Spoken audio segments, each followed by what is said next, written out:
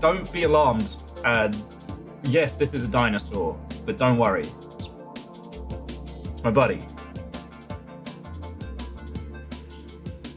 I understand that the fear and the trepidation that one might have seeing such a massive dinosaur.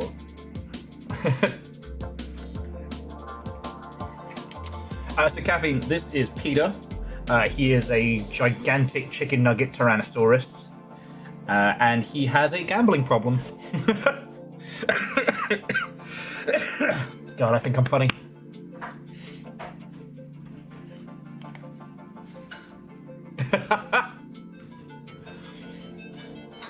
You know, I mean, Vern, I can understand the worry. You know, that's a big dinosaur. But no, he is settling in, getting on with everybody. Chicken Nugget has been adopted essentially as a tiny little younger sibling type. All right, and Caffeine, I have added you to the wall of firsts.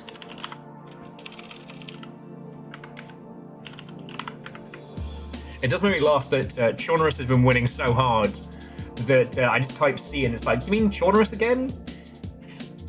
Anyway, so to the failed symphony, Verdant, Caffeine, Watto, and welcome. Come on in, friends, come on in. We've got a Gundam. And it's actually, I was reading the box, which actually explains this whole Gundam, which is kind of cool. Because I knew it was based on a...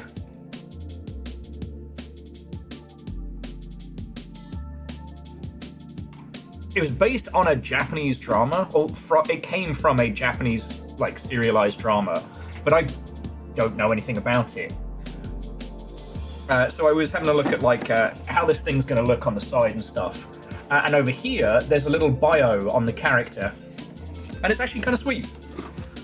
I'll probably end up telling this story like 5 times today, but the TLDR is, this is the middle of 3 sisters that go back to kind of like the family estate when their granddad dies. And going through his stuff, she finds a half-finished Gundam kit. So she ends up going to the local hobby store to ask about it, and it turns out the guy who worked there was like best mates with her granddad. And so she gets into making model kits to try and understand him better. And I'm like, fuck, that's real cool.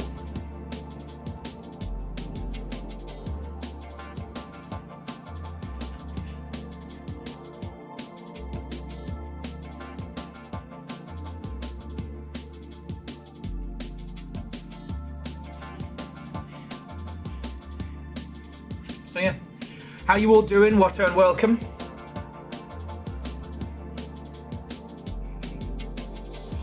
LeJax, Watto and welcome. Hello, hello.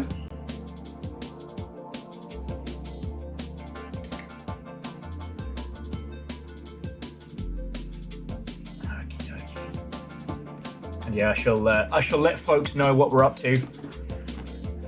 Nova, Watto and welcome. Existence is the bane of my existence. That's a good t-shirt.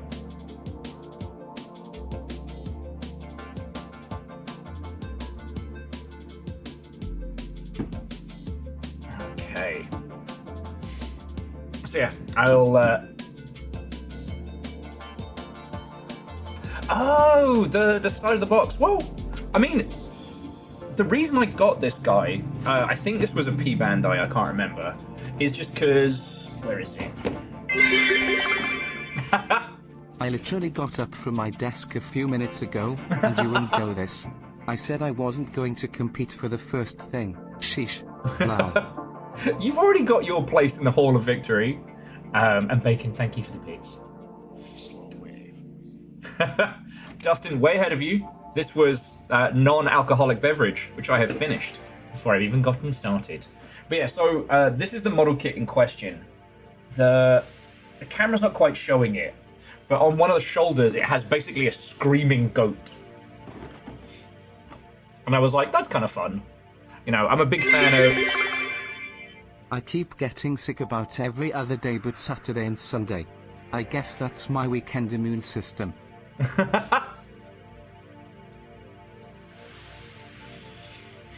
Well done, puns, well done. And thank you for the 200 as well. Come on in, friends. Come on in. Oh, Dustin. Hells yeah.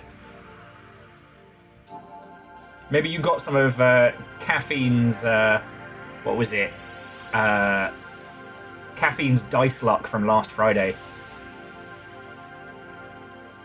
That's still wild. For those who weren't there, was it last Friday or was it? No, it was Saturday. Little Fire was doing Toilet Spiders, the horror video game, which is basically like, I don't know, horror roulette.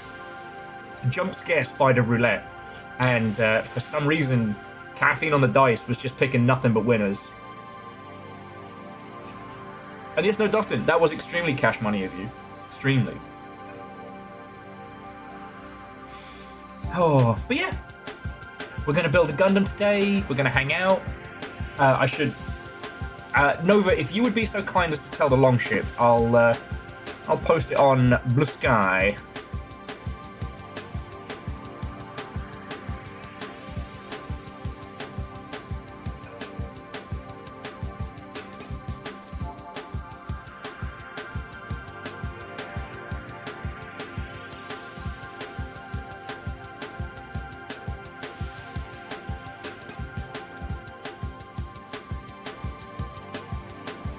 Okay.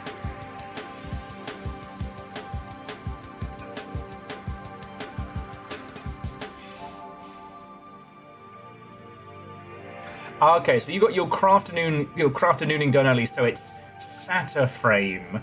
Ah, what you did there. I saw it.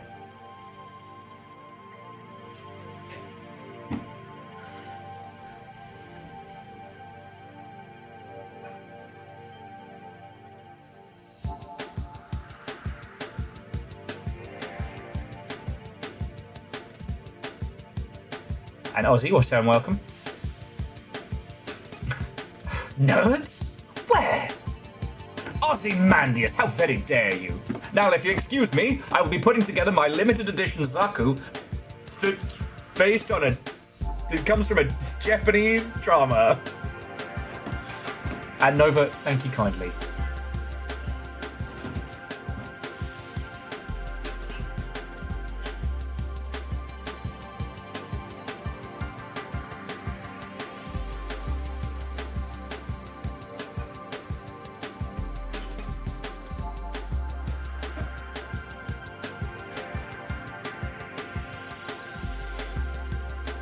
Okay.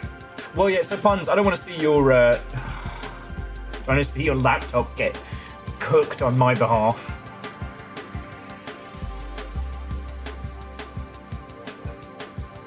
And Dustin, I completely read that entire sentence backwards and upside down, so I was like, they're doing a Knights of Baskin Robin Warframe crossover? And then my brain's like, you know what?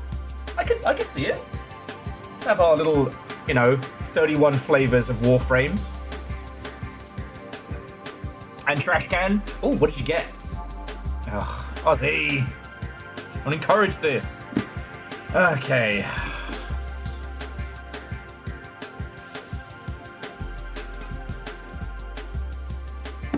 You know what? I'm not trying to get through stuff, but these are literally 50 facts that will make you very sad about humans destroying the planet. So I'm going to go on to important fact about saving sharks. While sharks face many threats, the good news is that people are working to protect the most vulnerable species. Shark finning is illegal in about 100 countries, including Trinidad, Tobago, New Zealand, the United Arab Emirates, Australia, Palau, Canada, and the United States.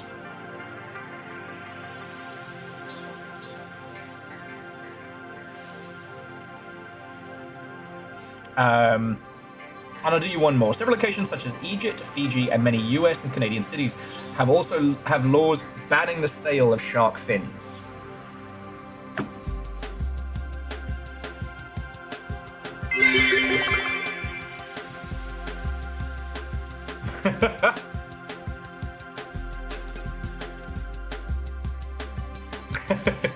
Yeah, Nova, you're allowed to make that joke. Okay. Oh, I was telling I was telling the rest of the internet.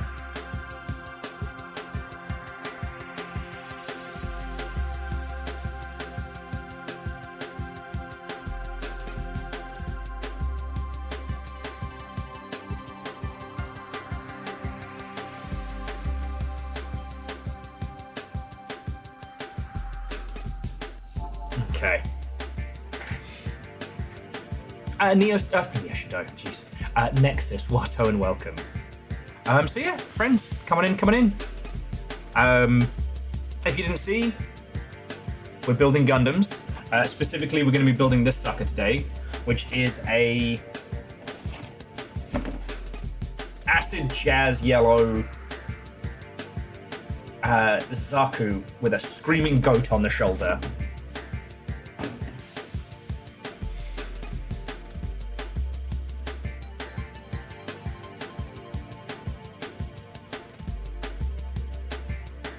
And Chef, how are you doing? Watto and welcome.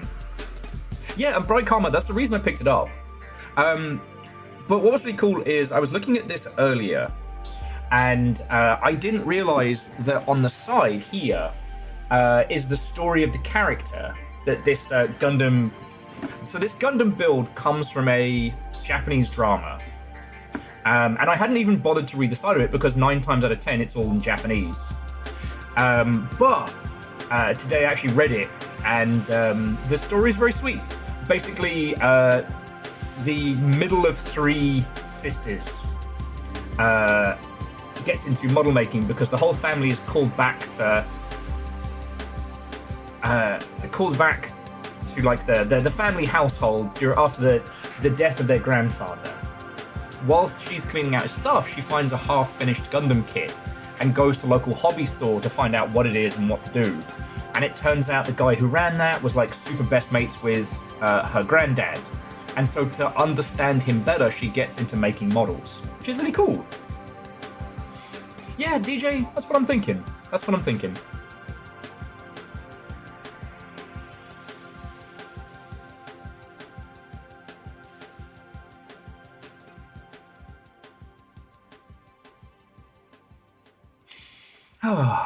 So yeah. I've not checked the gaming hot sheets today, and I'm just severely hoping that there isn't any gaming news. Yeah, I mean, Bright Karma, I couldn't tell you the name of the drama it's based on, but I can say that this is the 1100 Rico's Zaku. Plastic model and Rico version. I'm not sure what that means. I don't think Rico is the name of the show. I'm 100% sure it's the name of the character.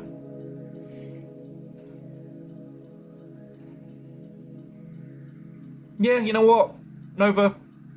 The only thing that's worth mentioning is that apparently with Silent Hill F coming out next week, a few retailers have broken street date. So if you are absolutely positively avoiding spoilers,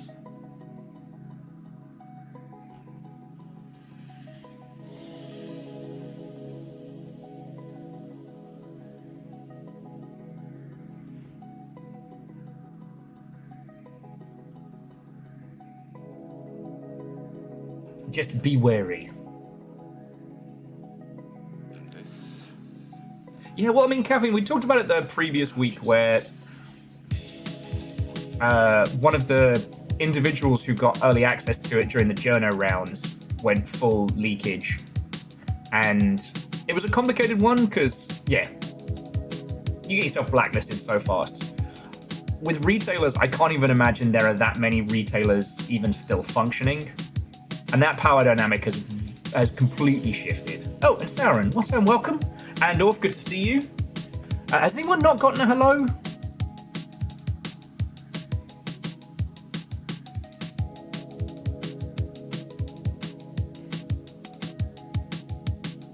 Dice, Watto and welcome.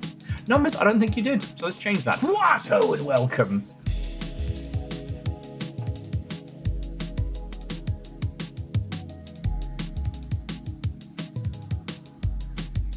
So Hans Wolf, hello. Come on in. Nerd? Where? People keep saying that there are nerds operating in this area, but I find that very unlikely. Very unlikely.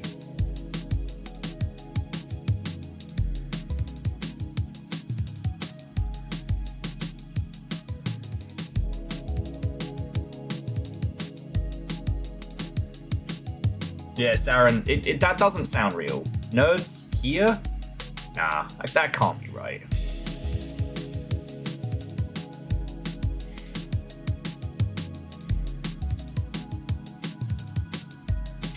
Christian Minecraft server.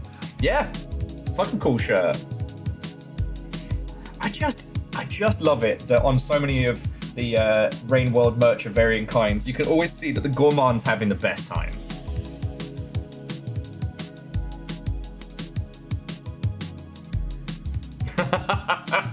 I don't know numbers. That doesn't sound like me. That doesn't sound like me.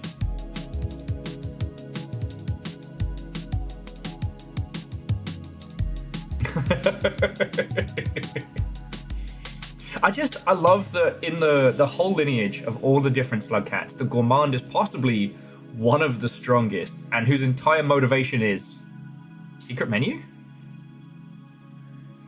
Yeah, no, Nova, I seriously thank you.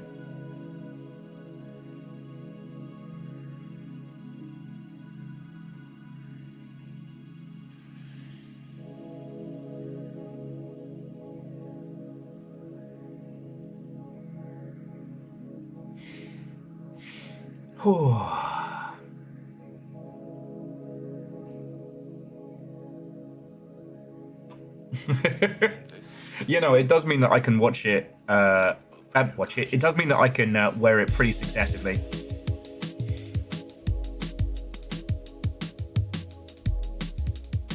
Oh, so Chef, are you working on video games work or are you working on crafting? Yeah, Saren. One of the gents working at Elephant and Castle over PAX was like, "Is that a Rain World shirt?" And I'm like, "Fuck yeah!" So I'm like, got to show off the tats, and obviously I've got all the Rain World pins on my my battle jacket. Okay, well, Chef, that counts as crafting. And friends, we'll probably get into the crafting section a little faster than usual. I just realised I probably should have cleaned my desk before we got started. I'm being judged by like 6 different Gundams right now.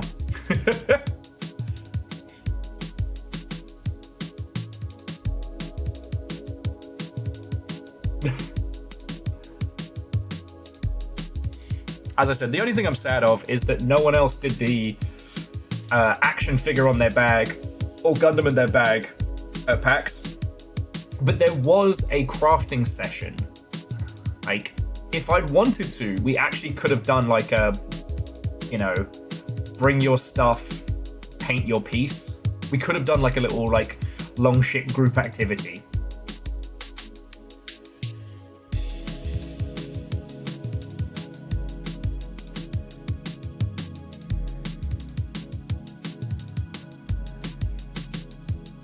And the only challenge would have been I wouldn't have been able to top coat stuff there. Furball. I don't know. Is PC building a creative endeavor or a panic-inducing high-stakes Lego gamble? I think it depends on how you're doing it, really. For me, very stressful.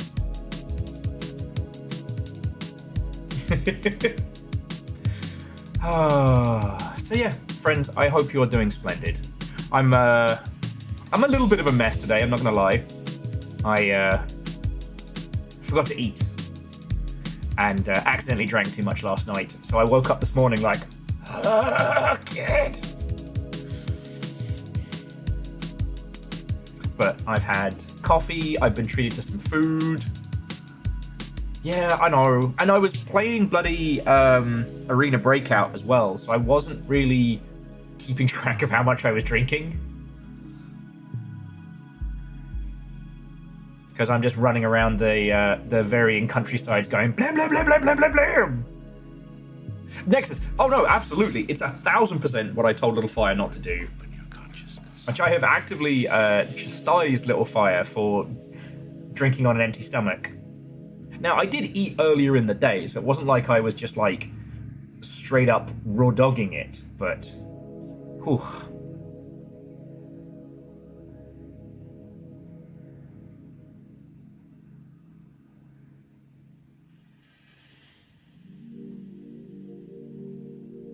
Okay, poppin'. Good work.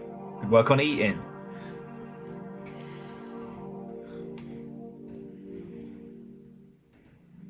See, I like eating. I like cooking.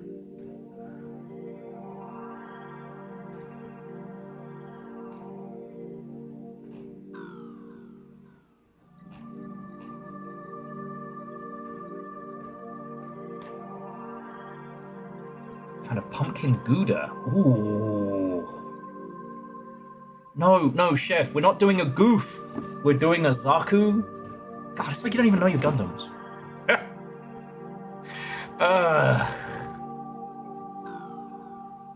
And if you also laughed at that joke, feel free to just call yourself a nerd. Oh.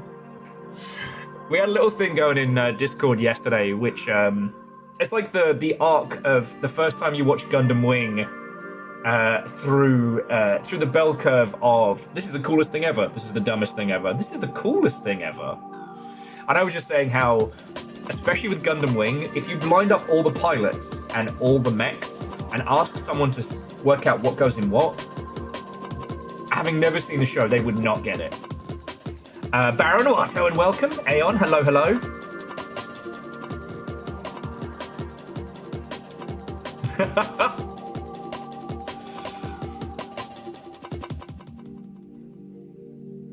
Yeah, Aeon, that was why I wasn't around yesterday. Is in celebration of Talk Like a Pirate Day, I tried to download every MP3 from Linkin Park's Hybrid Theory and gave my PC the clap. It's timeless. Yeah, no, and Sir Hans Wolf, those Zoids, those are worth bank now.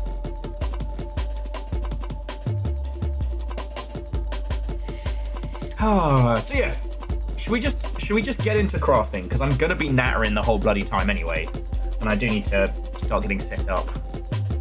What is it now on Twitch? Is it models and... It's not model builder, is it crafting and models? Miniatures and models? Miniatures and models, there we go. That's us. Okay.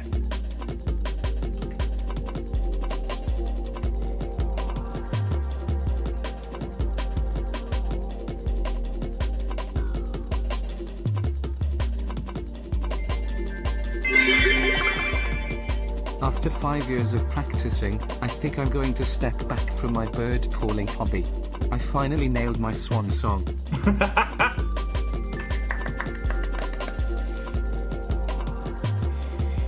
Simple chaos, thank you. That's very good, that's very good.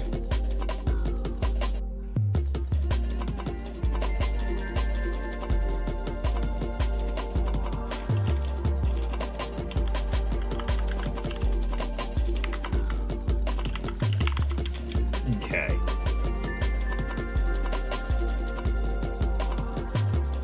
Yeah, crafty. Okay, so let's get the Gundam cam going. Apologies for my now cracked and gammy nails. God, I feel like I need this higher, but I'll start getting everything laid out. Yeah, Nova, it's fine on my end.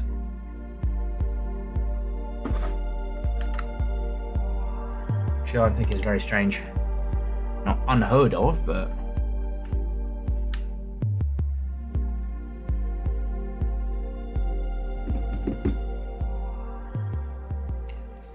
Okay. Oh. Friends, if you could do me a small... if you could do me a small favor, if you could each give me an 07, I would really appreciate that. And Furball, this is the character I was talking about.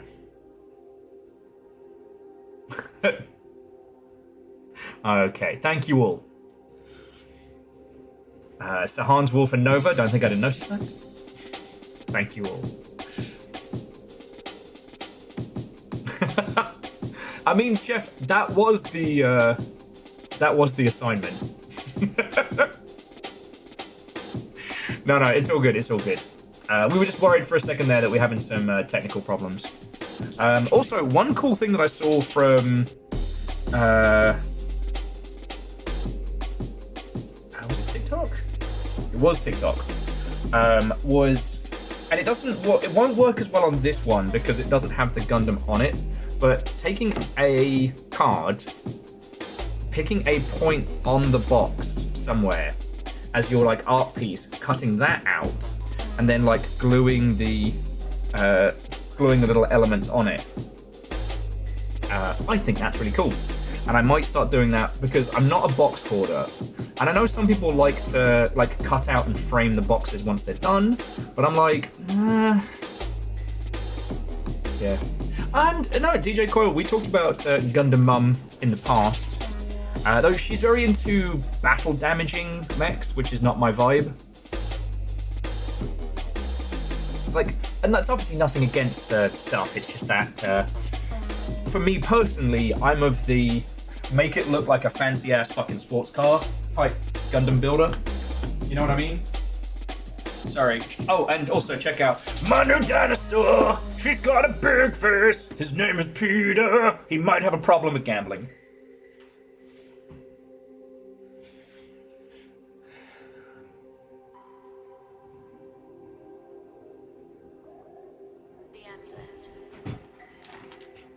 Okay, I'm gonna put the tunic notes over here.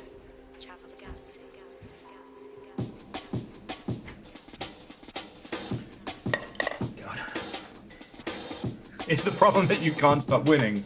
That's what Peter says, and I'm not sure if I believe him. I'm gonna be honest with you. I don't think he does win as much as he says he does. But it's fine. He keeps telling me that he knows he can quit anytime he wants. So, no.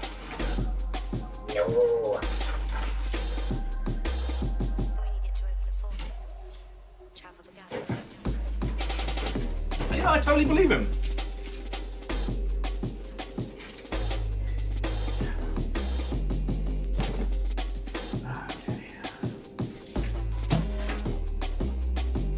Sorry, I'm just getting my tools in, getting everything sorted. I know, I'm so prepared today. Has anyone not seen my little Gundam toolkit? So I'm very proud of that one. I've got my bin bag. Okay.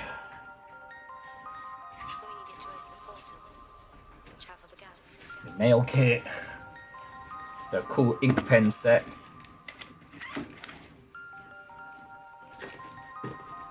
God, there's so much golf on my desk.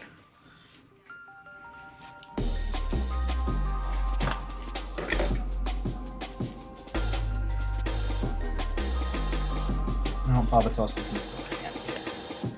Hella's Us notes, Tepigs. I'm so prepared for today.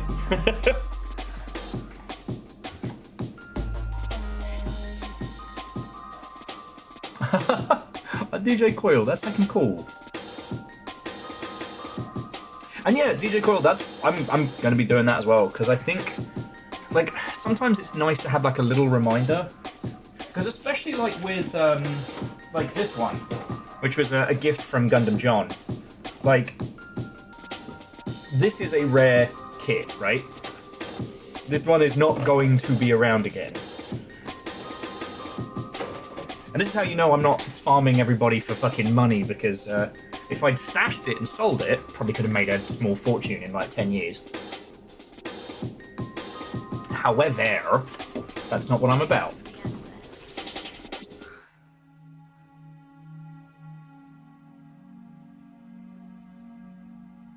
Oh, Nova, feckin' thank you.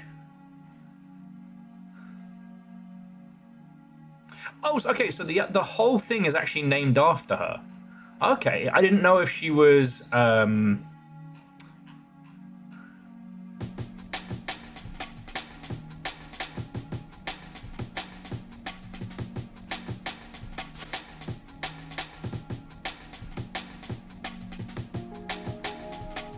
Okay. There was me saying that Rico is not the...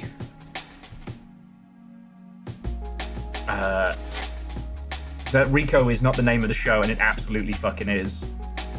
And it's got like 3 seasons?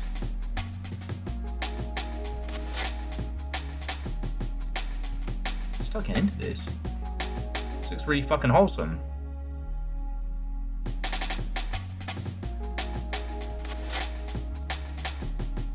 Okay, but sorry, Nova, thank you for bringing this up.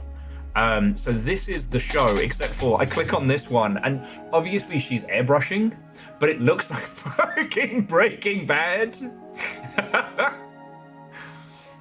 Yeah. And this is everybody with their Gundams. Gundams.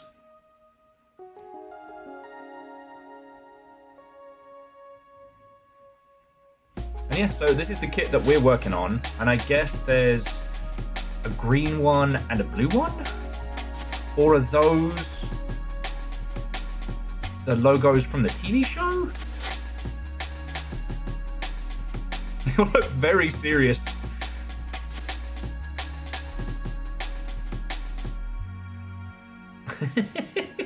Thank you for sharing that, Nova.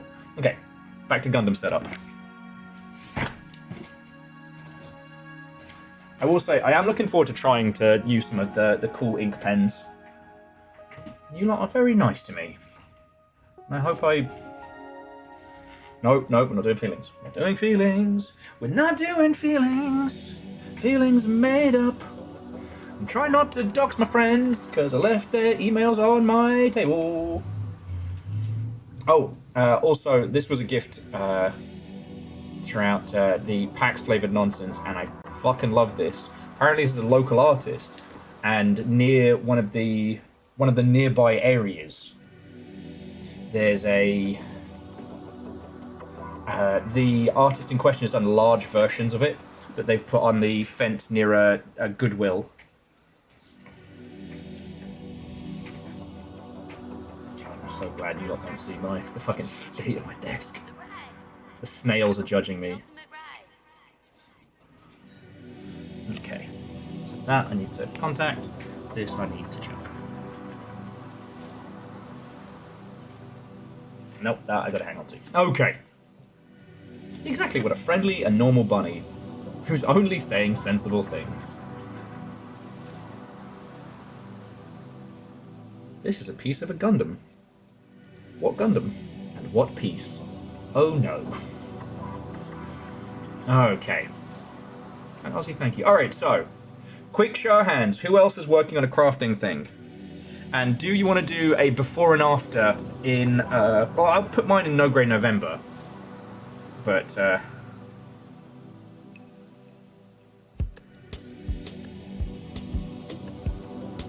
if you want to put it in either Creation Celebration or otherwise. Okay, ooh!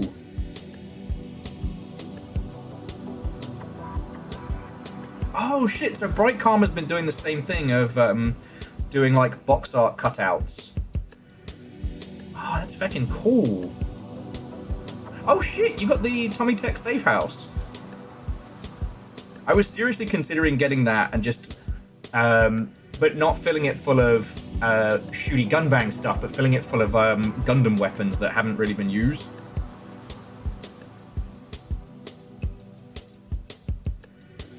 And there you go, you get a close-up look at my knees and my messy desk.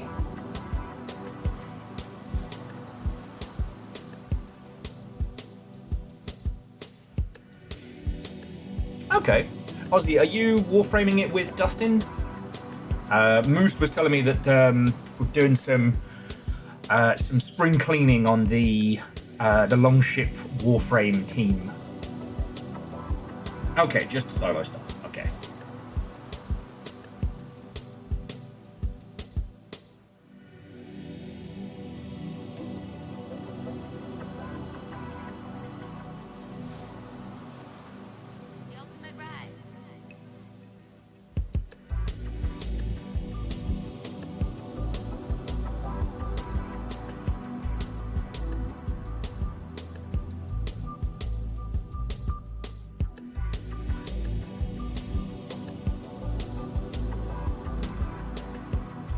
Oh, actually, no, Brian, I didn't ask.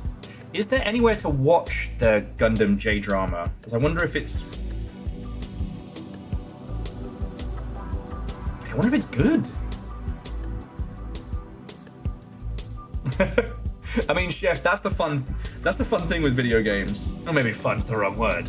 But some days you can work in a game for 10 hours and there is nothing that you can show someone that you have done. And other days you fuck around and fart about for like 2 hours and it looks like everything has been done.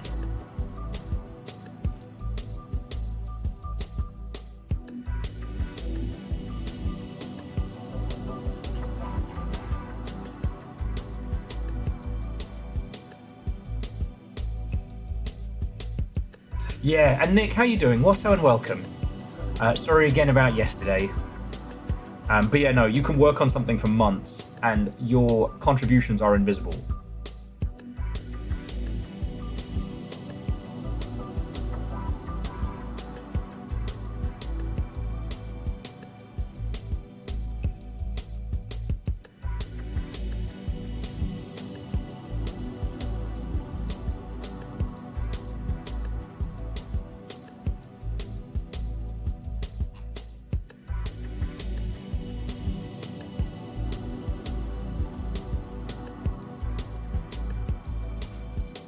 Okay.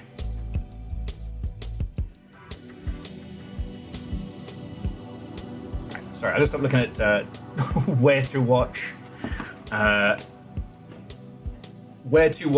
drama about Gundams.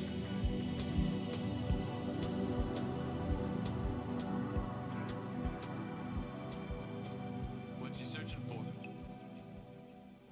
Oh, that's cool. And Chef, that's kind of fun, like unpacking a box of toys you forgot you had. Woo! We got colour. Okay. Move you up here. Alright.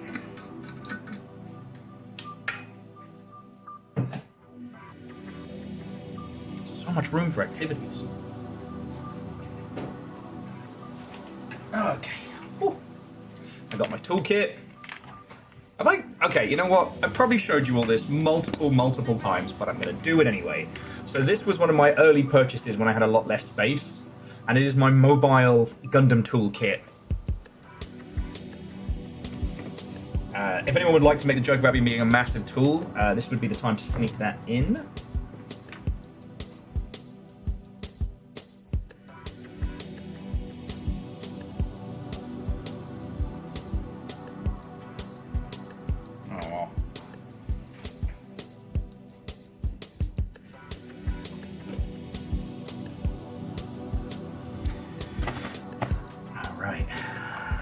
And I do like kits like this because all of the pieces have all got their own kind of color-coded nonsense. Alright, hopefully it doesn't get too bright.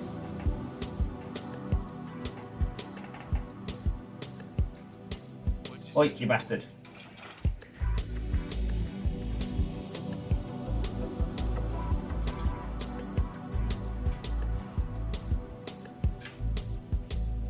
Oh.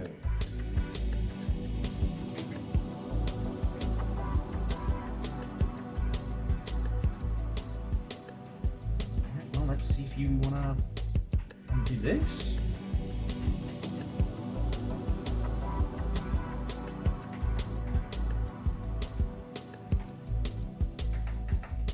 No. Okay. Are you being an asshole? Maybe. I just realized, friends, I had gone into my own weird little head, and I was talking to the fucking lamp, and not to you lot. Hey! Got a nice little warm light here. Ah, nope, that's rainbow. Although...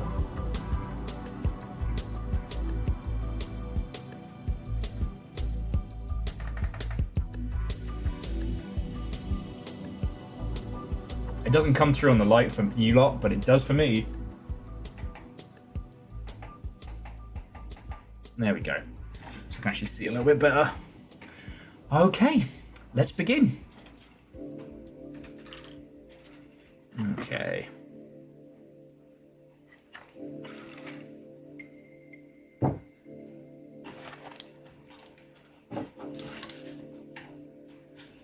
I'm still annoyed. I got a fucking paper cut today, and you know, like, paper cuts happen. There's not anything to be mad at the world of, but it was fucking junk mail. It was junk mail for Xfinity that gave me a paper cut, and for some reason that has felt more and more like a slight the longer since it has happened. You know what I mean? Ooh, we could mix and match here if we wanna. Digging this.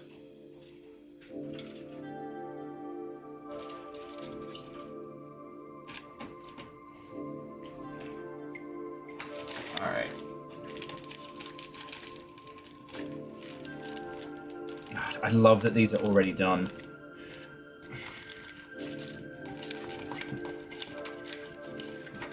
Like, it feels like I've been slighted. Okay, so this is a sticker sheet guide. So a sticker sheet guide there, but we're building a good old-fashioned Zaku 2. Not that I can read any of this, but this, I love all of this. So this is the mechanical history of the Zaku.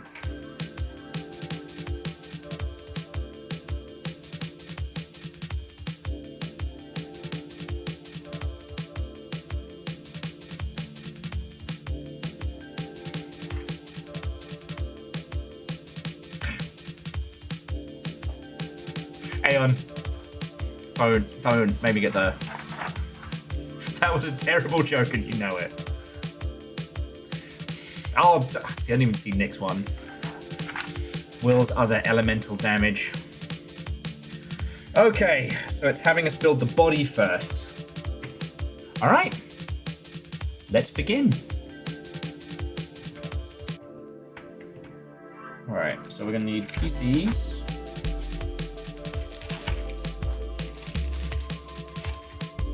There's PCs, I always put them like here.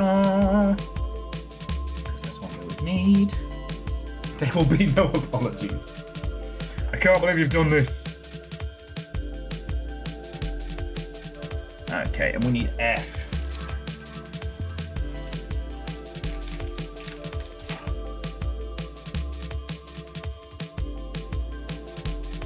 H.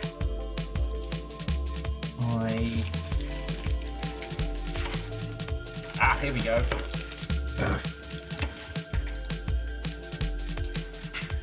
F for Greg.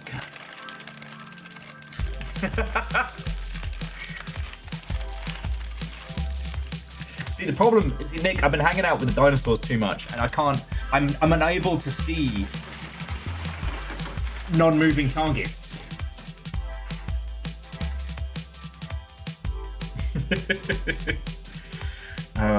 Now, I'm not going to be going full hidden details with this. With the 1/100 kits, often you get like a cockpit and like a little guy you can put in there. If you wanna, you can paint that. And you can kind of sort of open the cockpit on the Zaku and see it. Usually, I'll just dip the poor little pilot in ink just to give it a little bit of detail and then glue his ass in there for eternity. Okay, F-31. Let's begin. It's also nice that I don't have to worry too much about maps.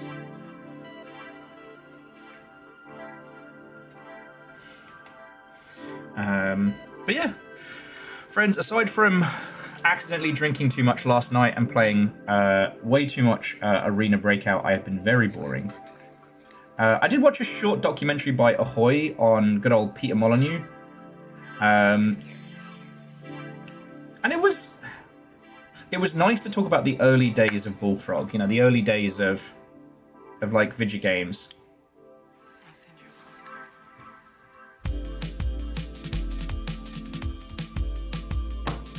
You know.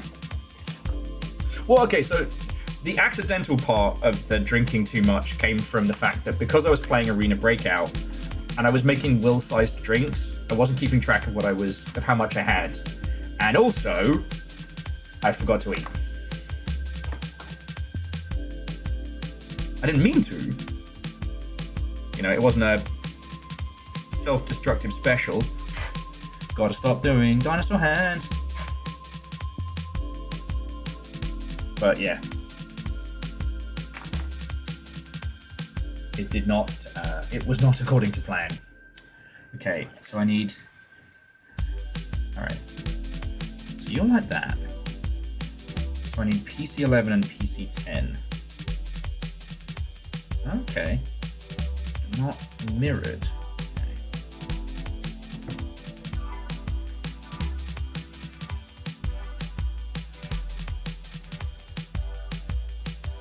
Okay, so that's like that. Oh, okay.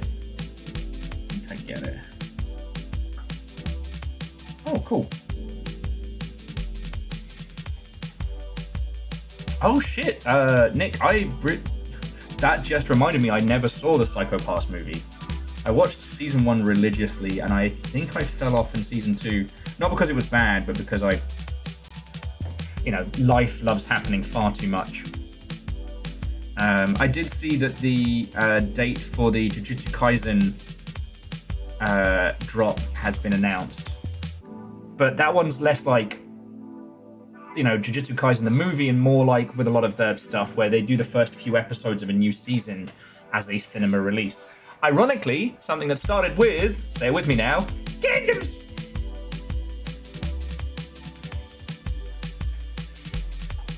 I've been trying to watch the...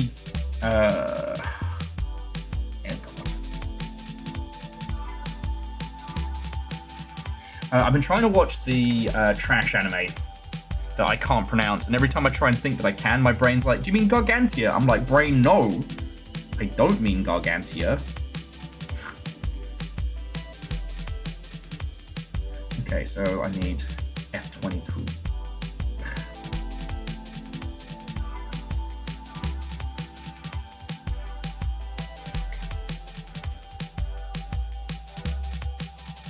F22, F28, F26. Okay, that's 26. 28 to 2 for, okay.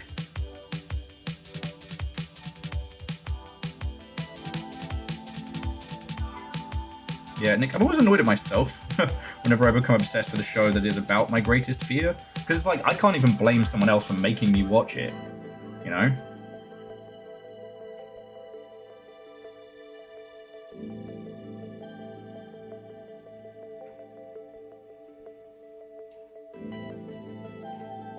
Okay, let's put these together.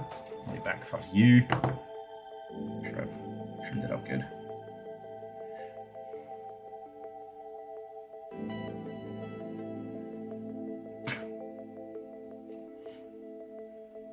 Is that a bit verdant, or are we in trouble?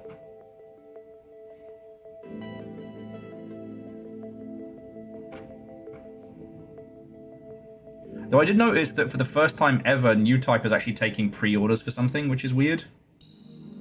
But I looked into it, and they kind of agonized over whether or not to do it, but they just don't know. They don't know. Hey, New Type, you good? Oh!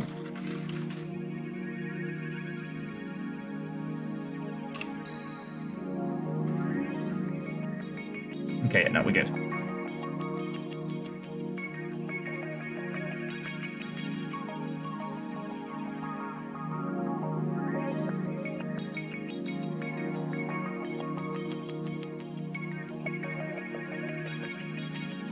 There's a new Dungeon Caller Carl spin-off? Like, same universe? That'd be cool.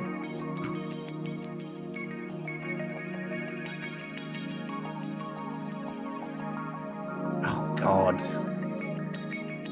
God, and it's only $10? Well, if something shows up at the fucking P.O. box, I know who to blame.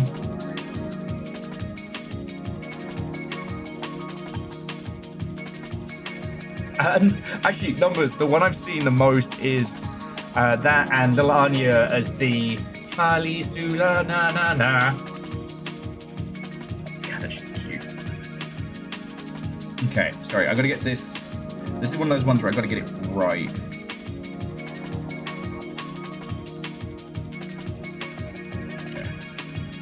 So that goes in like that. This goes in like... Oh, okay, yeah. So this is going to be a shoulder joint or a chest joint of some description.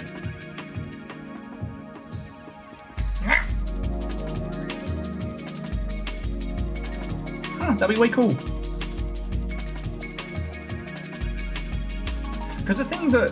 When I got into Dungeon Crawler, Carl, you all were telling me about how it's part of a genre of sorts. They're a lit RPG. And we talked a lot about genres in the ilk and, you know, what do I have to say about literature, right? If it's not fucking House of Leaves or one of 3 books that I know, I don't really have a lot to say. But one thing I have noticed is that a lot of other things in the same space are bad. I don't know if it's the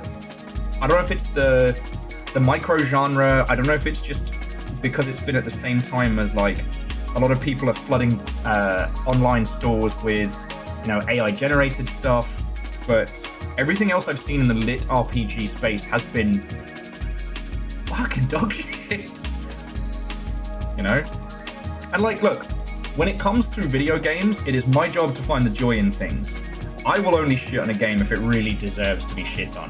It's hard for me to hate a game, but I don't have to extend that same courtesy to other people's genres. If your kids are ugly, your kids are ugly. I'm not going to tell you that they're not.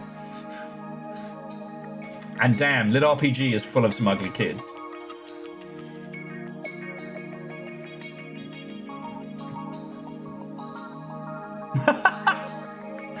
See, Chef, and this is shit like this why I love game dev. Whoops, added inner cow skin materials to the walls. I mean, it could work, but startled me.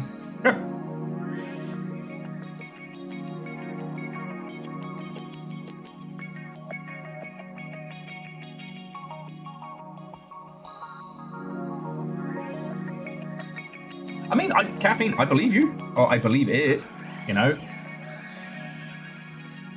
But I don't have enough hours in a day to research a new subgenre of literature.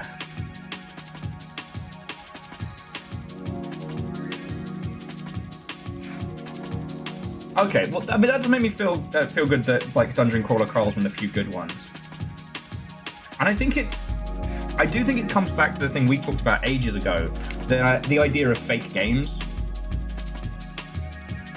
Dungeon Crawler Carl works because the in-universe game master is also a character and a dick, and has a thing for feet. The explanation of systems and mechanics doesn't get in the way of what we're reading. It's kind of, I don't want to say complimentary, but Dungeon Crawler Carl, Beneath the Dragon's Eye Moons, Primal Hunter, He Who Fights Monsters, Stray Cat Strut. Yeah.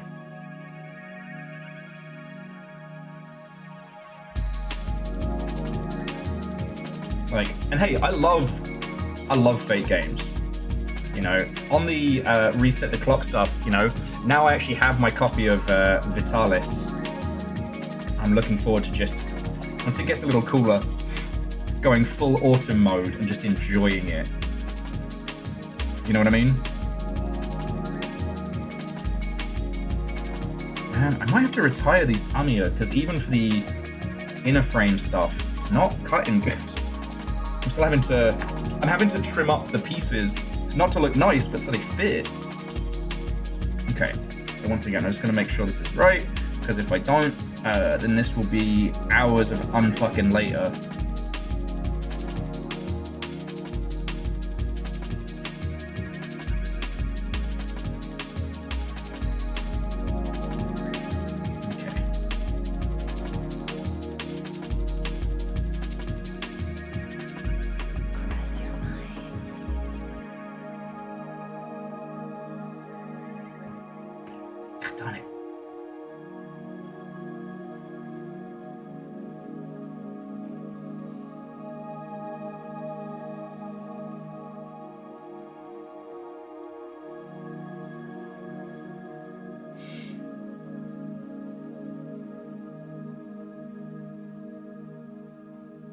Um,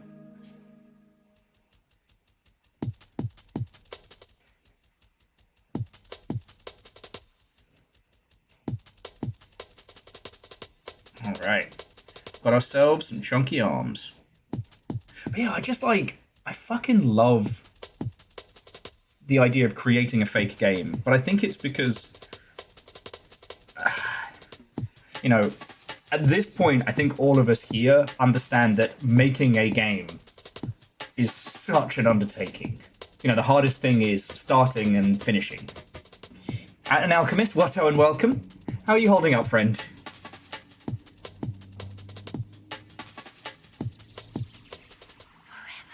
So, Aeon, do you mean, have I had, like, Irish whiskey over ice cream? Or an Irish whiskey ice cream? Because yes, the first, no, the second, but would be interested to try. I don't have a great palate for whiskey, so, like, anything nice or fancy would be kind of wasted on me.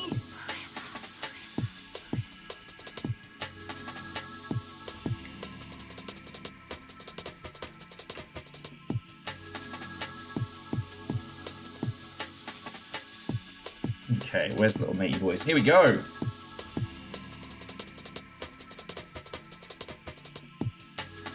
So here's the cockpit.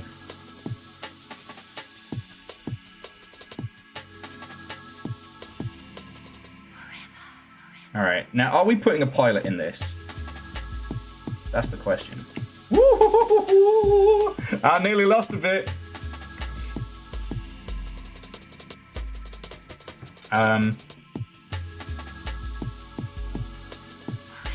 Oh, way cool.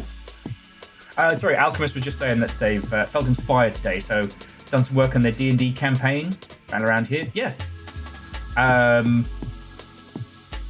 mean, I'm not saying that it's needed, but if you ever need homies to bounce D&D ideas off of, you know, we've got Caffeine, we've got Baron Von Sheep, we've got a bunch of skilled DMs. If you need a sounding board. I do not put myself in any of those categories. I think I have run 2 games in my life, and one was really good. The other was an unmitigated disaster. So I'm really looking forward to the tower, because I'm going to actually be able to take part on the other side, and I will have people who are very skilled making up for my lack of ability.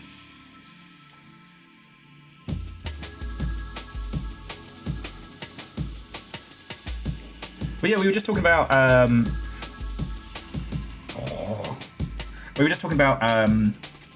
fake games and lit RPG. I don't know if you've encountered those. It's basically an excuse for me to talk about Dungeon Crawler Carl, but it's, as it has been explained to me, it's kind of like a subgenre of like fantasy literature where the characters are going through some kind of, you know, RPG or game or system, or the story is explained as if it is a D&D campaign, you know, with rules, items, etc. Now, I can't speak to many of the books. A few people here have read more of them than I have. The one I can speak to is Dungeon Crawler Carl, which, I mean, I've got the covers pinned to the wall like trophy kills because I like them so much.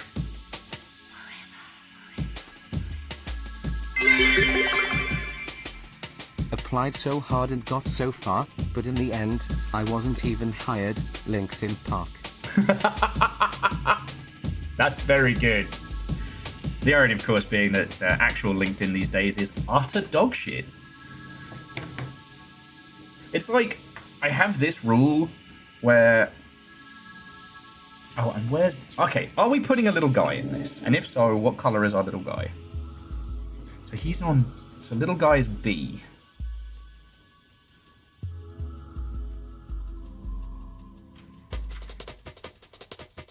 Ooh, so we can either have tiny yellow little guy, or we can have tiny red little guy. I think tiny red little guy, you know, the beating heart of this Zaku. Because for a lot of these, we've actually got, because of how this mech's going to come together, we've got duplicate parts, right?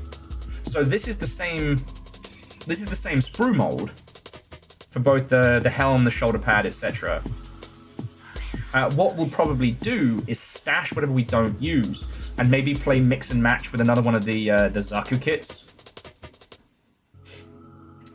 So, Alchemist was saying they've done other systems, D20 Modern Primary, but they got this idea for a 5e campaign.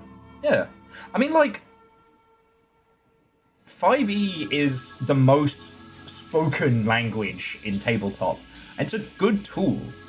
I don't think 5e's got too much longer. Like, I think its dominance is going to be fading in the next, like, year or two, because, like, everybody in the space is kind of pushing each other to move on to different systems, but, yeah.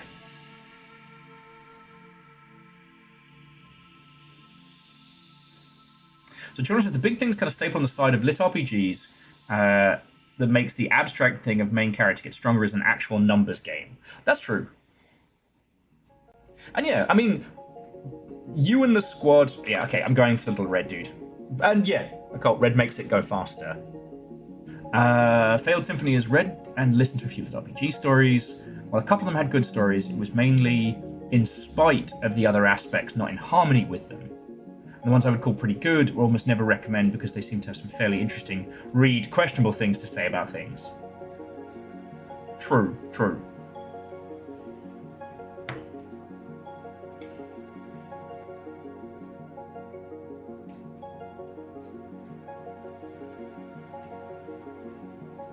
I've really fucking enjoyed Dungeon Crawler Carl. And the problem is, like, because I'm not a well-read individual, I don't read a lot. You know, I pretty much just read in the tub, and that's it. But I'm trying to say, take this poor guy's fucking legs off. Like in that movie, take his fucking legs off. Sorry. That movie was called Misery, and was haunting. I like to think about if it rained. But yeah.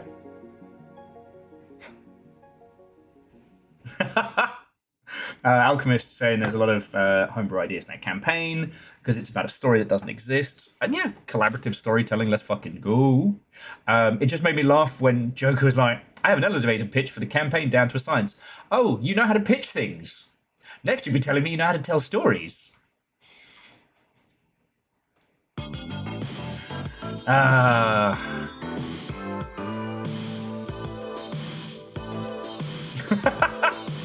Tell me I'm wrong! Alright, so yeah, we've got our speedy little red guy. Though I am going to glue him in, because the last time I had one of these guys go squishy AWOL. There you go, see? He's just a little guy. I had to open up the poor chest cavity to try and fish out this rattling little bugger. Not a rattling bugger, that's a Skaven. Extra thin cement! You're not going anywhere.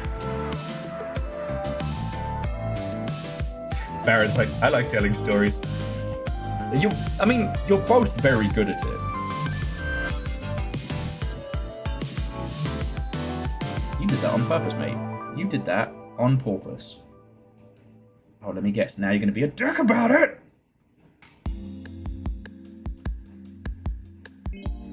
Will glues his hands to the Gundam. Tonight on Dragon Ball Z. Fine.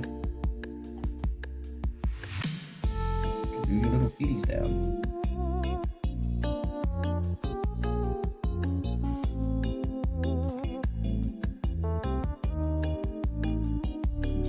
Okay. Let him dry for a sec. How do you know the cast of Misery was mostly pro-capitalist? Because Misery loves company. That's so bad! That's so bad. Dice says, we're looking to do an isekai campaign. I can't suggest break enough. It's got rules for things to play in a local. It's really fun things with mechanics and thinking about game mechanics. Pretty cool. I mean, like, I do like it when we start talking about tabletop stuff, because my friend Werther's used to say that studying board games is really important, because board games are mechanics turned experience. In video games, you can put flashy UIs. Oh, okay, mate. These poolside jams are a little loud. You can put flashy visuals and UI over the most simple of mechanics, but when it's a board game, It is only your design and the user, and how you convey that. Tabletop RPGs, I think, are more squishy. You know, how strict the dice are, how lethal the system is, how much users must adhere to the thematics. You know, you can use any system to tell any story. It's just how much work you want to do, you know? It makes me laugh now when people say they're making, like, you know, something that's 5e but then homebrew. And I'm like, at this point, we're all doing homebrew. Is there anyone out there who's playing the strictest of 5e campaigns? But then I don't know. You know, we talk about this a lot, that, you know, I've had to hyper-focus on video games to stay abreast of what's good and what's worth sharing with you and what's worth talking about. I can't fucking do that with everything. I die. But when you'll tell me about this stuff, I love hearing about it. You know, I've now got a copy of Morkborg and Pirate Morkborg. I did see a copy of the Nazi Vampires versus Nazis board game, Eat the Reich.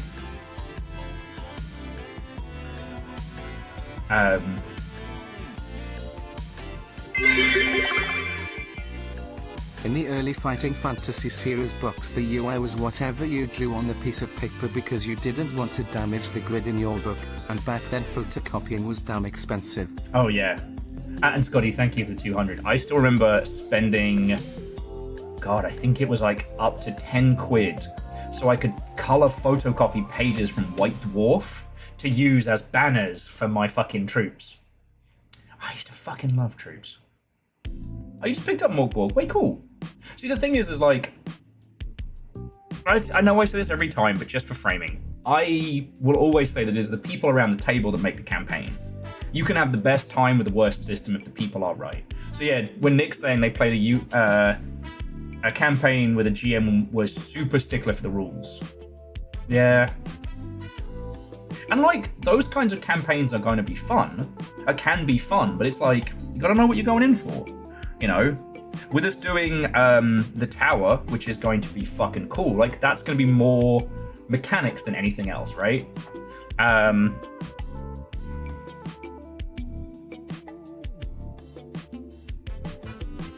think Vershi, that also makes sense. You know, I like the idea of Morkborg, but I haven't played a campaign with it yet, so I can't comment, you know? This goes here, and this goes this.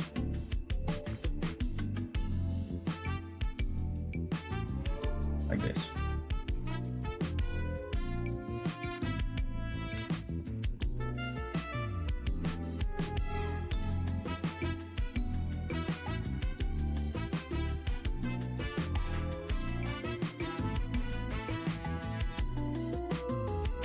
What side is our little guy supposed to be on?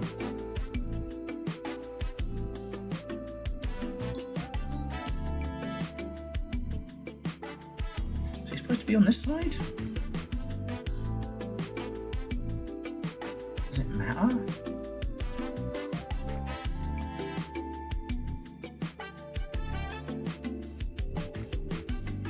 Oh, and Alleged, what's and welcome. It's going good. Putting together this fancy Zaku based on a J-drama and getting into some nonsense. How's it going with you? We were talking about tabletop stuff, but I'm just confused as to which side my little guy is supposed to be on. I will say though, if I am being pitched a tabletop campaign, it needs some kind of either victory condition or lose condition, but fun. That's kind of a must for me now. So like Morkborg, it's not called the Tower. It's the Drow Upward City. Stuff that has a definitive end. Yeah, I mean one shot I feel is that term we need to get rid of. You know, it's kind of like when D&D first dropped, it was more the idea of the ongoing infinite campaign, right? Like the MMO style.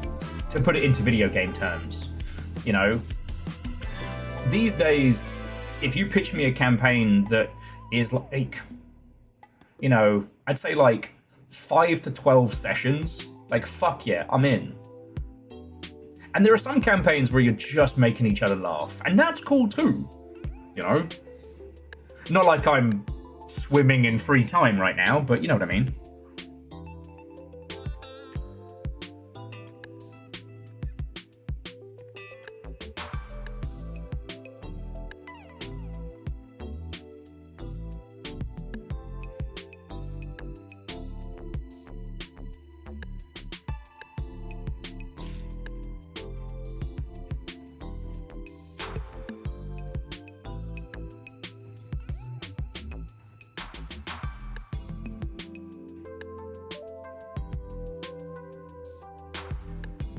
Okay, I think it doesn't matter what side he goes on. I think you're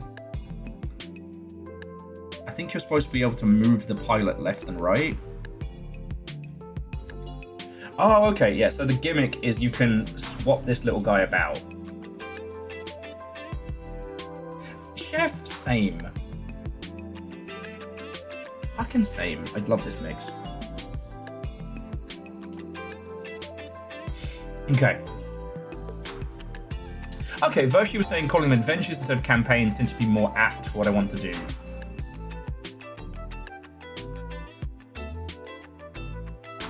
An alleged. Oh, so you were working on your own D&D adventure for your birthday. Okay. First time being a DM. Wait, cool.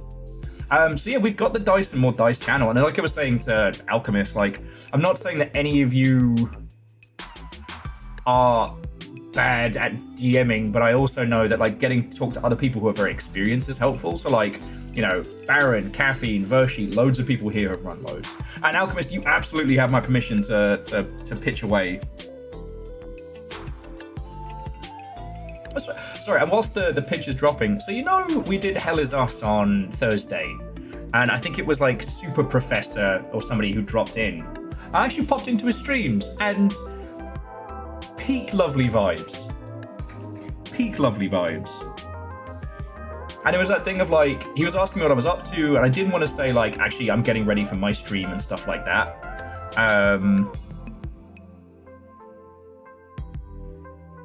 And he was asking me about my streaming stuff and like what I do and shit, and it was really cool.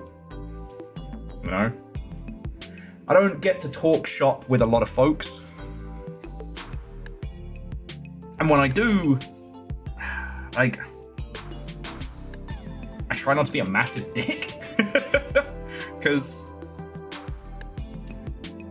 every job has its challenges. Every profession has its, I wouldn't even say pain points, but, you know, streaming is not easy. But as I was saying to Littlefire, you know, there's no skill cap or qualification that allows you to just suddenly be a streamer who makes a living from it. It's pure fucking luck.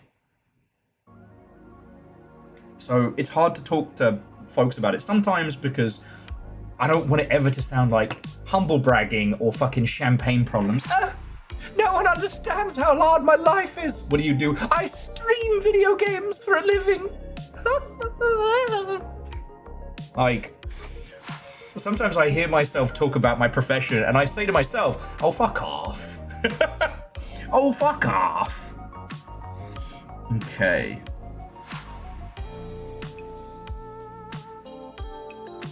That fucking Andy Samberg song. We know these are champagne problems. It's not like we're working in a coal mine. It's way worse than working in a coal mine. It's more dangerous than working in a coal mine. Like, that's how I feel about myself when I start whinging, you know? Okay.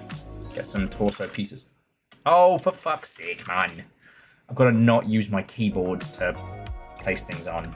Okay, so. Here is the pitch. Alchemist Joker Productions presents. The player characters aren't adventurers, but they're agents of the Waterdeep Insurance Services. Harvested Expanded District, or Quished. and they're investigating claims by villagers to determine if they're covered by policy or acts of God. Every campaign nearly cleans up everything that has to be done. Wished agents are basically cleaning up after 2 heroes. That's fun. The worst champagne problem is not having enough champagne.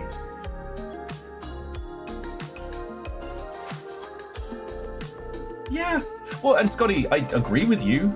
That's why, like, when I classify different kinds of streamers, it's like you have conversationalists, personalities, famous people, but then you have, like, exhibitions, you know, speedruns, skill, or sometimes people just play a game a specific way that just seems to vibe. You know, like, there's a lot of people who play Sea of Thieves, but there are very few people that I'll watch play Sea of Thieves, because most of them give me fucking motion sickness. You know? But I guess the thing that it's nice talking to other streamers, and I realized the last couple of sobers have been such a fucking whirlwind. Like, get in, say hi to everybody, and then suddenly sober is over, and everyone's like asking me where we're going next, and then we're at next and afters, and it's like, way, and then it's bedtime, and I'm like, man, I didn't get to talk to anybody. I talked to everybody a little. But no, and Scotty, jumping off it, it's like, there's no correlation between skill, quality of streamability, and sustainability, right? You know, we know so many homies who are so talented and so funny, and who are able to put on these incredible streams. And then there's me, just kind of here. Like, I'm not saying I'm bad at what I do, but, you know, I didn't do something that the others couldn't, you know what I mean?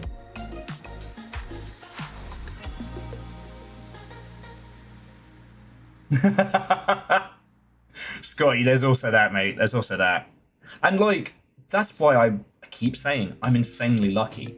Because other folks who have streaming as their full-time thing, they have chats of, like, 200 people popping off all the time. I got you lot. We can actually talk like people. Sometimes I get frustrated because and this isn't targeted at anyone here. It's gonna sound like it is, but I promise you it isn't. Like, I'll get people DMing me like 5 times in a row, and I'm like, my homie in Dionysus, I was here for 6 hours and you could have talked to me about all of this, and I would have loved to have heard it, but right now I am tired, drunk, or drunk and tired, and trying to cook dinner. Okay, torso time. With Tim the Torso Time Taylor. He's called that because he killed people. Okay. 23, 24. Fancy torso. Alright, I'll clean these up a little bit once they're snipped on. Trying to bust out the god hands.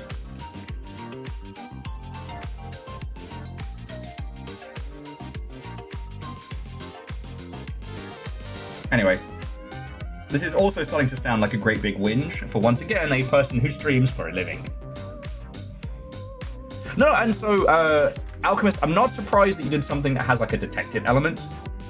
And I think that's really fucking fun and cool. Oh no! Is it sports?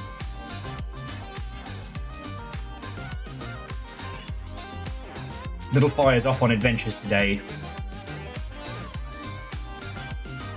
That fucking person we saw. There's people we saw coming out the fucking they're out of Freddy's. We should have known. It was like a fucking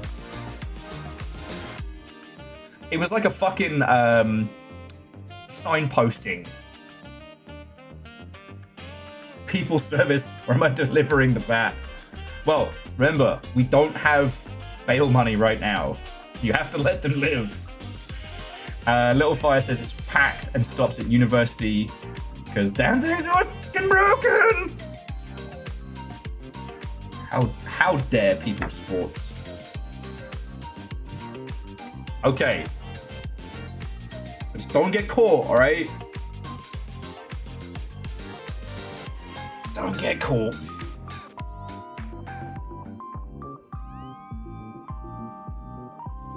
Oh, Little Fire. I thought we were getting blowing hookers. Oh no, yeah, no, that's definitely Seattle public transport. God damn it! Stop it! Not you. Yelling at my keyboard. Okay, I'm gonna put you two over here. The two shield pieces seem determined to jam the buttons on the playlist.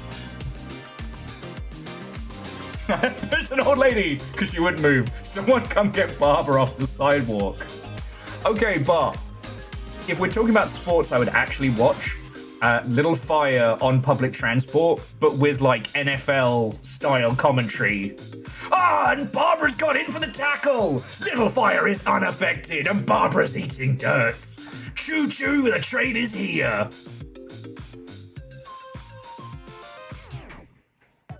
Cool. Vershi, you're not wrong, but I'll call a wizard veto just because if we start down that path, that is a place that never ends.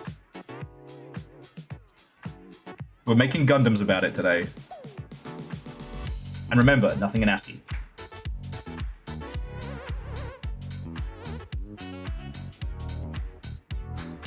Hoffers, that's what they did!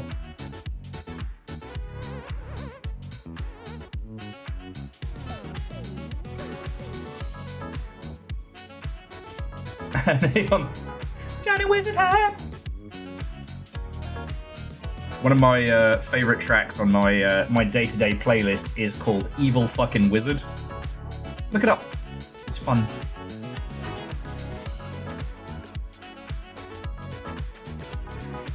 If you ever needed a song where someone sings masturbate to wizard porn for 40 fucking hours, boy do I have the song for you. So I'm in a weird space with Skate 4.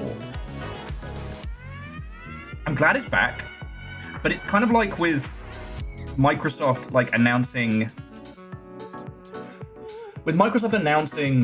Fable and being like, yay, Fable's coming back. And I'm like, excuse me? Hello, yes, Will. The Longship Daily. Who cancelled Skate in the first place? Sorry, I couldn't quite hear you. Who was it that killed the Skate franchise and then had to resurrect it again? Oh, it was you! But I will say, I've watched a lot of videos of people zooming around like Sonic the Hedgehog and absolutely koshing themselves at high speed into a church, which doesn't stop being funny.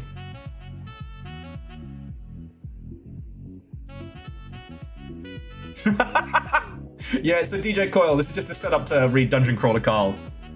I will say though, decide before you start it whether you're going to do audiobooks for Dungeon Crawler Carl or whether you're going to do the physical books, because I have this voice for Carl in my head that is nothing like how the person doing the audiobooks does. However, the person doing the audiobooks goes ham. He has a brilliant voice for Princess Donut.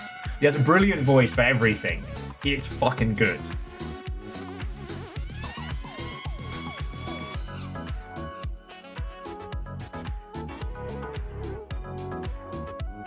God, yeah. I just assume, Nick, that whoever was responsible for fucking up the Kojima deal and a bunch of other Konami stuff has just been put in a well. Because, like, this year, we have a re-release of Metal Gear Solid 4, which isn't bad. It doesn't suck.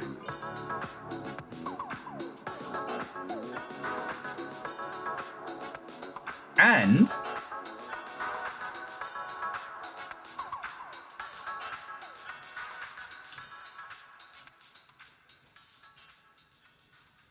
I might need to clean these up before I deploy them. Okay, just need to do a little bit of cleanup on these before we set them off.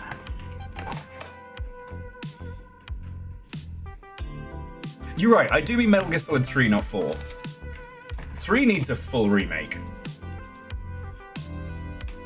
But you don't want to get me started on that one. But, like, we have a new Silent Hill. We have a re-release of Metal Gear Solid. Like, I assume it was due to financial reasons, but the fact that Konami haven't been doing all of these remakes the entire time whoever it was who was making that call, I think has been, you know, given some nice new shoes and is somewhere in the Okinawa Bay right now saying hello to the fishies.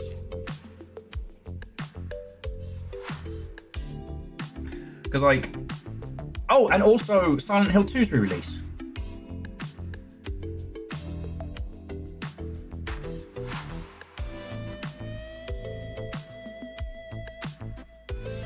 Hey, Chaunerus, when it comes to literature, you know, results may vary.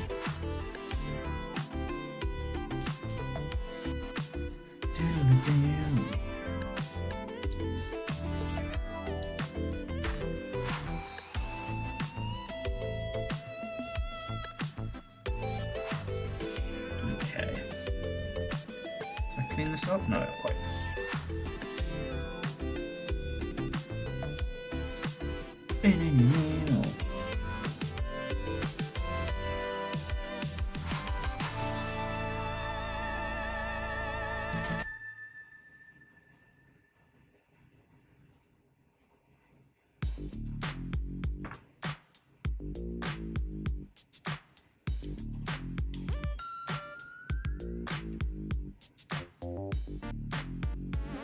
Alright, we got ourselves a fucking torso.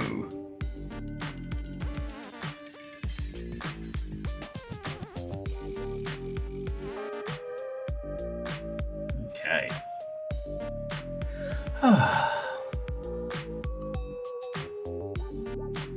Now, Nick, I do think it's a good point, and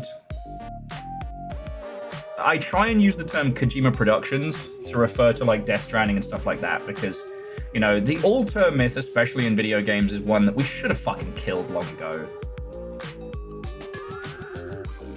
But we didn't. And the problem is when you actually meet people in the space who genuinely are genius, they're usually the people that you don't fucking know. You know? You know, what's really interesting about Fable is how Fable is always credited as one of, like, old P. Molyneux's... Sorry, I'm taking my shoes off, it's too warm in here. As Peter Molyneux's, like, big titles, but he didn't do fucking shit with that one. He did the deals with Microsoft to have it as an exclusive, but as everyone always forgets, it wasn't a Lionhead production originally. It was Big Blue Box, a satellite studio under Lionhead, but they fucked about. And so then the whole of Lionhead Studios had to drop other projects. Like, there are games, sadly, that you will never see, like BC and, what was it? Is it $1 Million Monster?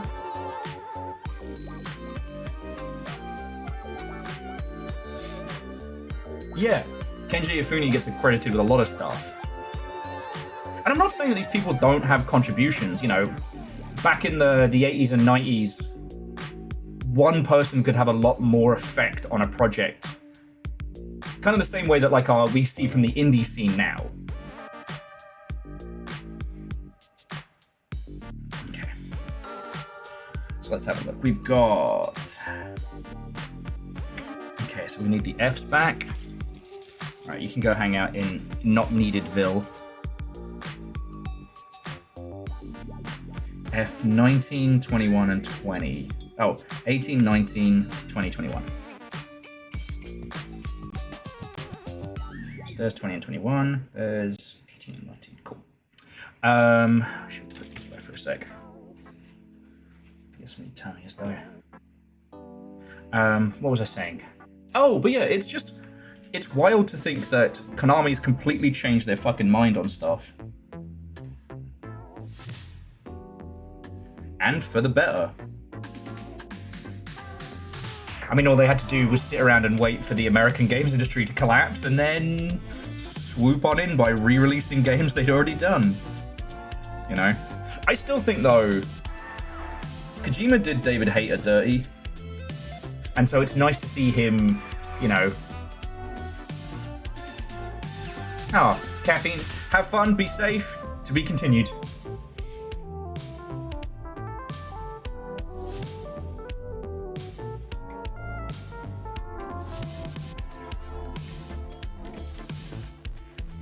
But yeah, going back to the new Skate game, I hope Alleged, I hope you're having fun with it. I hope it's cool.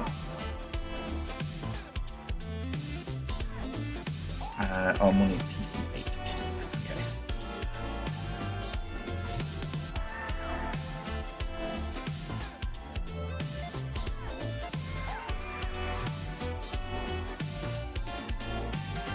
okay. At this stage, I don't trust EA as far as I can throw them.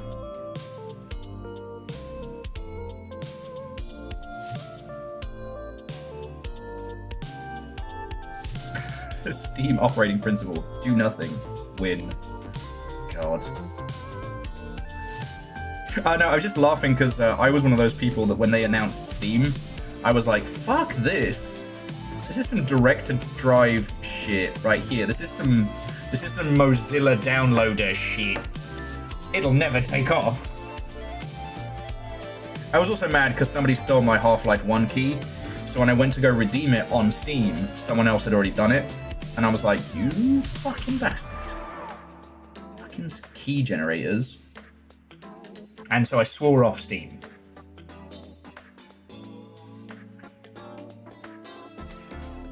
And hey, I try not to be the old man curmudgeon, you know, like a video game historian, but sometimes even my own behaviors of yore make me laugh. Yeah, and I'll never use it again. Splash cut to Will's Steam library.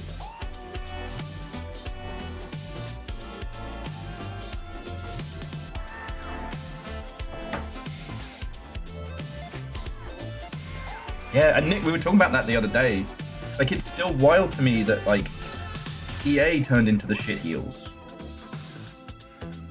Because they were supposed to be the good guys. They were the first people who were supposed to be the good guys. Okay, so that's one. Is this symmetrical? Yeah. That's one. This is two. Okay, and then this drops into here.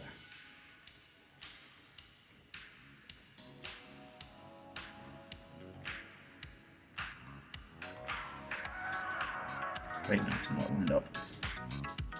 There we go. Let's get the skeleton party popping. Woo! Skeleton party!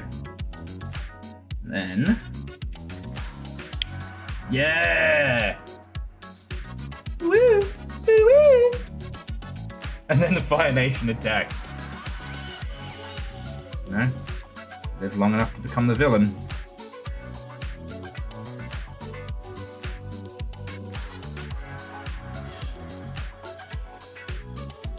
You know, I don't know if I built another like traditional Zaku since I did the Psycho Gundam from Thunderbolt.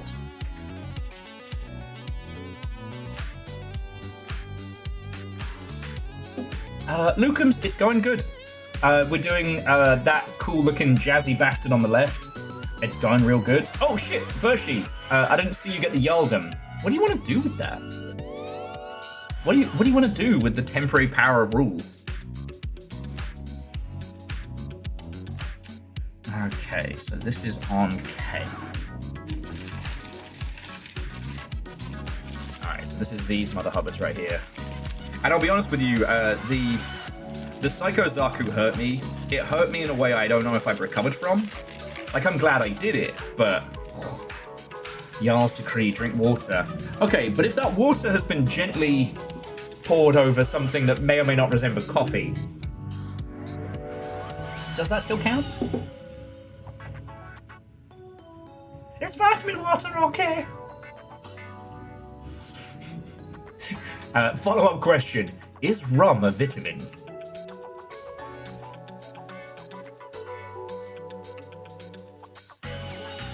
So Nick, which game quickly? Just before you quickly run off, which game?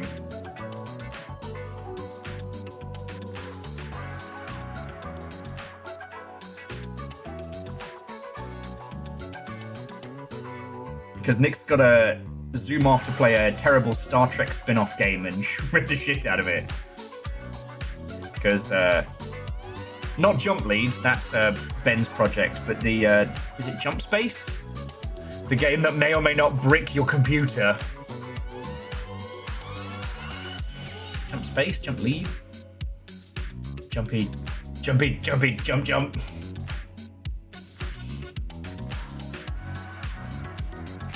Oh, okay, anyway, so K3 is this one.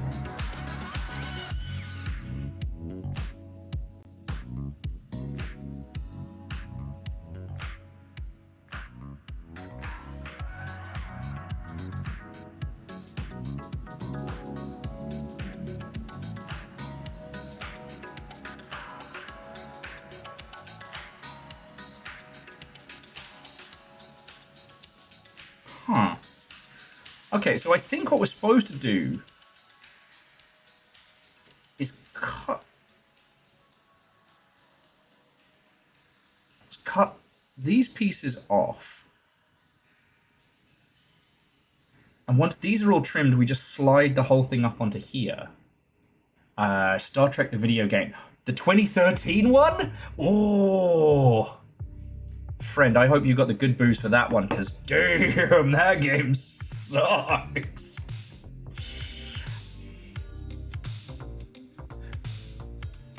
I'm trying to think when the era of the movie tie-in game really kind of died. Because now, like, Hollywood are fucking shitting themselves trying to get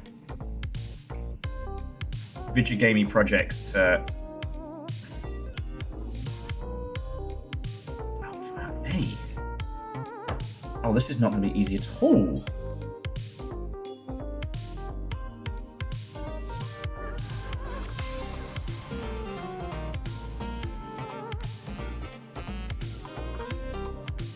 Okay, so it says cut it off here.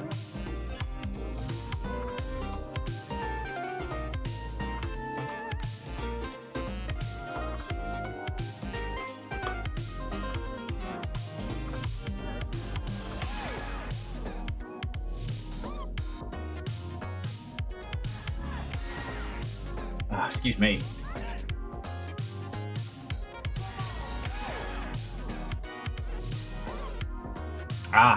So Nick said it was Paramount's attempt to make an in-house dev team. Ah, yes, I forgot that era of the 2010s where we'll just make a video game about it was like the thing.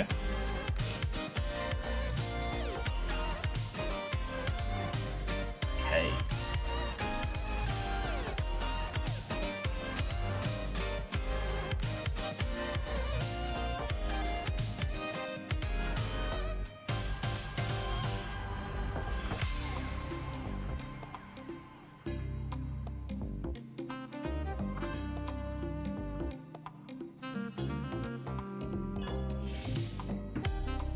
I have to be emotionally scarred by another fucking Zaku build.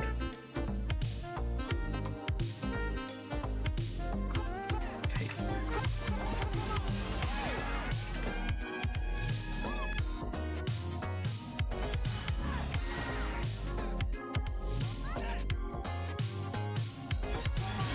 Because it's saying here, all I need to do is just shove these pieces across. Ah. And Nick, that's really cool of you.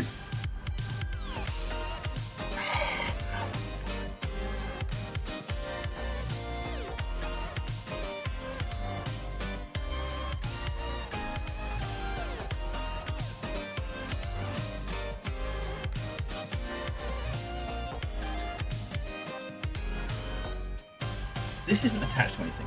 This can move, just very fucking slowly. Motherfucker! This is fun. This is fun, and I like to do this. I wonder if they made a fucking J-drama about this. I'm about to have a... You know what? I was about to say something, and then I didn't. That's Dinosaur Sticker for Will. Oh, well, no, so, Scotty, alleged Hoffa's like, there was a time when a video game tie-in movie, a video game to tie into a movie was a very common practice. They were usually short and cheap and made to pretty much just make a buck off the Christmas market. Sega did a slew of them during the early parts of the Marvel Cinematic Universe, or what would become the Marvel Cinematic Universe. So there was games on Iron Man, Incredible Hulk. I think there was a Captain America game. I can't fucking remember. Sega were just pumping those out. And I'm not sad they died.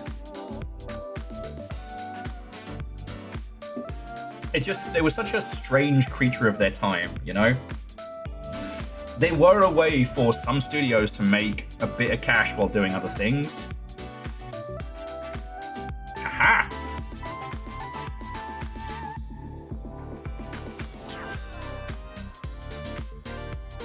Oh god, this is gonna suck. Alright, this is gonna suck. Alright. Bear with me, friends, there's gonna be a lot of cursing. And sore hands.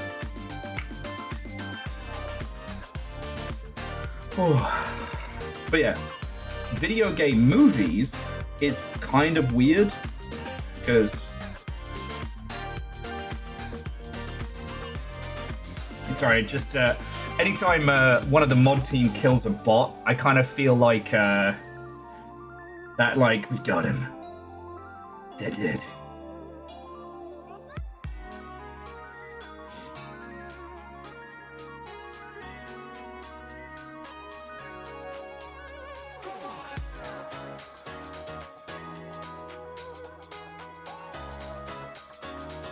Okay. And we're good. If you kill a bot, does an angel get its wings? Something does. Something does. Okay. So all I have to do is do all of these and shove them onto here. It has taken me this long to do one of them. God. I love to do this.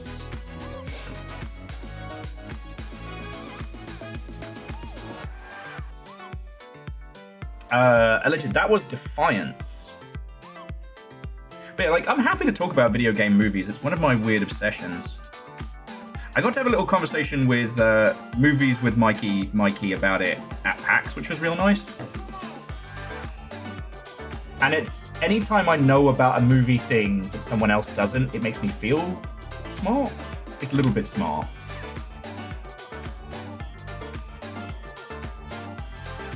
And Hoffers, actually, there were 2 John Wick games.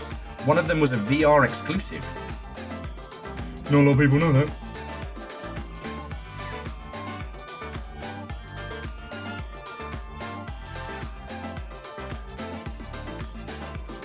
It's a shame no one ever made a Blood Rain movie.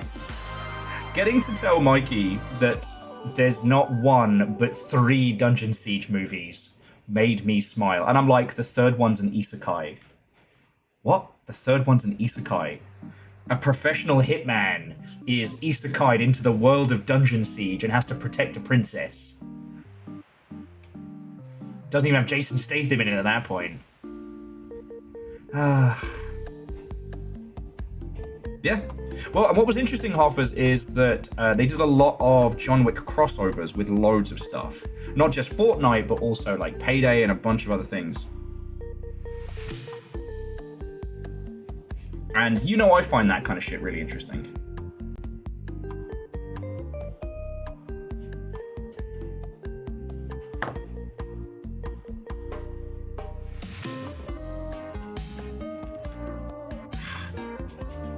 Oh, why don't your hands work? I don't know.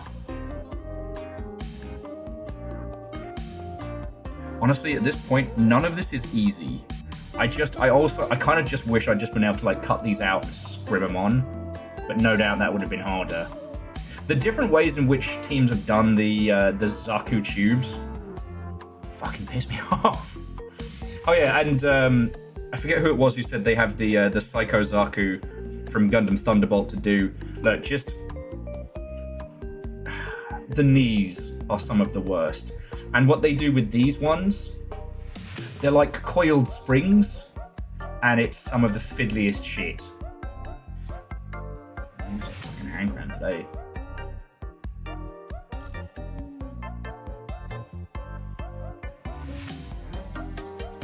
But yeah, no, so jumping back to it, so like, there's been some really interesting data on projects that have been turned into TV shows. The TLDR is that it's... You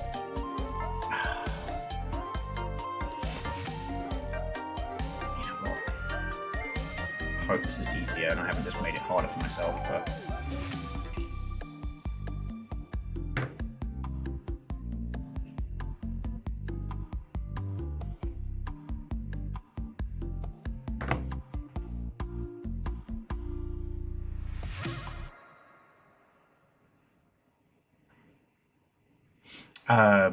Because both Fallout and The Last of Us saw a huge increase in sales when their TV shows went live.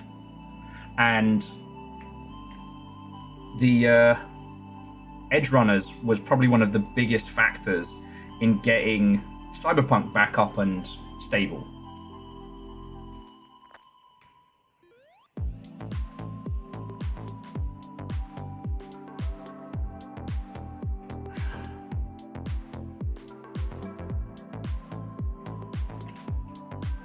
Not getting paid enough for this. I wonder they lost the fucking war. No wonder fucking Sion got their ass handed to him.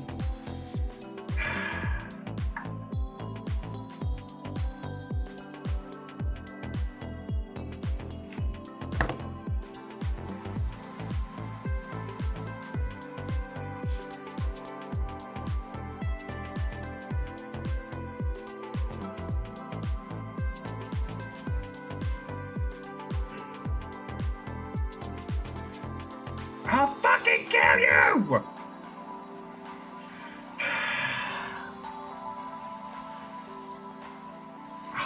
Gonna do a crime!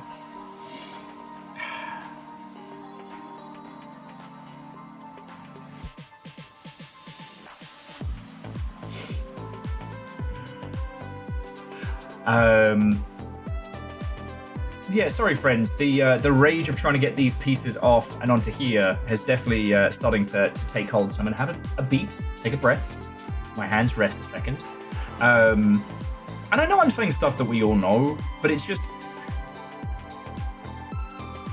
Right now, the turntables have turned, and it's no longer game companies desperately trying to make a quick buck off of film franchises, and film and television are trying to utilize video games to make some serious money.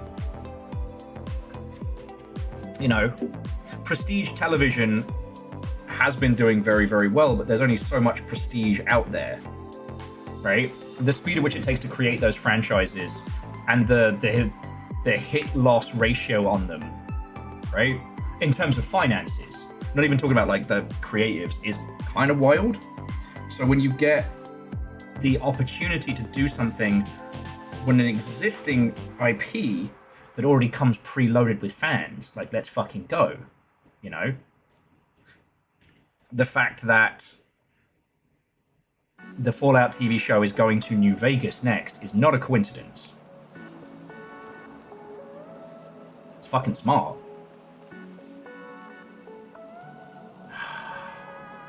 To me to this Gundam, it's a good thing you're pretty. I'll fucking kill you.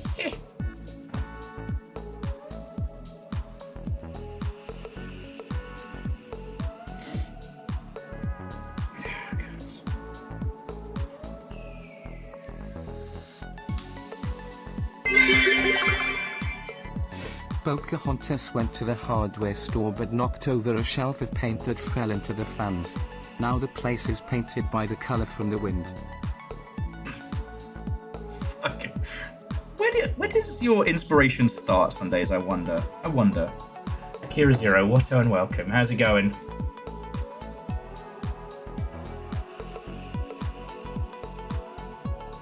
Yeah.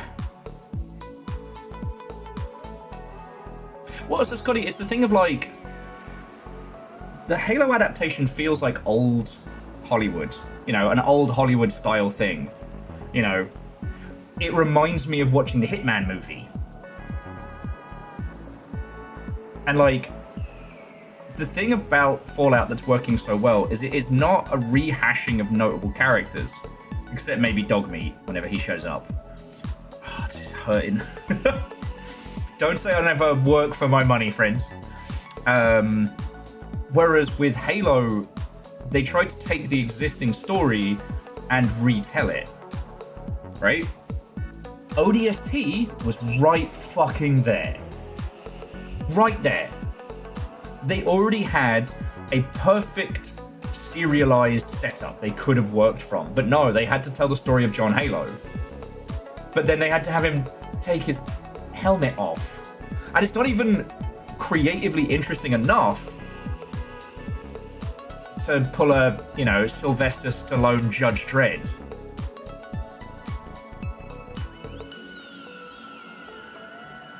And the fact that he fucks! He takes the helmet off and he fucks! Okay, look, friends, I know this is something we come around to a lot, but I do think that, one, it's a fun conversation for a cup of coffee and a Gundam Crafternoon. But also, how we study the ways in which people adapt our medium is what shows us the strengths of it, right? You know? It's kind of the Metroid Other M philosophy, you know? A helmeted character can have backstory and motivation, certainly, but is ultimately a vehicle for us, you know? There are so many ways they could have done the Halo TV show.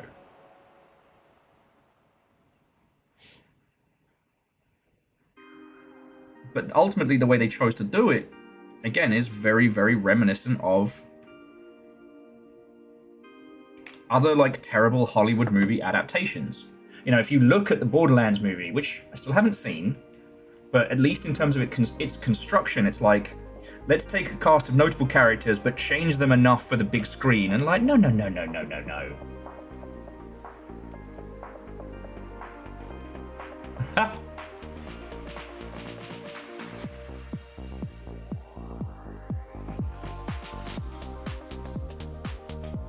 Yeah, the Teletubbies, the gritty reboot coming soon. Now, I haven't seen the Twisted Metal TV show. I've been told it's very good, but Twisted Metal was always kind of over the top and kind of fun, you know? I'm really sweating. Somebody's getting stabbed.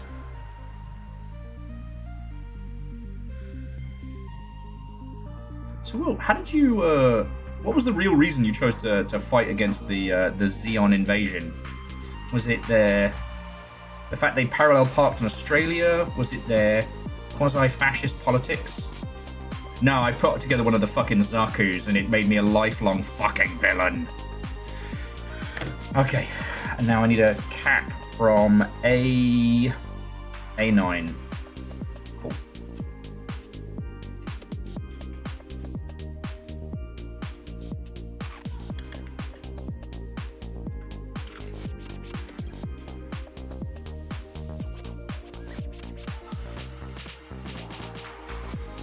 A quick question. Has any of you stumbled upon millions and millions of dollars in the last, 48 hours? Just asking, because if we're going to have this conversation, that means I am going to bring up the fact that I want someone to give me money to make the Bloodborne TV show.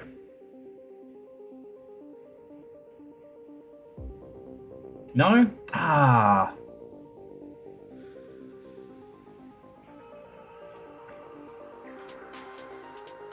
All right, well, first person to make squillions of dollars. We would have mentioned that sort of shit, Will. I don't know. I mean, it's been a busy few days. It might have slipped your mind. You know? Oh, I'm so sorry, I forgot. I won several $1 billion on scratch-offs. Oh, lose my head if it wasn't on straight. Or on gay.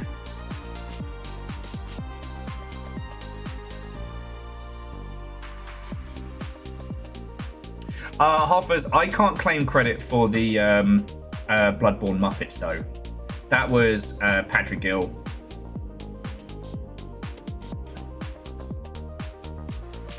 Okay, so we just did 3. Okay, so now we're doing 6, which is this one here. Fuck me. All right. Ah, chef. You know, easy come, easy go. As I said, I was drunk playing Arena Breakout last night, and I decided to be Mr. Moneybags. So I think I was on 13 million when I started the night, and I ended it on 7.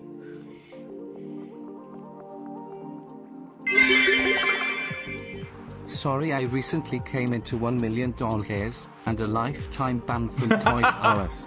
Oh, you said dollars, not doll hairs. Oh. So I can never go back.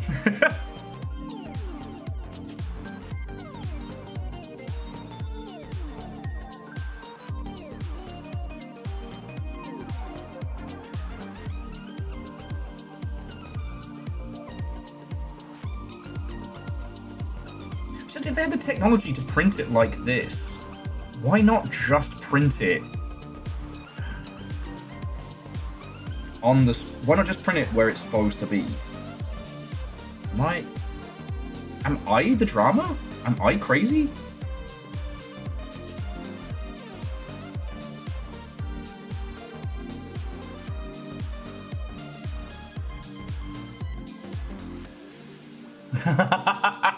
Yeah, Twizlight, that's the Monkey's Pearl curse. I'm only allowed to make the Bloodborne TV show if I make it with Uwe Boll.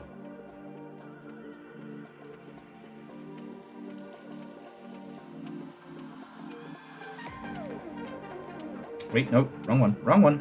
Bad will, bad will. There we go.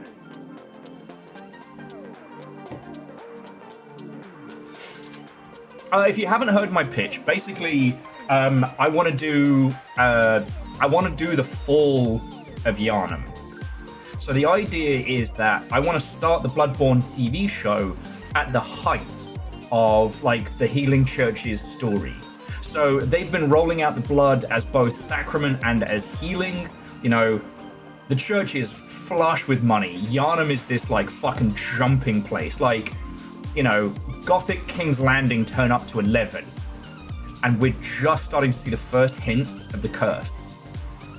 So it's the formation of the hunters and them trying to keep the whole thing clandestine. But we know, as Bloodborne fans, shit's gonna go bad. So we get young Ludwig, we get early hunters, you know, and of the factions, we have both the Healing Church and we also have the fucking university that are starting to fuck with eyes on the inside and shit. So at that point, there's still a functioning university researching the things from, you know, that's coming up from the catacombs and stuff.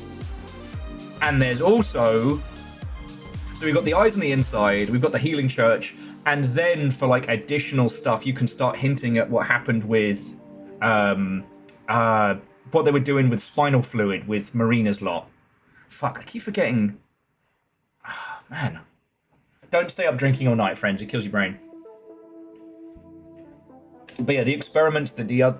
Was it another faction of the university? But yeah, injecting, like, Eldritch Abomination spinal fluid into people to give them magical powers. Because there's no magic in Bloodborne.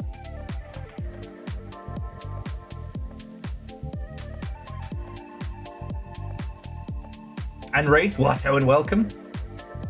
Now the thing is, in the Will Video Game Challenge list, I haven't added TV shows. Because the rules are, it has to be live action, and it has to be based on a video game. So it can't be something where there was a board game first, then a game, then an adaptation or otherwise. It has to be a direct adaptation. So sadly, Clue's not in there. I kind of wish it was. And I've seen some interesting stuff. Sonic 3 is phenomenal and is definitely one of the highlights of going through all these. Now, the reason being is that Sonic 3 is made by a Sonic fan for other Sonic fans. You know, the soundtrack is all like of its era.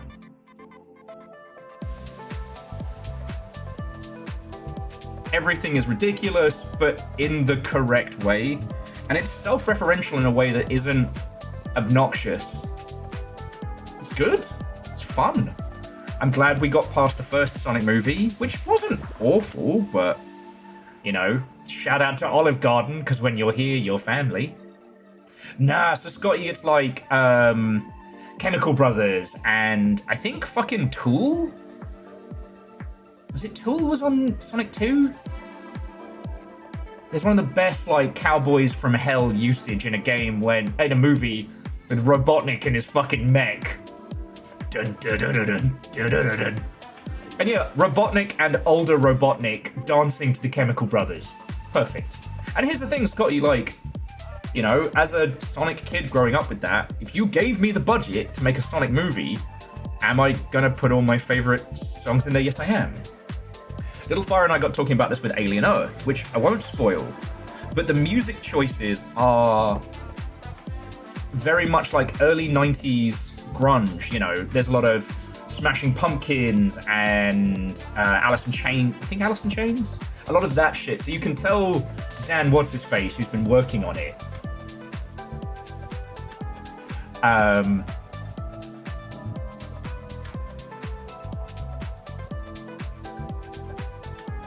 you can tell what his musical tastes are because he's just unapologetically putting them in. And I don't mind that. Little Fire is kind of against it because they don't always fit, but they're predominantly in the end title screens of each episode, which is kind of cool.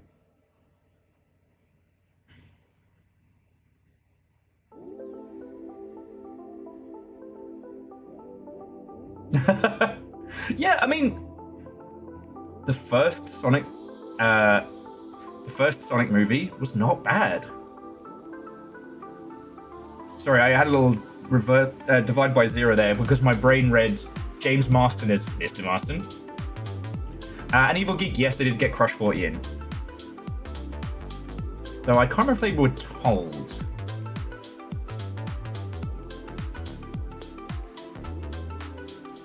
And Scotty, that's good to hear.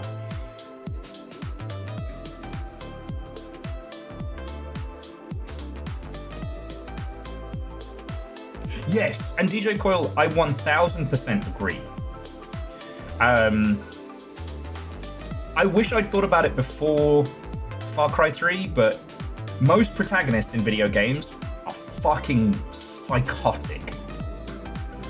Like, John Halo's a homie.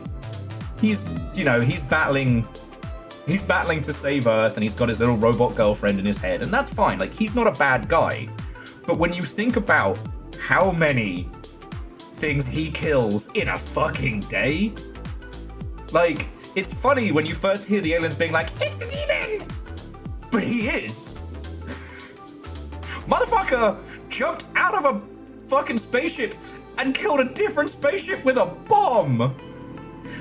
What he does with a pistol and a shotgun, there are plagues that haven't claimed as many lives as he has.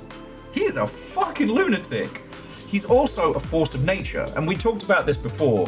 Like, video game protagonists aren't people. They're like a fucking... They're like a fucking natural disaster. Gundam thing's gonna fucking break my sanity.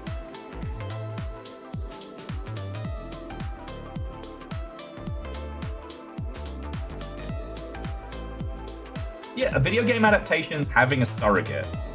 I actually thought one thing that was interesting that the Fallout show did was that in a world where the players can embody multiple things at once, rather than giving us one surrogate character to watch the player, they break down the elements, which was something I narratively noticed first actually in GTA 5, or 4, or whichever the newest one is, where they broke down the 3 elements of Grand Theft Auto play into 3 characters.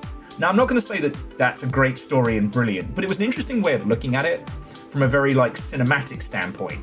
You know, if you had one person that did everything that a character in Grand Theft Auto does, they'd be... I mean, that's some Bucky Hanma type shit. But having the lunatic, the gangster, and the driver as 3 different beats, yeah. Well, and exactly, Wraith, like... But They just wanted that sweet, sweet Halo money. They didn't want to actually make something that was representative of the universe, and I do not think it made its money back, I'll tell you that for free.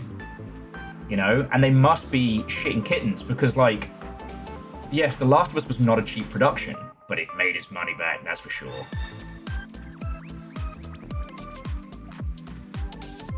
The old, I know one thing for sure, and two things for certain.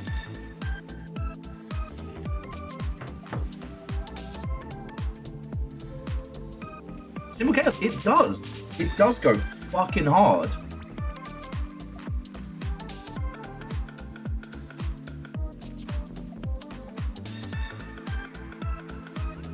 And that's the thing, is like, video games have to imply a lot of stuff when it comes to interpersonal relationships, interactions, and shit like that.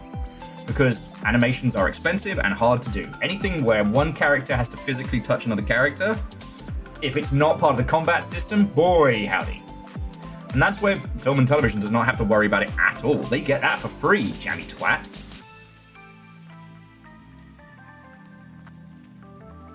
Where's my knife? I'm gonna try stripping this down, see if that makes it a little easier. Because I can see where I'm having problems, right?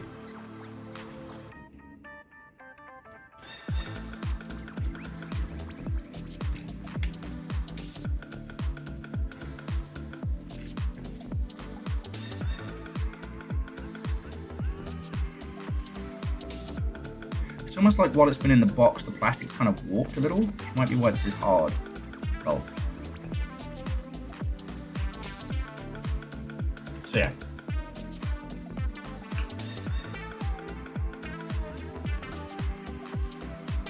Yeah, see? That's a great way of doing it.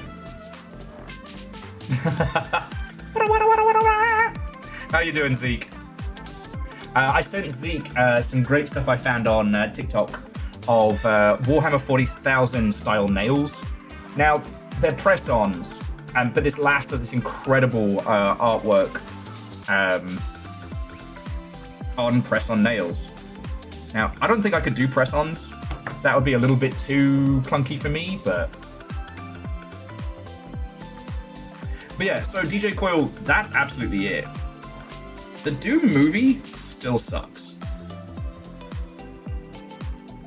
And it has been interesting going back and looking at these things and why they suck.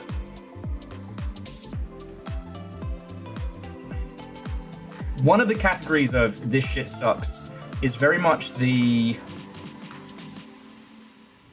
we wanted to make something else, but we have to make this a video game thing, so fuck it, whatever. Which Doom falls into. Because they can't have them be demons, because you can't have demonic things for an American test audience. So they have to be it's not even demonic, it has to be like a strange infection from lost in history. Or some shit like that, right?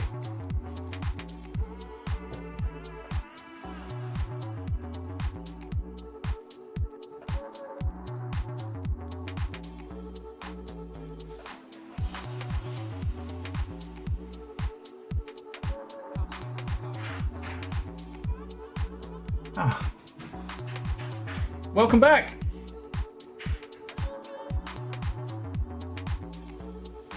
I'm worried you're going to be covered in blood holding an old lady's severed arm.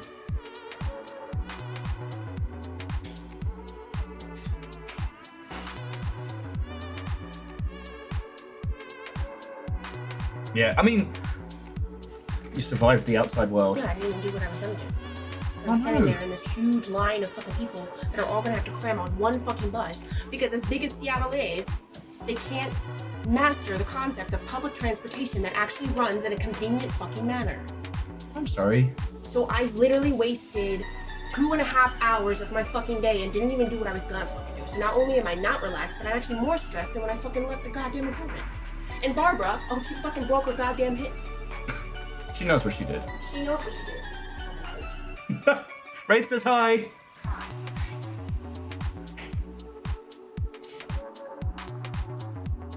Now, sorry, I was saying, like, you know, greatest hits of conversation, because we've talked about this several times, but doing a Hitman series would also be another one of my dreams, because I absolutely agree with both Evil Geek and Wraith. And so if I was going to do Hitman the show, I'd do each one like different vignettes. Oh, my hands hurt so bad trying to fucking do this. And I'd love to do that. Like a Columbo versus Hitman would be so good. But then, like, one of my favorite missions in Hitman is the Knives Out one, where you fucking murder Benoit Blanc. Not actually him, but someone else. Well, you don't have to kill him, you can just stuff him in a locker or something. Murder may vary, but you then get to be the detective finding out what happened, and you're also the fucking killer. And I think, what was it, Mr. Skyrim Animation, what's his name, Harry What's-It, did a Hitman cartoon of the detectives trying to find out what happened, and every person they talk to is Agent 47.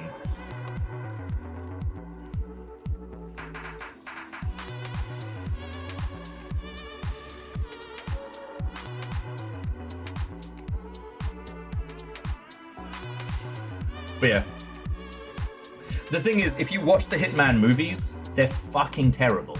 And they're trying to make them into action movies with just standard kind of shooty gun bang and whatnot.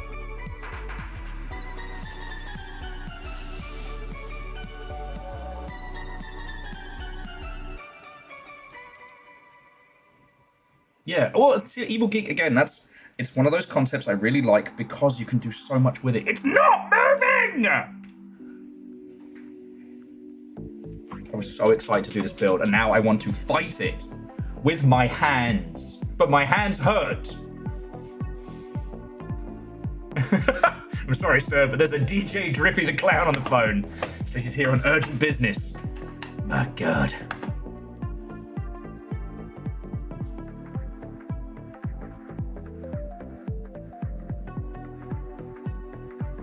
Oh yeah, no, Wraith. You have to have, the leading person has to be super serious, like deadpan.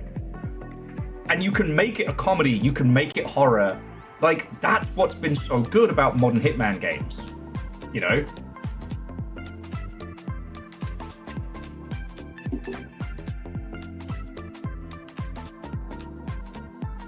That's a good question. Oh, I guess the Kingsman prequel tanked, didn't it? Because I can't remember, is Kingsman based on a book series?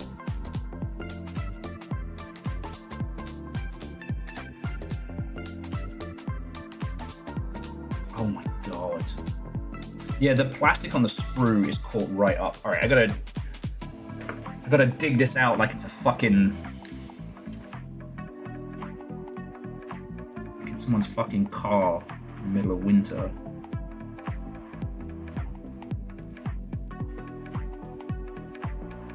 I know, guinea pigs, I know.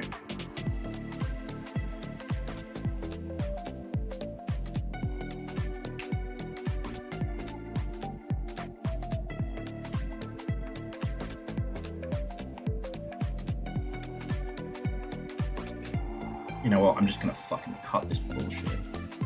Right the fuck off.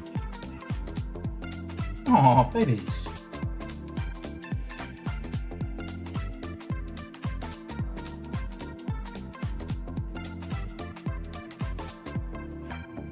Ah, there we go. I guess when they conceived of this build, this was how it was supposed to be.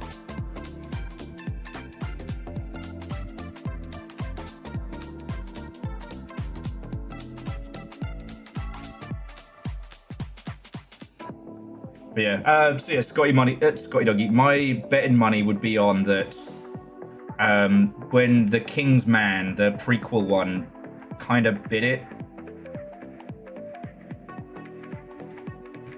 That's probably what killed anything like moving forward on that. Ah, butter. Coming off like butter. Alright, making headway. Because remember friends, being good at this is not about being the best and having the best tools. It's about how you unfuck when it is busted. That's how you get good at Gundams.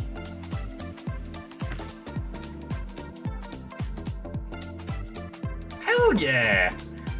I knew you were a person of class, Evil Geek, but it's nice to have proof.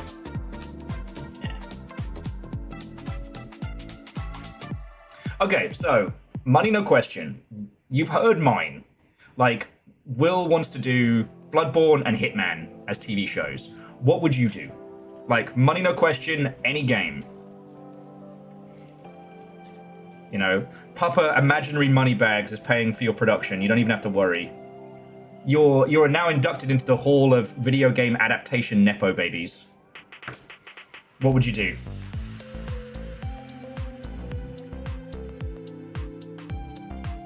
Oh, that would be way cool. DJ Core said Horizon. That one fits. Like, and that one you can just give it the Last of Us treatment.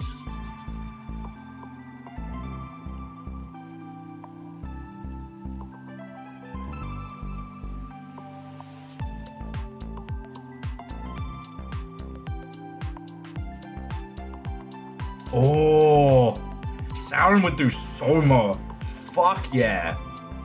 That would be so good. Because those little shorts they did at the beginning, of like the marketing campaign for Soma, were so good.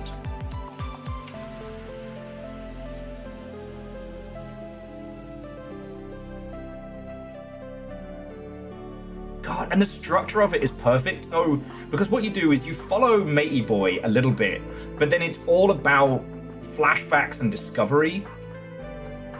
So it's the story of how the facility turned to shit and what happened, told through the vehicle of our guy exploring it.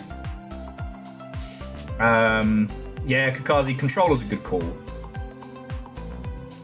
You know what, Evil Geek? I said you could do whatever you want. And if you want to do Super Robot Wars so you can play with all of your mech toys, fuck it, let's go. It's Mech Jamboree.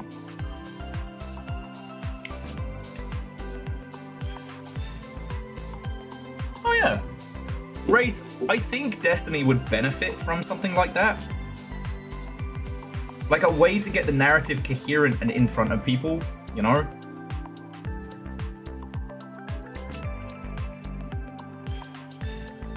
There's quite a few franchises with the kind of lore that would really benefit from being much more easily explained.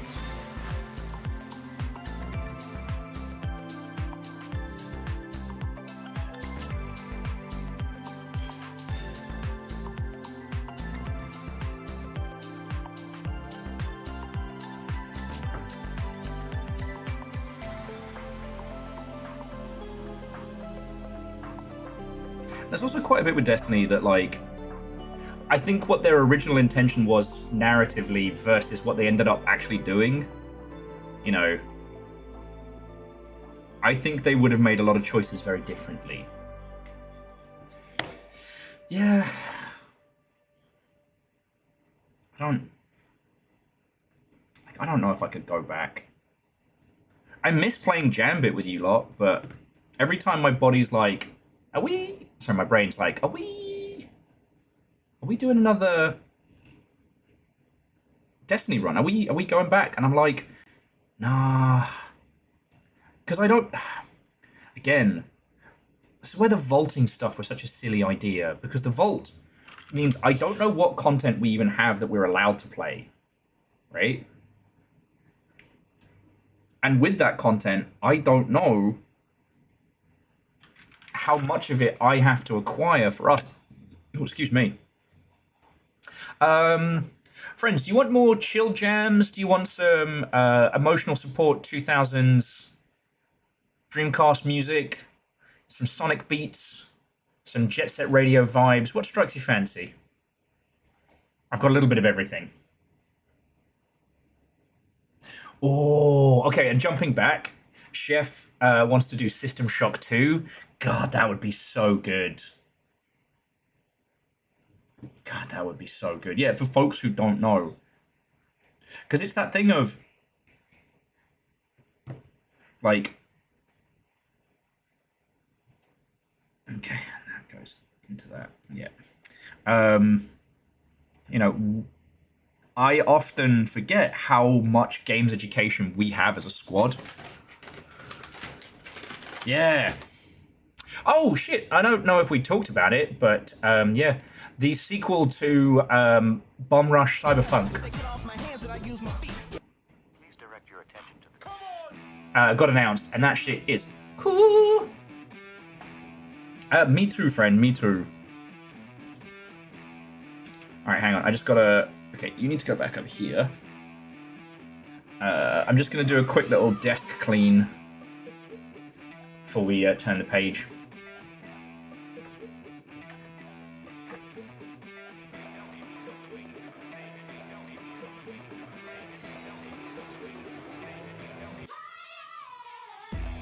So, Chef, I'd love to do a Dead Space movie, but I'd want to do it art house as fuck.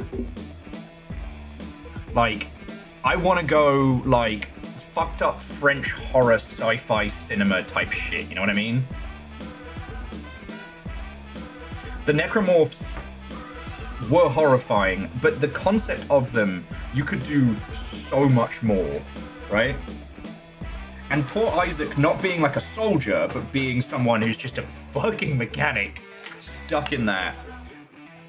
You could get messed up with it. Oh, cool. Check it out. Another thing I love about this, it shows you the painting guide of what Gundam colors you could use if you were painting it with like pens. And then it shows you like the mechanisms and shit. I love that with the 1/100s. And if I had more hours in a day, I would do like a silver dry brush. Like notice here, I'll try and get it up to the camera so you can see a little better. They've, I think they're, no, it's being an asshole. All right, well, in this central section here, they've painted a little nuclear sticker to show the reactor.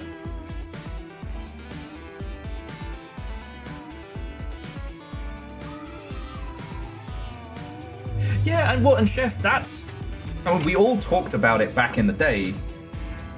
Like, and I'm not saying this to just be obnoxious, but the whole ludonarrative dissonance of Isaac's character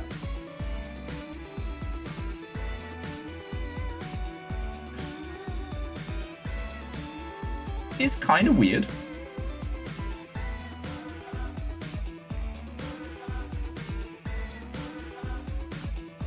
Okay, was this worth hurting my hands for? Maybe. Maybe.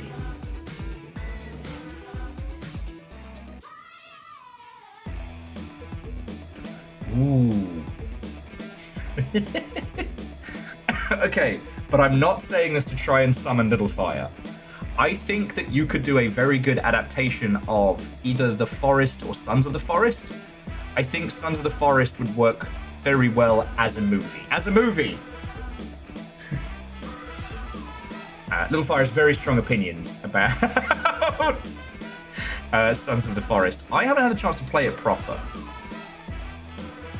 But I also haven't finished The Forest. I kind of got a bit stuck and I haven't really progressed. To quote Little Fire, Sons of the Forest is a trash game and I will set myself on fire on that hill.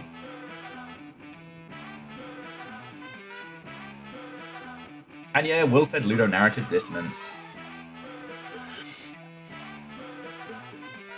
Because, like, Dead Space as a story only works if Isaac was a fucking lunatic before the events of the Ishimura.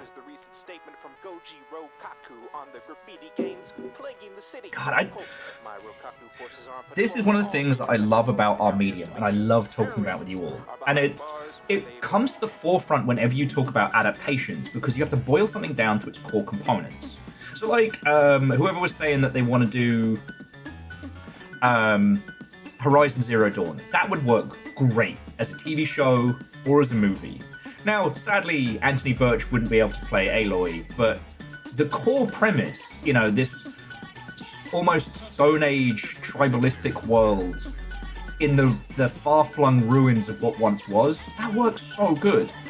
But at a core level, aside from the gameplay around the dinosaurs, Horizon Zero Dawn is a very personal story, and you can adapt that really well.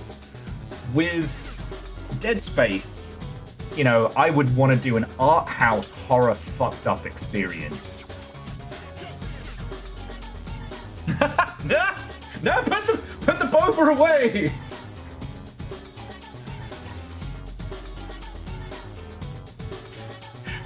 But you are welcome to come talk about Sons of the Forest and... Okay.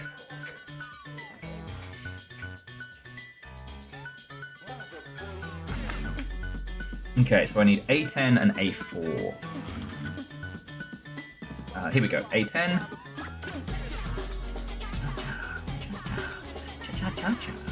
And A4, here we go. Alright.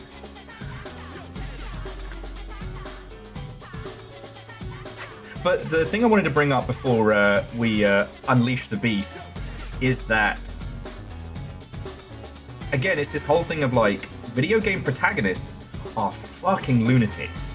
In the Magic Circle, I do like the bit where he's like, you know, these characters want a... Wonderful music. Want to take a seat?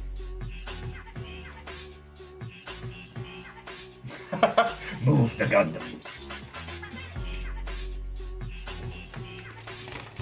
So, I wasn't saying that Sons of the Forest is good. It's not good. I was saying that it could be adapted into a show or a movie better. Like, someone saying like The Descent. From what premise, though? From the premise of when it first released? Or is it different now? Because every gripe that I'm going to fucking talk about in this essay, I'm going to tell you. When I played that game at launch, and yes, I played through it multiple times, it's dog shit.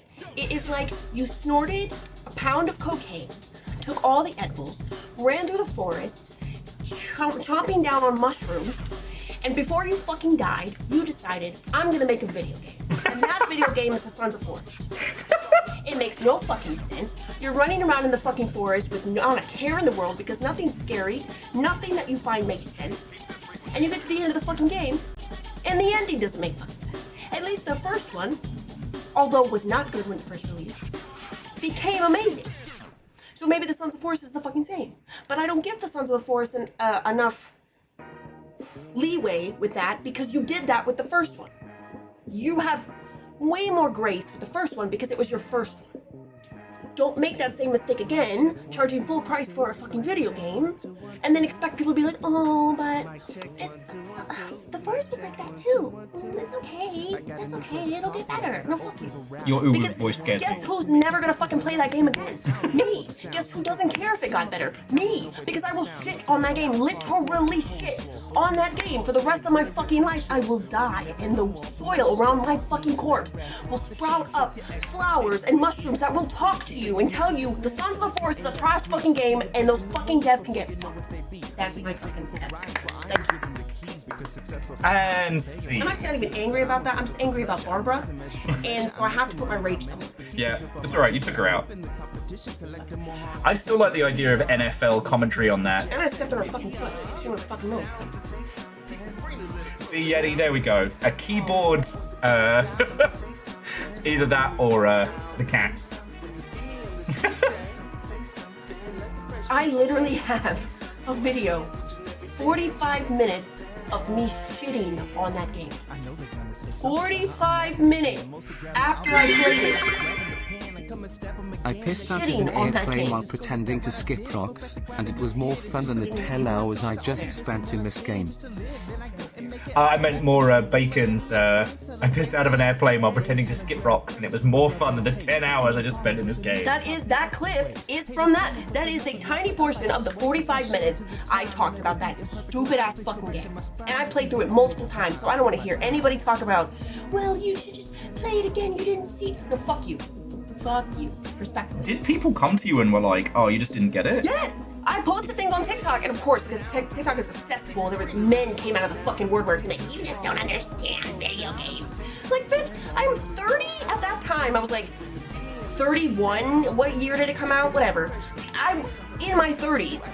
I have been playing video games probably longer than you've been alive. I've been playing video games longer than you've had pubes on your fucking ball sack. Alright?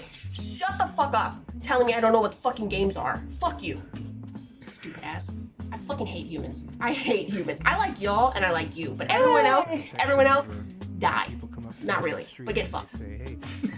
I'm so fucking stressed. I am not relaxed. I left the apartment, gonna go have a nice, lovely little fucking day so I could relax and chill the fuck out, and I am more angry than when I fucking left. I'm sorry. What was your plan? I wanted to go walk around fucking thrift stores.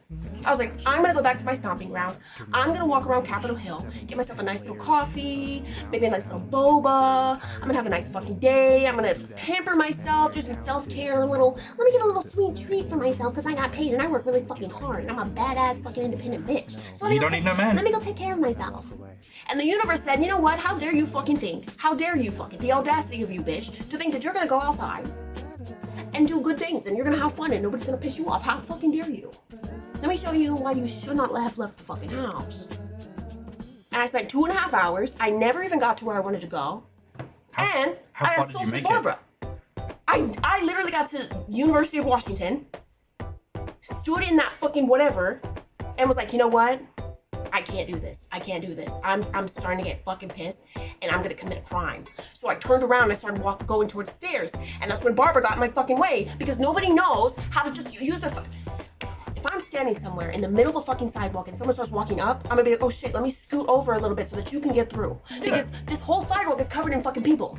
But no, nobody else fucking does that. Everyone else is like, this is my fucking life. You're just a fucking side character. No, fuck you, bitch. I am the main character, and now you're on the goddamn floor. Life alert, help. I can't get the fuck up, and I hurt my hip. Fuck you, Barbara, and I will remember your face for the rest of my fucking life. I will hold that vendetta forever. Don't ever let me see you again. Don't ever let me fucking see you again, because I'm tripping you.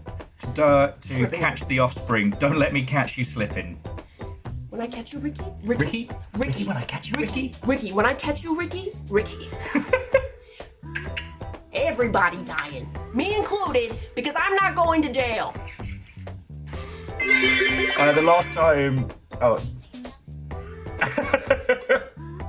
To quote Alchemist, like I said, I'm no longer saying that I'm willing to die on this hill. From now on I'm saying I'm willing to kill on this hill. And I understand that passion. I will set me and you on fire on this fucking hill. None of us are getting off this hill. Jack and Jill fell down this fucking hill in a ball of flames. I'm so fucking angry. Oh, I'm sorry. I'm just angry. I hate everything. It sucks. Maybe we can try a little adventure tomorrow. Yeah, I'm not going back outside without you. It's probably best for other folks. It's better for the world if I don't leave. Make sure to have your emotional support, extrovert, and ginger within distance. I'm just gonna start barking at people. Yeah. Yeah. I'm just gonna start barking. Yeah. Let people know how unhinged I really am. Over here, so I made this so far, and there's a little guy inside. Oh, that's cute. And there's a little switch so he can be in the middle, or he can be on the other side, so he can just like zoom around whatever he's feeling. That's cute. Bacon with, no, don't hold back. Tell us how you really feel. Oh, I can't tell you how I really feel. Now, I will say that I got the privilege of drinking with Alchemist and Little Fire at the same time when we went to Alchemist's place. Yeah. And the amount of times you all did the everybody dying just had me in stitches. Me included. Oh, and sorry to make this a very household-centric conversation, but the trailer for the cinematic drop for the next season of Jujutsu Kaisen is out. And it only shows a little bit of new stuff. I can't show you because it also shows stuff from the Shibuya arc. You're still in the happy beach time arc. Yeah, I just don't have the mental capacity to watch it. It's so good, but it requires me to really fucking focus, and I just can't. No, I can't. My brain is mush. No, I do know what you mean, because there's loads of shows I want to get more into. It took me years to watch Chernobyl. Here's the Masberg, thing. clack clack, when Jeff, you want it's everyone's attention. Exactly, Scotty. I love survival base building games. That standpoint, it is a good game. I'm talking more just story focused. The story when I played it was not good. And it was so bad that I'm not willing to ever revisit it. Even though I loved the base building. I'll just go back to the forest. Yeah. Well, and the thing is, oh shit! And whichever you spooky mother hubbards gave Alchemist a sub, that's very kind of you. Scotty just Mossenberg clack clack when you need everyone's attention. The thing is, we have to take into consideration all the parts of the game, right? And if it's a game that has a good story, especially one like The Forest that sneaks up on you, you know? Which I do enjoy. Just Yeah. run on the thing. I don't know. But I think at the point we're at, it might be one to do is maybe not just a long ship after dark, but these Mother Hubbards might be able to guide me better. Because I was half in, half out. And I think, well, because it's not like I've just started. And I've got my cute little houseboat, and I do like it. But depending on how far you into the story you were and how long it's been, it may be better to restart. Then Almost. I have to go back in the water without my boat. Love that boat. But I mean, that choice is yours. You can always get into it, and if you start moving around, you're like, I don't remember anything. Yeah, because I was not in a good headspace when I started playing it, and it was really cathartic. Because, I mean, the first few nights were scary as shit, but then I realized I could build a houseboat. And so, yeah, I had my little floating setup, and I'd be there, I'd have my cup of wine, and I'd be sitting there listening to the cannibals on the shore being like, I'll fucking get you! And I'm like, lovely to see you, Jeremy. See you tomorrow night. I'll fucking kill you! Keep it that way.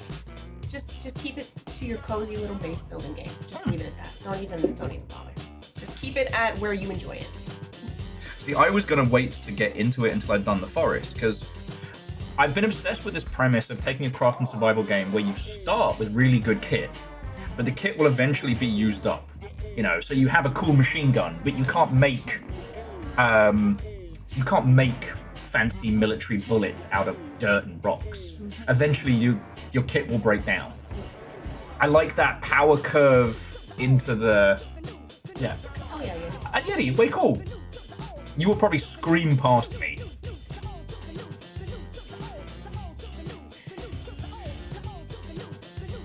But how many boulders can you punch? That's the real mark of a Resident Evil game. I'm gonna be real, I never finished the original because I thought it was a dog shit game. And I was a child. I was a kid trying to play that game, and I was like, this game sucks. I hate it. I am so sorry. And then you got to the part where you had to do the companion missions, and I was like, no, I'm out. I don't care. I want both of you to die. Mousely is a pain in the ass. I hate the whole... Here's a woman companion. She's fucking useless. Oh my god, and she'll help a bitch young man takes care of me. Please help me. I can't do anything. Please tell me when to breathe, otherwise I'll fucking die. Yeah, I forget what it was called trope-wise, but it was the idea that these characters can be so they can be independently badass until the player character has to look after them. And now all of a sudden they literally don't even know how to walk. Yeah. She's better in the remake, but that's not saying much. That can mean anything. Leon! She was so bad that you literally could improve it by doing like 0.1% of effort in improving her character. She was that bad. Now, narratively, she is a spoiled rich girl. That's worse. So it's not like the Shulk situation. Where like Zelda is a fucking stealth ninja assassin by night. But as soon as you find out that stealth ninja is actually Zelda, she is immediately useless and kidnapped.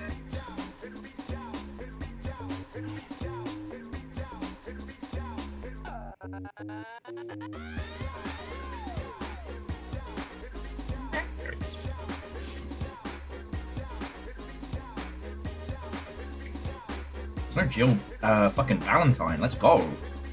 Everyone's favorite middle American lunatic. Neither Jill nor Chris went to therapy. Chris went to the gym, Jill went to the gun store.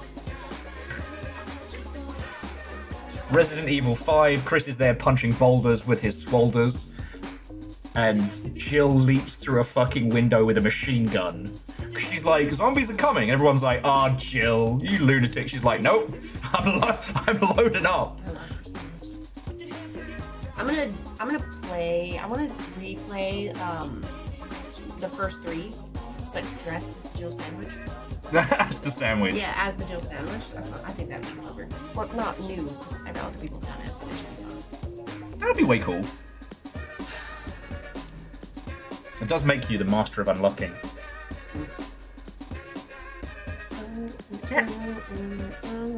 That feeling when you get pinged in the purse.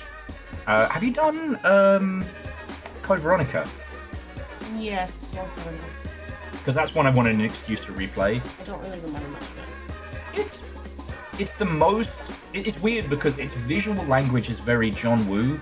Like the opening with like the helicopter chasing her and stuff, where she does the move from, I want to say, the Assassin, where they do the hands up, they drop the gun, and then do like a drop, catch, and shoot move.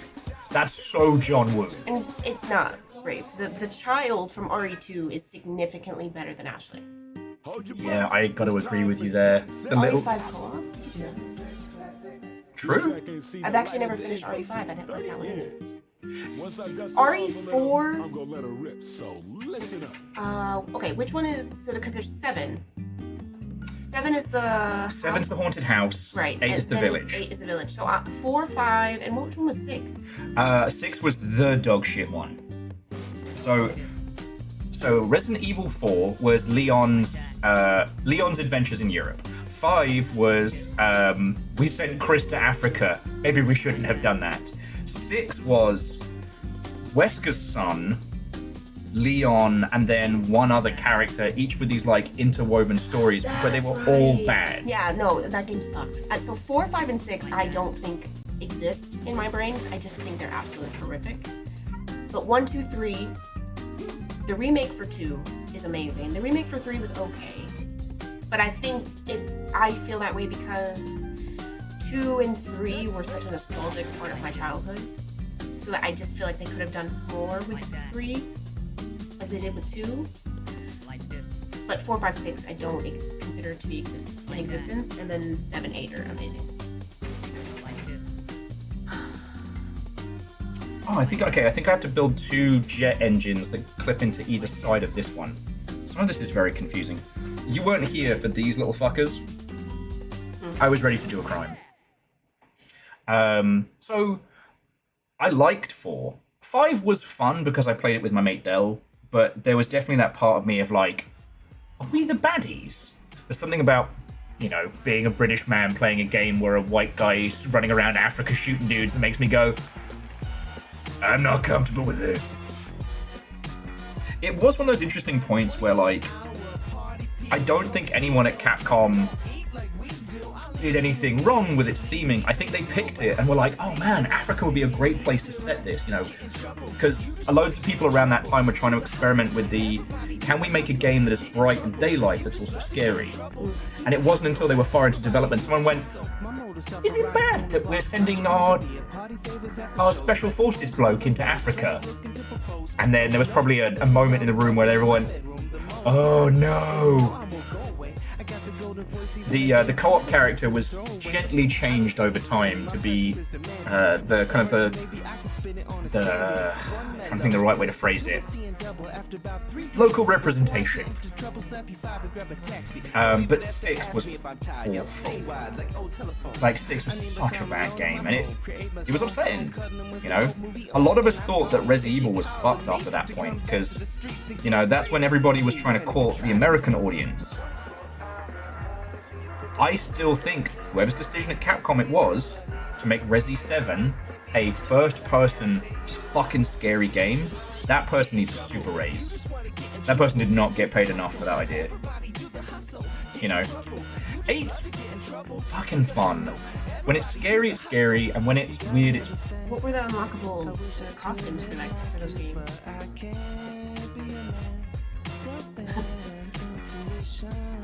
Yeah, RE7 saved that Yes. IP, honestly.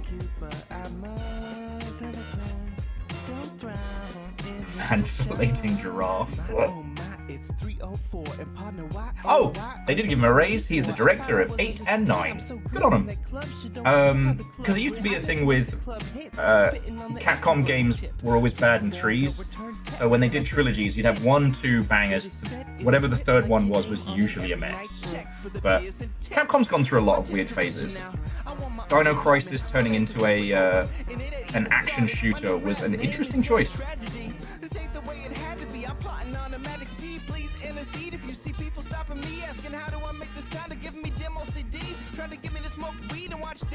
But it's just interesting because we've seen other franchises of similar levels, like Resident Evil, just fall into obscurity. unable to kind of reinvent themselves. You know, love it or loathe it, Resident Evil 4 was massively influential.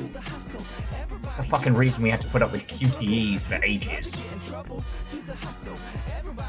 And yeah, Code Veronica was the outlier, because it was, whilst they were developing 4, they made Veronica, which was the old school tank controls. And Resi fans kind of had mixed feelings on it, but the rest of the world was like, hey, we've kind of...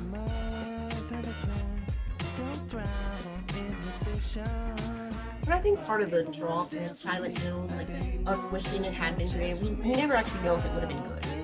Yeah. Like what we saw was amazing, right? But that doesn't mean the game would have been good. Yeah. We hope it would. We think it will. And since we're never gonna get it, we can always just assume it would have been good. Yeah. We don't know. The game you never release is always perfect, and I always get a bit arsey in this conversation because, you know, ideas are free in video games. Shipping games is fucking hard. Hey chef, how easy is it to ship a horror game? How easy is that? It's super easy, right? Just have to have a good idea.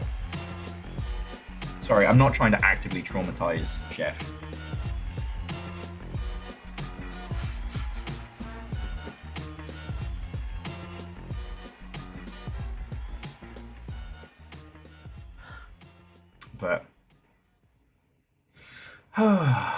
But yeah. Okay, man, are you ready to go? I'm ready to go. Now, come on. I want to stand for the Shenmue erasure.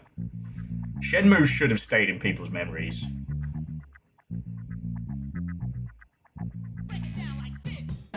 Okay, it wasn't that Resident Evil 4 came up with QTEs, more that the reason we got them everywhere was because of the success of RE4.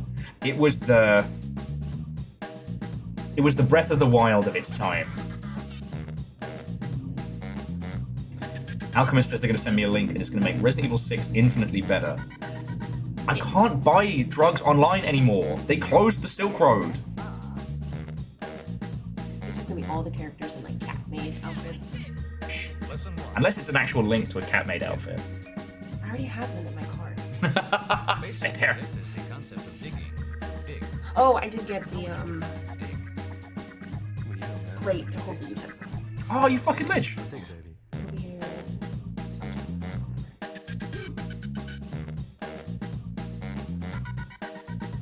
Well, I won't be able to watch it right now, but if you want to send it to us... Yeah, because you watch your local dealers.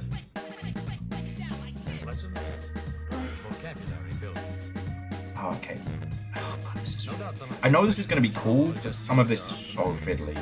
Let's examine some of these phrases more. This is why I end up building the simple kit some days, because I'm just... Forget it.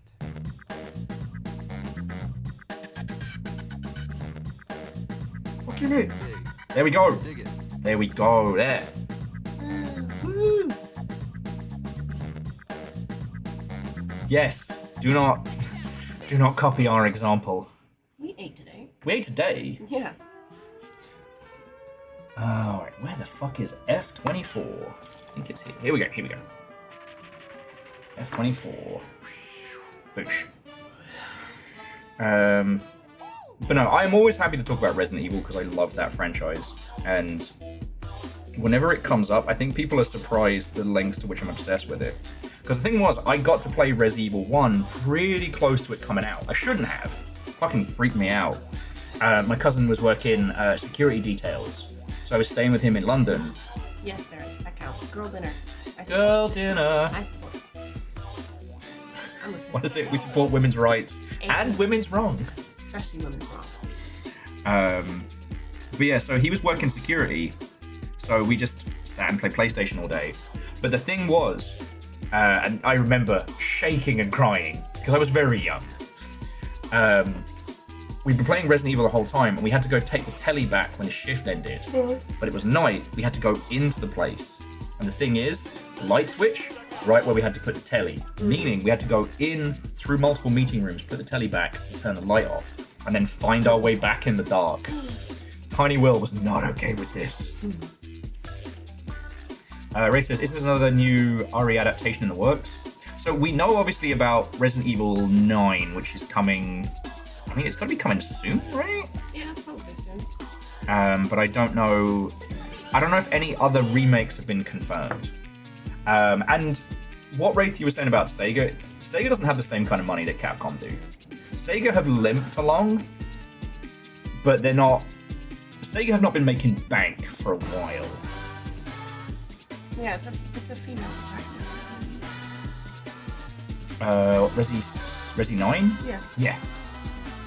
She's the daughter of the journo from, I think it's Revelations? One of the beeline. Oh, you bastards. Fuck, I glue you in place. There we go. Backpack. Backpack, backpack. Backpack, backpack. I made that. It's not a fucking torso. Oh, okay. She's from Outbreak. God. Fucking Outbreak. I didn't hate Outbreak, and I loved the concept of what happened to regular people during the Resident Evil 2 Outbreak. But the first one was supposed to be online co-op. When the PlayStation 2 was announced, they were directly looking to destroy the Dreamcast. Dreamcast shipped with a... What's up? Oh, that's the name of the show that this Gundam comes from. Turns out it is actually all about her, and each of the seasons has a different sprue. And so it's her and her granddad's friend in the local Gundam club learning to make Gundams. There is nowhere legally to watch it online. But it's supposed to be like cute slice of life shit. It's like this. It's the Gundam Club. Okay. Cool. I see. Yes. But yeah. So when the PS2 was being announced, Sony announced that it would have online support out the box and that it was going to have this like Sony PlayStation Online thing. It never shipped. The later PS Slims had a modem in them, but the original ones didn't. And so games like Outbreak, I believe it was multiplayer in Japan where they'd done an early rollout of Sony Online, which was not stable or good. So Outbreak in the US and Europe was shipped single player only, but they never rebalanced it, so it was fucking impossibly hard. If you played as anyone who didn't start with a knife or a gun, you're not finishing it. I mean, you probably could have.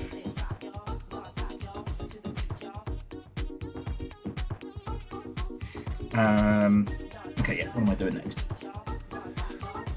A1, A2, A3. Okay. 1, 2, and 3. You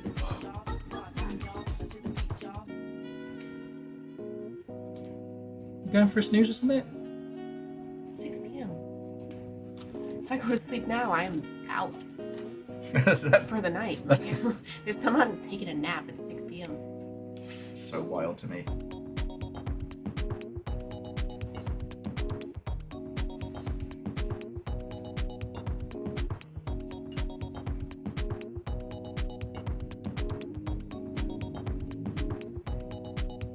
Yeah, I mean, Wraith, absolutely.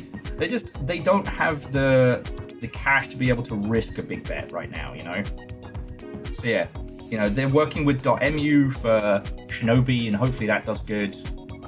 I forget if they've announced anything proper with what they said they were going to be bringing Jet Set Radio back, but I don't think we've had any more of that. I mean, we've got Bomb Rush Cyberfunk, so we're good. Jet Set Radio fans are finally being understood as a powerhouse.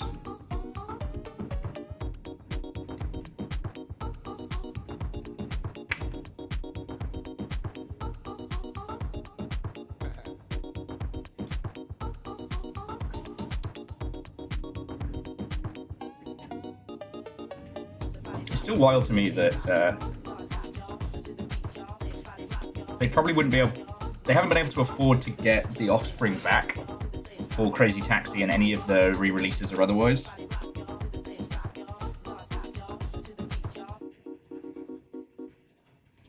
Now, I still find it wild that most of the tracks aren't even from Americana. They're from, like, I think they're from Ixnay on the Hombre. Sorry, my offspring history.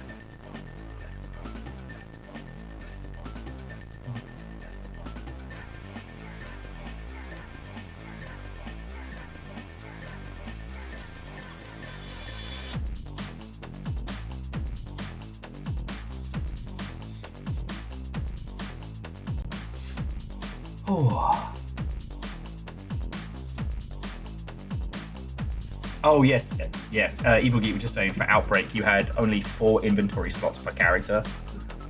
So, such a fucking mess. Outbreak 2 did have online in English language territories. I never got the chance to play it.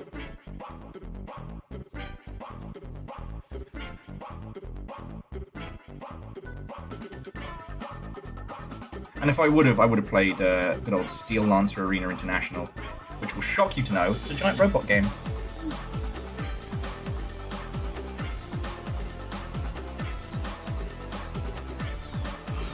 Okay, let me clean up these and then I'll... Like, we're almost done with the torso. And the head is very fiddly, but shouldn't be too bad. At least not compared to some of the other kits I've been building of late.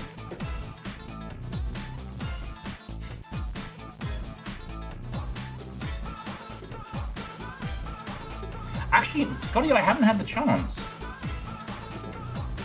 Mr. PUBG's new game, PlayerUnknown's.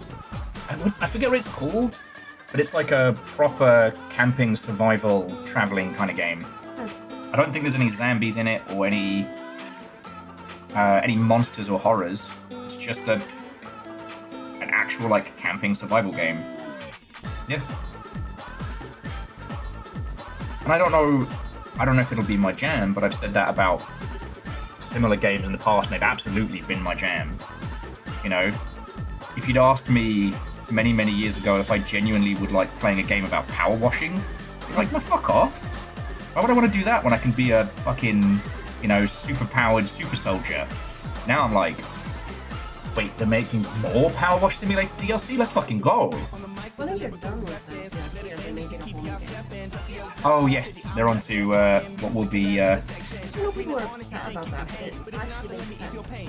Yeah, it's been doing really good, but... Because if you want to build a game from the ground up, better to just do a second game than try to make the previous version into... Yeah, let's get rid of that fucking legacy there.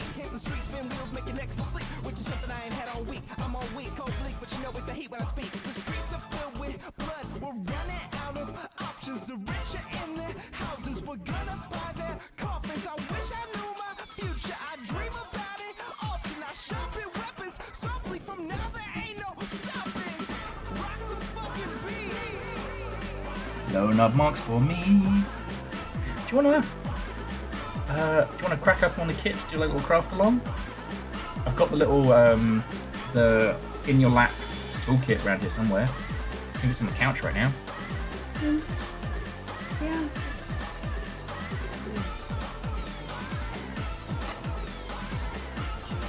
Ban your channel. I mean, if I've got to go, that's got to be the way. If anybody's showing cheapage, it's gonna be me on my phone. Yeah. And not for free. But yeah, so Scotty, have you had a go with Brendan's new thing? I'd be really interested to know what your feelings are. Because, like, I'm pretty sure it's Fumi and C222 are all like Daisy golden oldies.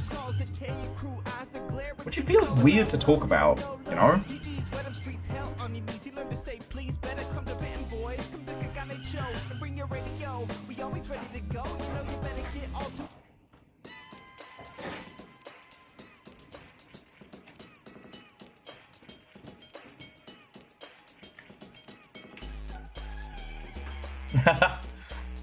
Good on you, Wraith.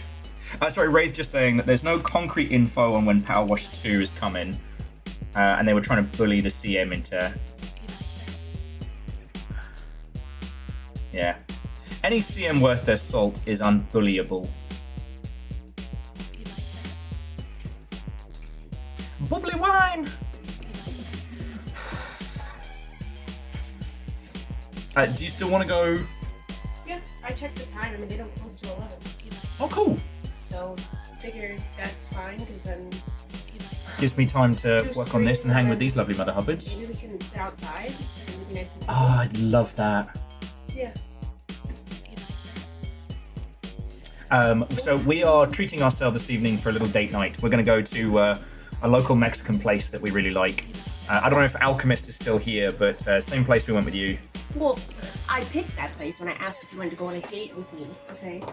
Because that was the first place we went, Yeah. ever. And it was a really good day, except for you tried to drink like Will. Yeah. Yeah, try to drink right now. Oh, let me just show the lovely Mother Hubbards what you're working on. So, I don't know if it was a drunken gift purchase. It was. Okay, but so Little Fire has also been enjoying building Gundam stuff. We haven't got the chance to do it together as much as we both like. Real life keeps being an asshole. Yeah. But I got them this one. The Build Fighters variant on the Burning Gundam. Because it has like all this cool fire shit. Like fire fists and like... So like, it's a variant of the Burning Gundam, but with more fire and a cool sword. It doesn't scream Burning Finger, but, you know. You're allowed to do what you want. Oh, are those stickers beneath yours? What?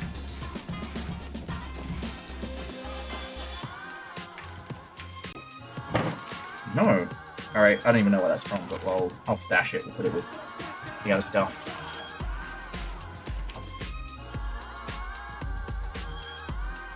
I wouldn't say that I'm Zakuing well.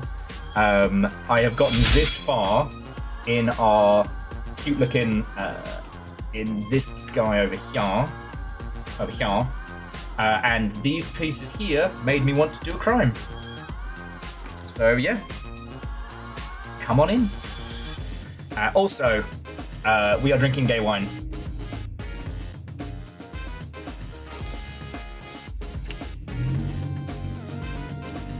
Okay. And hookshot, water and welcome. Cheers.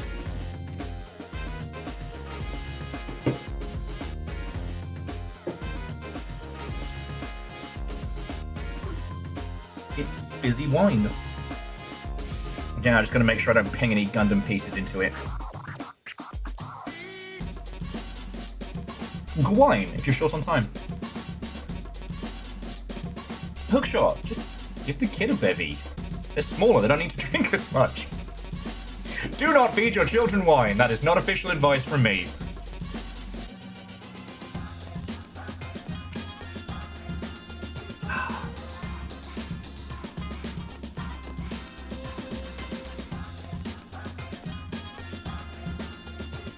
Stop that incessant clicking. Oh, and which of you spooky Mother Hubbards gifted Hookshot a sub? That is very kind of you.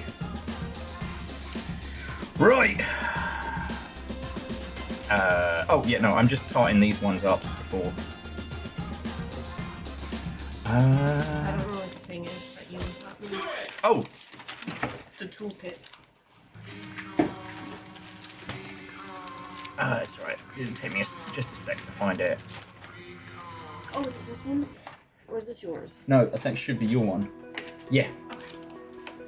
Because that's a little bit of everything. Because the ones that you were using were my old ones. And there should be... Hang on. I'm just helping Little Fire get set up. There should also be like a little thing you can use to put the screws on. Ah, here it is. I'm just going to not create a bullshit cascade. Soon we're going to have... Okay, no. One day we're going to have a crafting space specially for all of this. Aha! And I got this as our bin bag. And yeah, I want to get like a little stack of like metal shelves there for this situation, so I can put them there. Should stop me moving all over the place. All right. Games.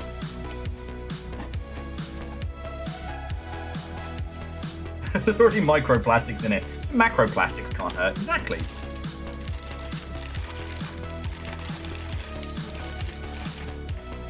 Well, if you think the glowing ones are just going to be the fire accessories, the actual body's probably not going to be too bad.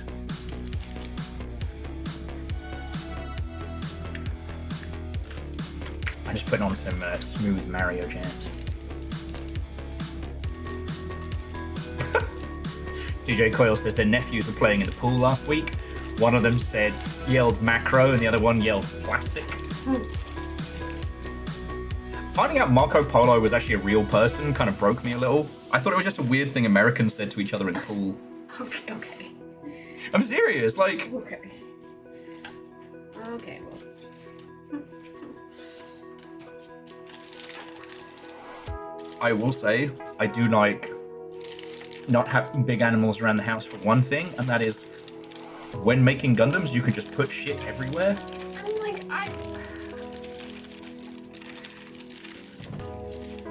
do enjoy having a dog. Unfortunately, right now, I just don't think I have the capacity to. I just don't have the energy for it. Yeah, and Or the space, really, right? Because, like, when am I ever gonna have a yard? until way more financially stable as well. There's that, because, like, what if the dog gets sick? What if it eats something it's not supposed to? The thing that TikTok keeps sharing me is the, oh, paycheck just came in? Time to start walking funny, and it's a dog. Yeah. Time to start limping around the house.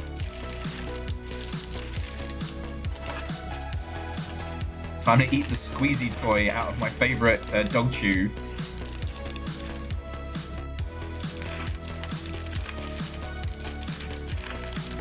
But yeah, no, my personal rule now is I would not get another pup until I have a yard or a space and the money to afford it. And I have to, because friends, I've had puppy fever so bad this fucking summer. Yeah. Little Fire has to put up with it. Anytime we see a dog on the walk, I go from like, hey everybody, how's it going, to, oh my god, a baby!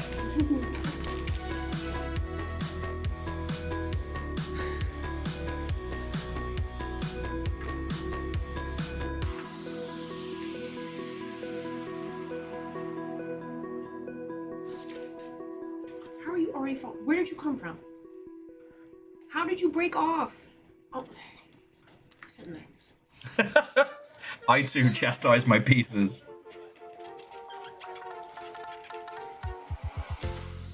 Just get a house chimkin. Actually, I'm not against having chickens. It's just, again, you need the space and Chickens are fucking mean. You've obviously never been chased down the street by a fucking chicken. At my back when my dad was still on the farm, I've definitely had old Chicky Buck Buck read me the fucking riot act more than once. But also one of my homies, I don't even know, you know one of those things where you have someone on like Facebook who you don't remember where you know them from? No. Oh. Because I don't use Facebook. You know what? Fair. So I just assume everybody is games industry, but one of her chickens is super cuddly. Like, will come in the house and just like lie on her chest while she's like reading a book and shit. And I'm like, what in the fucking Disney wholesome shit is that? I'll tell you what I would get, again, ducks. Sorry, I feel like today's been like the long ship conversation greatest hits. Because, yes, ducks quack. But you know what ducks also do? They beep. And it is the cutest fucking shit ever. Yeah, Ozymandias, when I was a teenager, we had two ducks, Melody and BB. My little sister had the jet black duck named BB. Mine was a white duck named Melody. Named after the only virtual pet I ever successfully raised. It was a little chow who was like my favorite virtual pet. It was fucking cute. We had a hutch for them in the kitchen, so they didn't sleep outside. And, you know, every day we'd take them out to the garden and they could like move around and like, you know, they had like a little special like hutch space.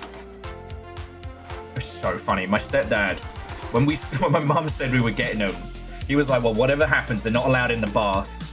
You wanna know how long that lasted? Because you've never seen joy until you've seen ducks eating peas in the bath. Fucking love that shit. But Like right now, we've got the Nuggies. They're happy. Cleo's getting older, and we don't know how long we've got Diva for. But they're both happy as little. They're both super happy little Nuggies. Yeah, Journalist, yes, sub 10 minutes. Swans are assholes, and so are geese. For those of you who don't know, swans in the UK are protected by the fucking crown. Harming or fucking with a swan is a literal crime. Which is one of those ridiculous Britishisms. The problem is not that they are protected. Like, great, swans are beautiful creatures. Protect as many animals as we can, right? The problem is, swans know it. So you have all the aggression and the fuck you of Canadian geese with this air of superiority. They know they can fuck you up and you can't do shit back to them. How do they know? I don't know. Oh, I hate this hair of the dog is helping.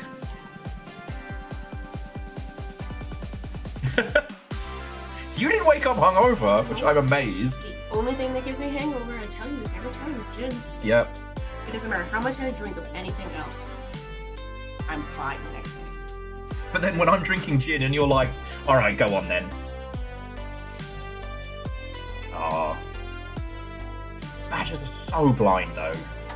I once walked alongside a badger on the road, just walking back from a friend's house.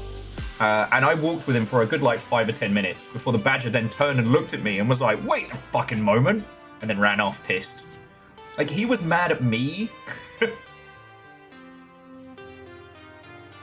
Oh, sorry, Web of Chaos, I do apologize. And friends, if you've asked any questions of me and I've missed them, it was purely due to Gundam nonsense.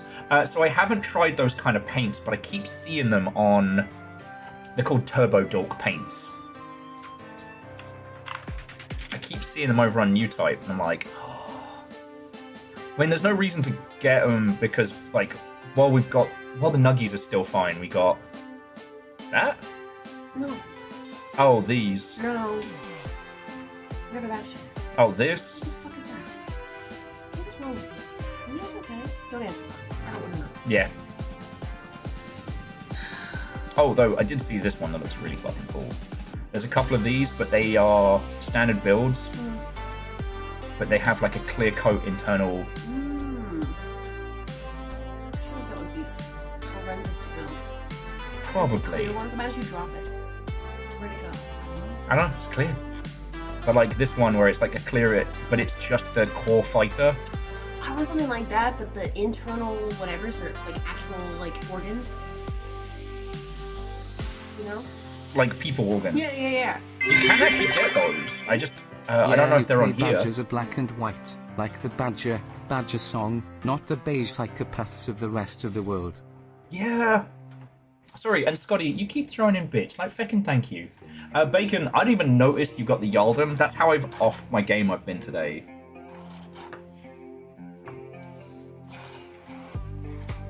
God, alright. This is not a lot of steps, but this is going to be very fiddly, so any curses and swear words that come forth from my mouth, I'm sorry.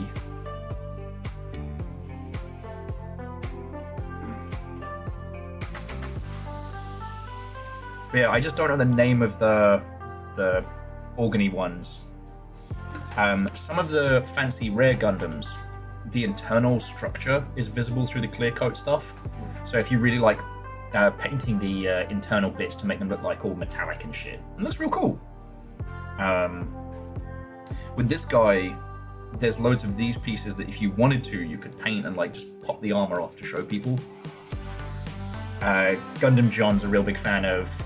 He calls it like the details that no one will ever see. Like he'll paint the inside of the cockpit, even though he knows that once he clicks it all together, it'll be almost impossible to show someone.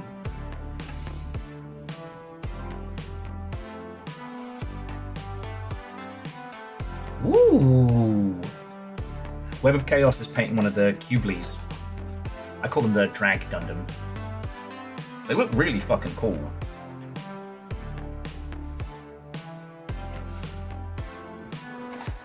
Ironically, based on bugs, not on drag. Their concept comes from Battler something Battle at Dunblane, which is like a isekai mech show where all the mechs are giant bug creatures, kind of semi-alive. I can't say it's a good show that you should watch, but it's definitely a show that someone made. Okay. I need F1, 2, and 3. Oh, and Scotty, like, thank you for the 200. It's so weird when you learn that badgers in other countries are, like, ruthless killing machines. And, like, UK badgers are no pushover, but comparable to, like, the honey badger. Hey! And to the Cypher Tier, Watto and welcome, how goes it? I was just talking about you the other day. We're building a Gundam... Well, building a Zaku...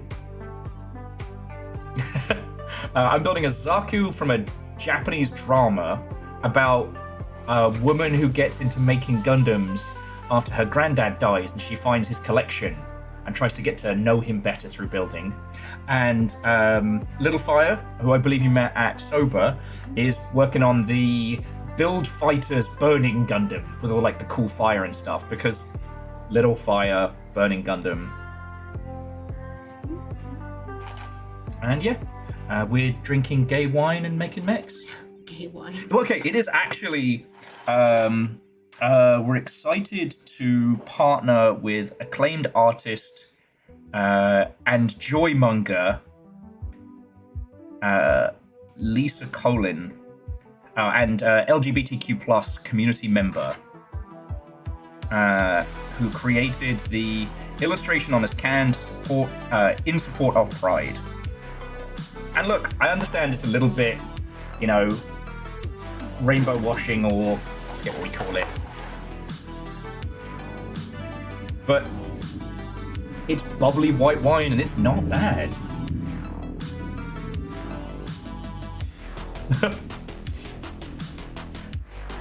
But and Wraith, I don't want to dunk on anybody's hobby, but I find a lot of the people kits to be very unnerving. While I was bringing up the mech to show Little Fire, it was one of those like frame arm pilots that looks like a child. Yeah. And anime's not okay. No, and that's, I always side-eye people who recommend certain animes. I'm like, ooh, I'm gonna need to see your show history really quick. And I will be calling the cops.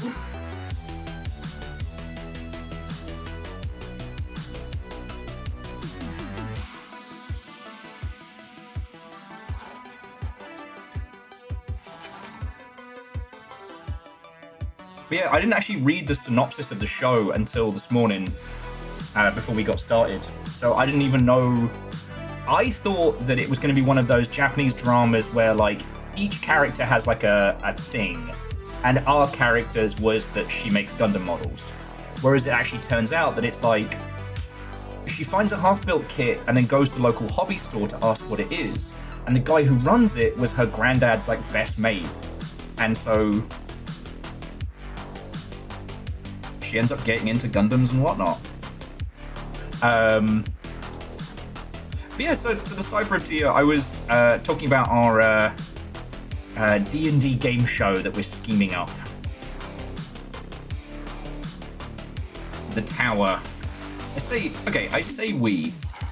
Much like with most of the tabletop stuff that I've been able to do here, what happens is I get drunk, I have an idea, I tell Baron, and then Baron's like, ah, damn it, now I've got a thing to make.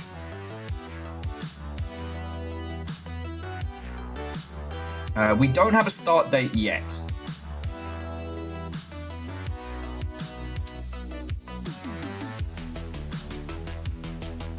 Oh, and to Al Dog, lovely to make your acquaintance. The mystical Viking. I would describe myself as a games industry disaster and cautionary tale, but thank you. Oh, I was just talking to Baron about like folks that I would like invite as a guest player, because the idea with the tower is that runs should be pretty short. Everybody gets the same character. The goal is just to get to the top of the tower. So that's the long and short of it.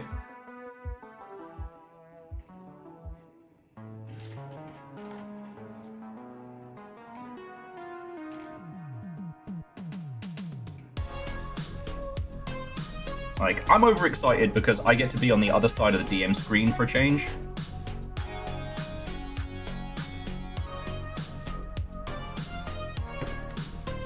Sadly, you can't be a player of the tower just because you've heard all the schemes. You're just gonna have to sit there cackling maniacally, knowing. It's fine. It's my favorite pastime. Oh, and sorry to the rest of you all. So, Aldog's mentioning Witch Wizard, which is our friends Soraya and Lil worked on a cute wizard Among Us type game, and it's really fun. I don't know how it did. I haven't checked in on it, but.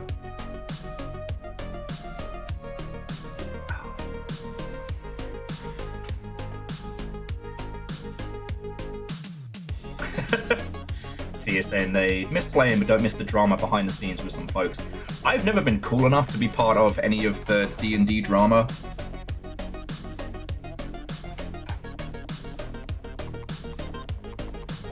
Oh, okay, PC1.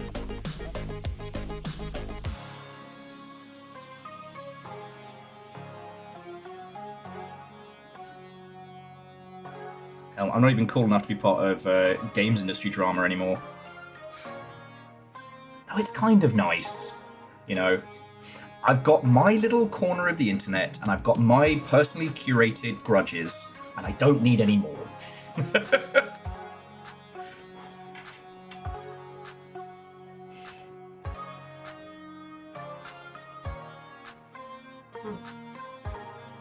It's looking cool already.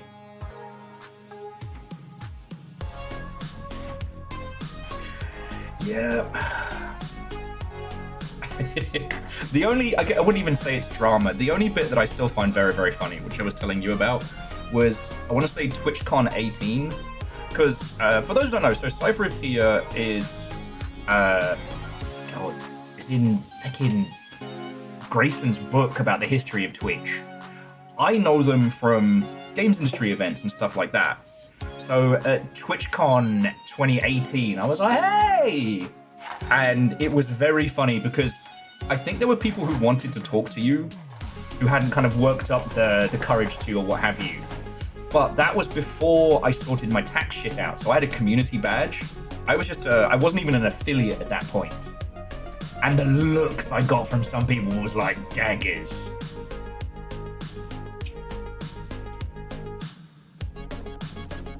Yeah. Wraith, unfortunately, it's not a joke.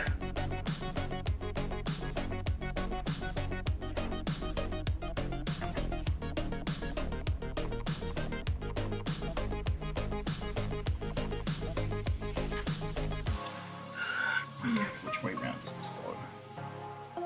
Okay. I think that's there. Okay, with the stubby bit in the front. Okay. But yeah. I will say, Tia, I'm still hoping at some point this year to do a proper in memoriam to a bunch of the games that we lost. I mean, with all that free time I have kicking around. But I got really annoyed with a lot of the discussions about, like, the Stop Killing Games movement and stuff like that, of games are actually being murdered, but because they're not front and center, because it's not a huge Ubisoft product that got shut down because no one wanted to play it, they don't get discussed. And my good buddy Deus has said he would help with the editing and stuff, so I might actually be able to do it. Because as much as I have been saying I'm going to get into more video editing again, when it's not my job, it's really hard to get motivated. God. Because editing always takes longer than you think, even when you think it's not going to take, even when you account for it taking longer. All right. I gotta do some fiddly shit real quick.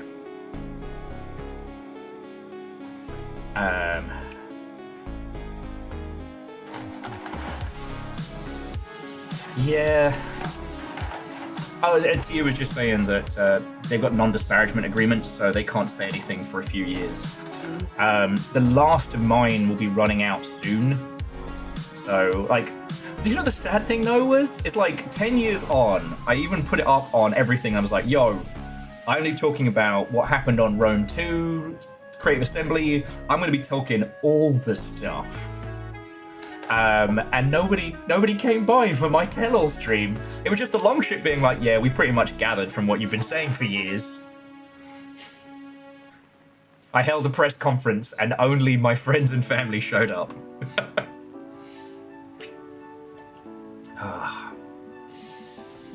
Oh. Well, maybe one of these days when you're down Seattle way, we can crack a bevy and you can tell the stories that can't be recorded. And I can introduce you to Little Fire properly, not in a 2-second like, ah, at a fucking Twitch meet. Because, like, I do love the fact that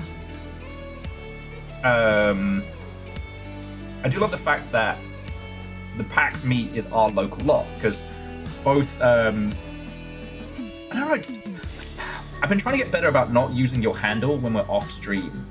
Oh. But now when we're on stream, I'm like, I mean, you don't mind if I use your people name. Okay, cool. But both Jess and I have done loads of stuff with Sober over the years. Not so much of recent because real life, but it's lovely when they have the Twitch meet, because it's like, no, this actually is our, like, streaming squad. Hey, true. But, I mean, shit, you're a writer of legend, and you've worked on the kinds of things that have seen empires rise. Once the wheel turns.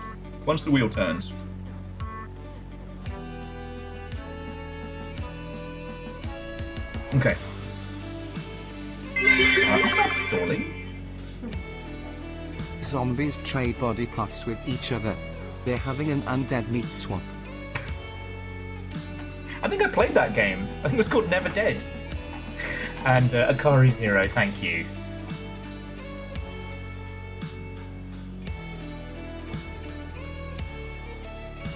I mean, yo, I don't know anybody.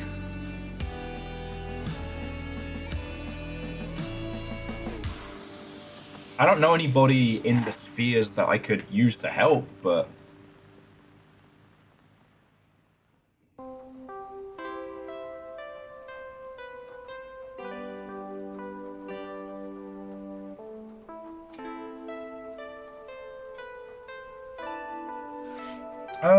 and Aldog, honestly, start with Witch from Mercury and or the 8th MS team, and go from there.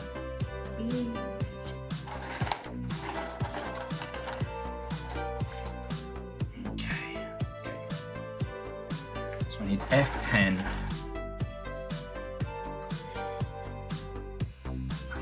Sorry, apologies if I seem a little multi-track drifty potato. I'm at the mono eye part.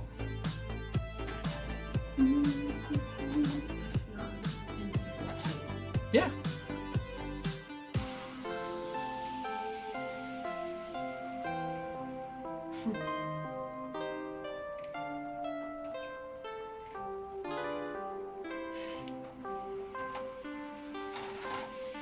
The Origin is a good place to jump off of because you get to see Char being cool. But honestly, like, Witch from Mercury, the mechs are cool, it's goo, and it's a complete story in 2 seasons. 8th MS Team is kind of like Vietnam in Space Gundam Edition, and it's done really well. Those are kind of like my recommendations. Iron Blooded Orphans is good, but it's heavy. It is a show about child soldiers. For things like Gundam Wing, Gundam Seed, 00, results may vary. A lot of people get into Gundam via like the Toonami route, so depending on what era of Toonami you are watching, affects a lot of people's like favorite Gundam show.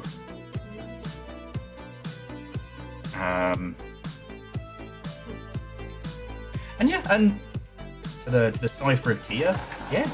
Again, I don't have any pull with anybody anymore. My last contracting client dropped me because I'm based in North America. And I don't think it shocks anyone that there are not consulting gigs growing out of trees like you're. But like I don't have beef with the guy. I don't like.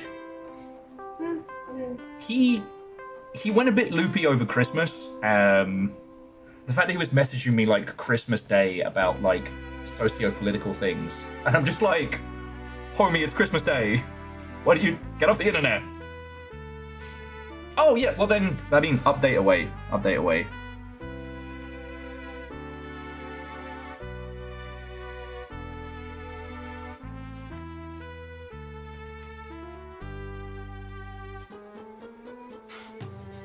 Yeah, well, okay, Immortal End, you right, but if you watch Gundam Wing, it feels more like Hotshot in that child soldiers, that's a great idea, let's do it. And Iron Blooded Orphans is like, hey, child soldiers, that's bad. Don't do that. just don't do that.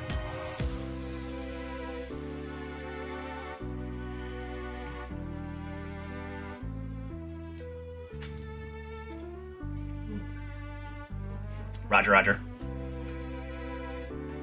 They pinged me on the Book of Face.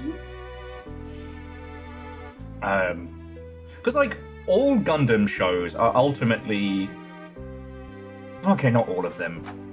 Not every Gundam show is good. There's not a consistent through line of quality, and the newer stuff we've gotten has been really good.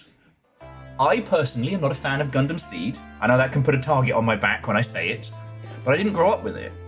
Apparently it aired a lot in Indonesia and like the general kind of like Pan-Asian region.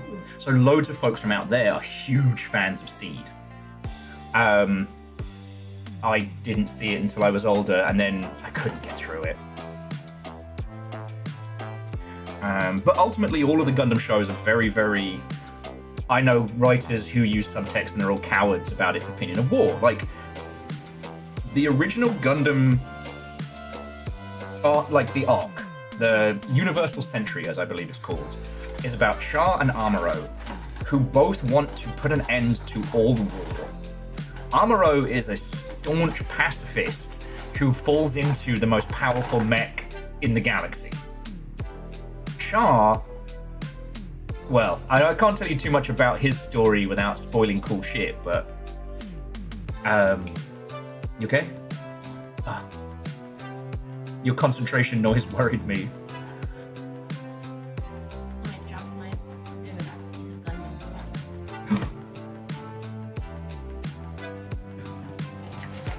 Do you want me to get it? Gremlin sound. Whereas Char believes in ending all war through other means. And like how those two characters intersect, like ultimately it's war is fucking terrible and here's the cost. But it's just a story told with cool giant robots, you know?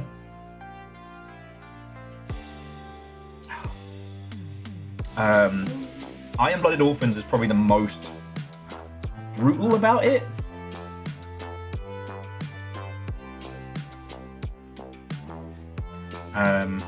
But it also features a villainous character who tries to marry a child.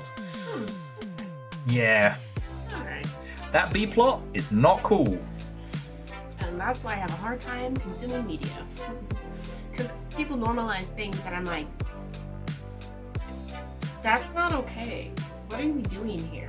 Well, because it's like, at first, like the core of Iron Blooded Orphans... Oh.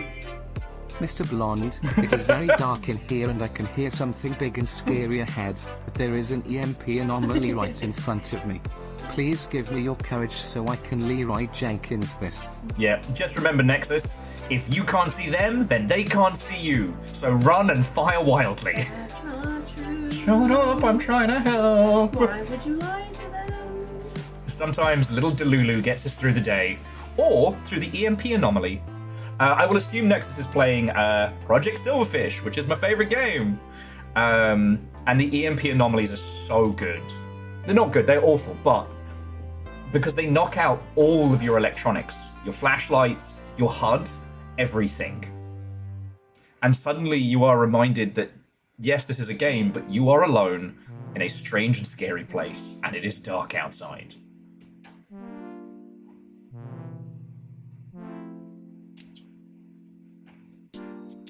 Exactly. Well, so Evil Geek, I know what you mean. It's just... Okay, the reason why that happens is because he's trying to make a political move. But it's that she then has an arc where she's like, I love him so much. You are 12 years old!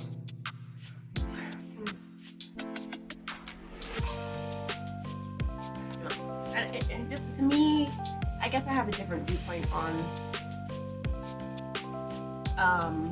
things. Because I do feel like even if the character's not a main character, someone still had the thought to make that character that way, kind of thing. And I'm just like, I don't want to watch any of this. Because why? Is that necessary? It's weird. It's just weird. Well, so one of the things that they actually do very well is that these child soldiers end up getting out from under the evil corporation that's like experimenting on them and using them as expendable cannon fodder. And so you have this thing of like children who are forced to grow up too much. But they have relationships with each other.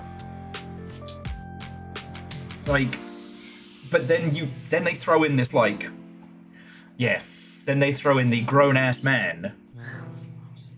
Why was a man there? What's that TikTok sound? Why was a man there? Hell. Well, because narratively, he's trying to use the kids for his own means. He wants to get the special Gundam that proves he's the coolest cool guy and fit to rule. Because he wants to take over because of his sad backstory and past and whatnot. My grandma died when I was 7.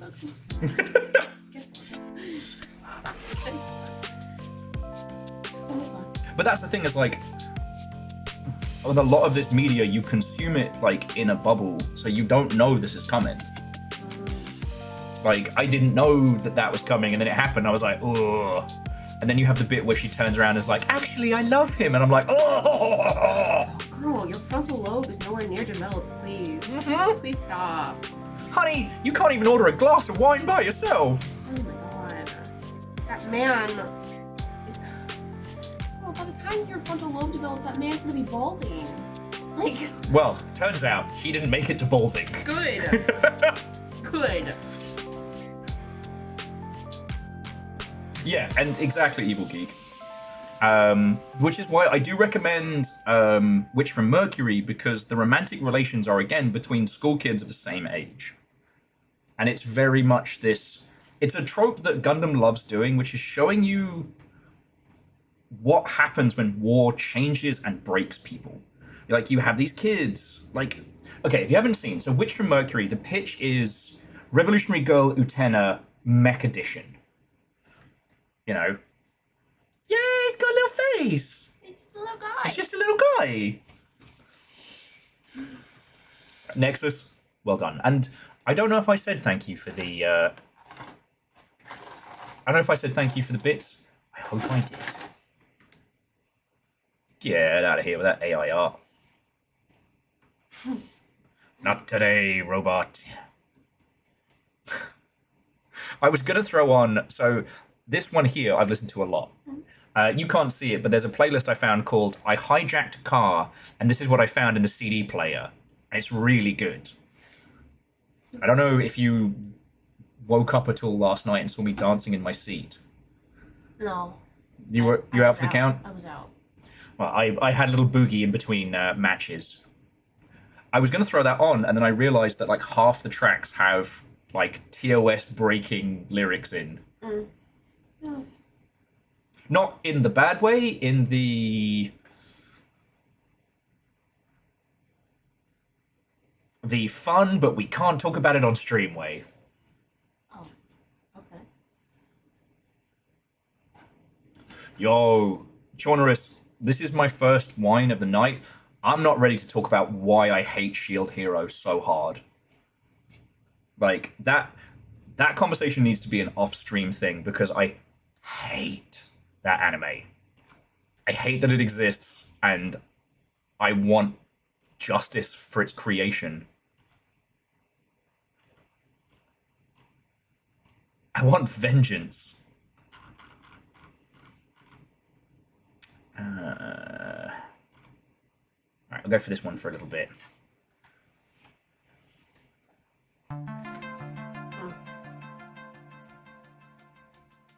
Yeah, Evil Geek, and that's what's so hard with something like Iron-Blooded Orphans, is the way in which they handle the non-standard families, the way in which they handle the effects of this nonsense on children. The fact that they have a clearly autistic-coded protagonist that's not portrayed as something that is bad or a disability or wrong, which is fucking rare. You know, even, not Gargantia, we love Gargantia. Even, God, it was a mech show where the heroes have the shitey training mechs and the villains have the huge, super awesome robots. Org Noah Zero. Yes. They end up still coding the protagonist like, nobody liked him because he's so into his robot studies at school. Like, fuck off. But it's just that one little blip of Mr. Bastard and the child princess that just, it sours the whole thing. Maybe I'll make you like an episode watch order that just cuts him out. I don't want to, but that also goes to the point of like still supporting media that has things, you know what I mean? Like you can cut things out, but the creator made it that way. Like I don't want to support media that does that. Yeah, well, and that's why we hate Shield Hero in this house. That's why I can't watch, what is it? One with the creepy PDF, dude. He has like clown makeup, kind of. Pink Oh, Hunter x Hunter. Yes. People, and I started to watch it at a recommendation from an ex, right? At the time, obviously he was my ex, but he was like, oh, you have to watch this. It's so good. It's so good. There's this character. And him and a whole bunch of other people like idolize that character. And I'm like, I don't think I belong here. That's weird. What is happening here? This character is a creep. He's a creep. He's not okay. This is not okay at all. And I just can't watch the show at all. I don't find any redeeming qualities because that quality is so bad to me that I don't want to support it. Exactly. Like he's very problematic. I don't know. And there's just some things I just don't want to. You don't. I mean, like. This is weird. I just don't. I don't know. I only have so much time in the day. I'm not gonna support media that's gross. It is something that anime fans hate talking about, but there are a lot of shows that come out of that sphere that normalize underage relationships. They also made me watch that. What is that Goblin one? Goblin Slayer? Where that first episode is whatever, no warning, no whatever, just full sent it into it, and I'm like, oh, I'm gonna go have a panic attack. Yeah, I was like, okay, I'm gonna go cry for the next 6 hours, thank you. I'm not proud of how much Goblin Slayer I watched because it came so recommended that I was waiting for it to turn. No, it doesn't. Okay. It doesn't. I watched that first part of that first start of the episode and I was like, no, I'm good. I don't need to see what happens next. Yeah. However, you know what we could watch? Spy Family. What's that one about? A super assassin and a super spy enter into a fake marriage to infiltrate a faux Eastern European country in kind of like a Cold War scenario. And they adopt a child who they don't know is actually psychic. So the little girl knows they're both super killers and spies. They don't know each other as badass, and they have to go to great lengths to not show what they can do.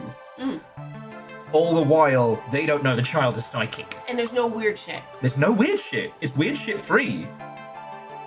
All right, hang on. There's no weird shit? I'm going into the memory banks. No, we're good. There's no weird shit. Because he's a perfect gentleman, because he needs to maintain the setup.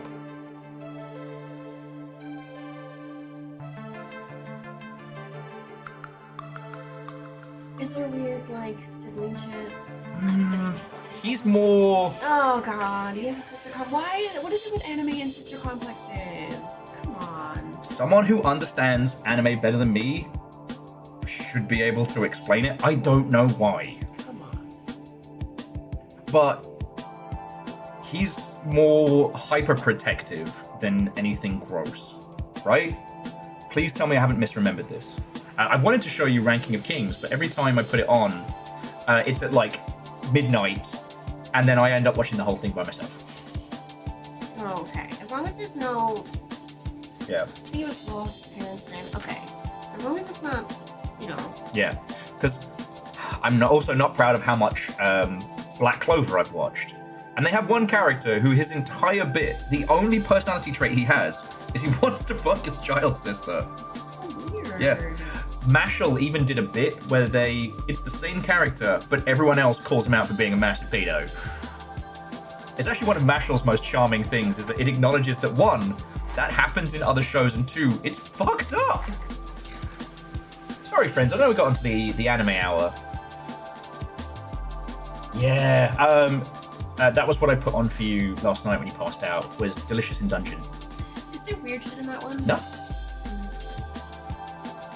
I mean, we're all pretty sure that the healer and the elf mage are a couple, but that's about it. That's the line that "oh hey" comes from. It's TikToked. You'll know it when you hear it. Oh. And Chaunerus, I believe that's the whole mechanic in at least that side of your story in Spy Family, is that yeah, she became an assassin to pay for her brother's schooling. He works for the secret police, so he doesn't know his sister's an assassin, and he doesn't like the husband, but not because he's a super spy, because he doesn't think anyone's good enough for his sister. But yeah, that's one that's had me in actual tears laughing.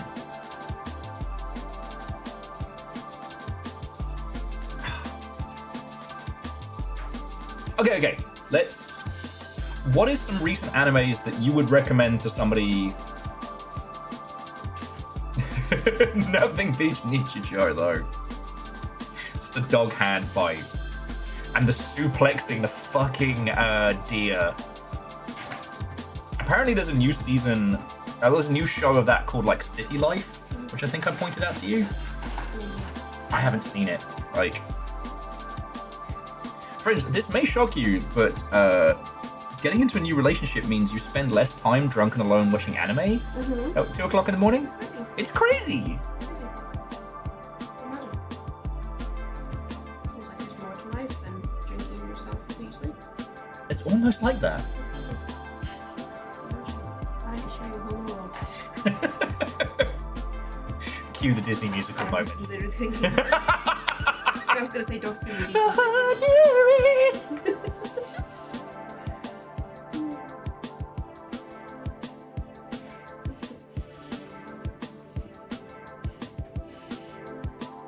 Because actually no, Freerin is weird stuff free. The only relationship stuff is the couple who desperately need to get together, but they're both awkward dorks. Yeah, on jumping back to Scotty, Gundam looks intimidating at first, but it's nothing compared to like Doctor Who or anything like that.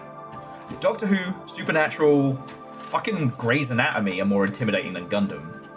It's just because you have to know Gundam to know how it's structured.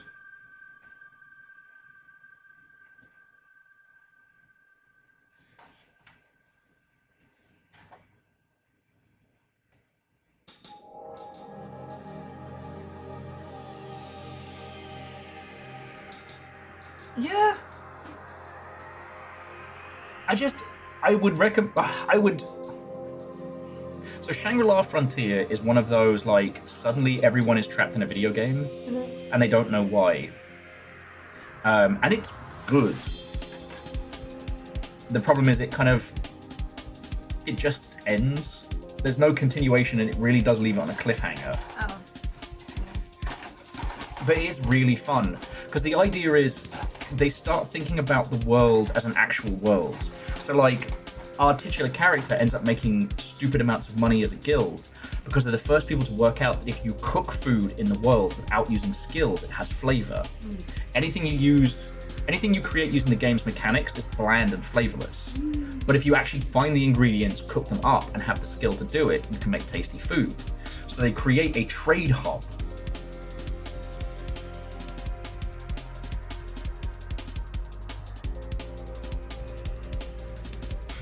Oh, you're fucking right. Yeah, I am. Here it is. It's Final Fantasy all over again.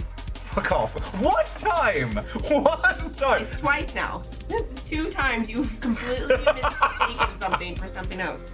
And in my defense, I got Final Fantasy and Final Fantasy Advance mixed up. Final Fantasy Tactics. Because I thought it was the Game Boy Advance release of Final Fantasy Tactics.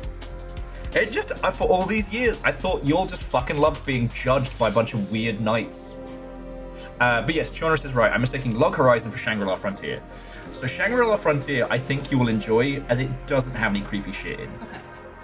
And I'm sure of that one because I've been watching that a lot.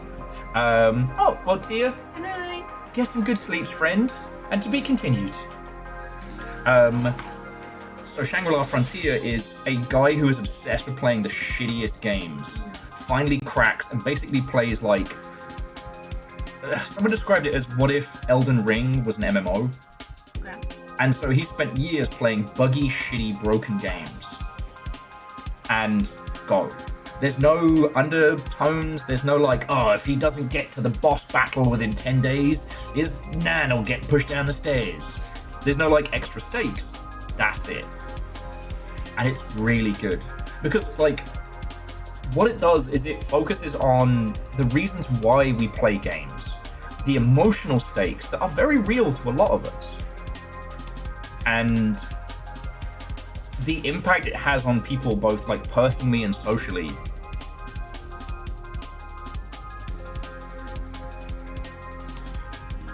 I mean, it gets a little silly at times, like his mate just happens to be like a world-class esports player and he doesn't know it. And like the top-ranked PvP player is actually a like famous model. Not creepy model, but just like idol model. But like the actual game itself, it's very much about like trying to reverse engineer the story and the varying things. There's a beautiful scene where one of the characters goes to a grave to like talk at length about why they're playing the game. The grave is for an in-game NPC. Like, and it's not like it's, you know, the ghost of their long dead sibling. And like, I'm not always the happiest of people. I know you'll get to see me at my chattiest, but I am no stranger to the human condition. And I do remember back in the day, especially when White Guy Insomnia was hitting like super hard, I would often boot up Phantasy Star Online and I'd go to the beach area in episode 2 and I'd just hang out there.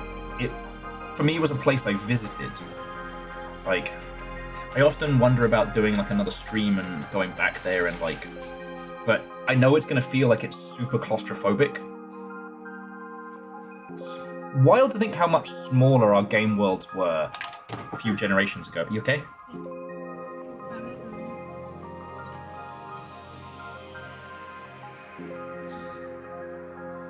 Chef. I mean, I think for you it's going to be game dev, right? God, I realize I've just been sitting here chatting, not doing what I should. F6. Oh no, I was waiting for the... Sorry, what I decided to do is rather than use a sticker for the mono eye, I wanted to leave some of its clear see-through elements, so I've just painted the eye. That's why I was nattering, I was waiting for that to dry. Yeah, and Chaunerus, you are correct. Chef, either or is entirely fine with me. Okay, here's 6.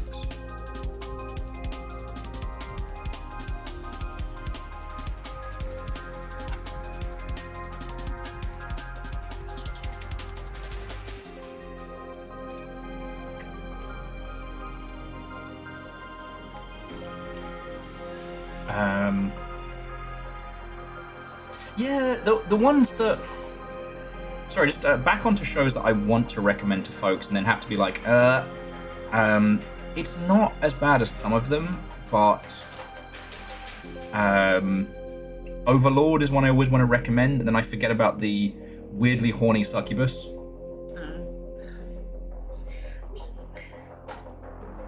Most of the time I just wanna have a fun little thing to watch or like whatever. Everything is so. Why is everything so sexualized? Can I just enjoy something without it having to do with that? Yeah. Like, everything is that. Like, can you guys like touch some fucking grass, please? Jeez. Once again, Nichijou, not sexualized at all. And I did show you blink blink. Keep your hands off Etsuken. What's that one? That's the 3 girls that want to make anime. Oh, that was cool. That's cute. Yeah. I like that.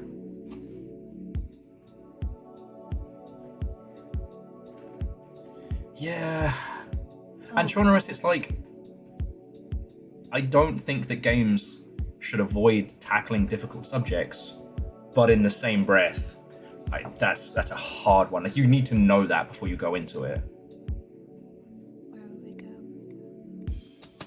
go? Rhymes and Moose, you'd have to watch Overlord to find out. What about the Blood Cells anime? I mean, results may vary. So the one that they're talking about is called Cells at Work. And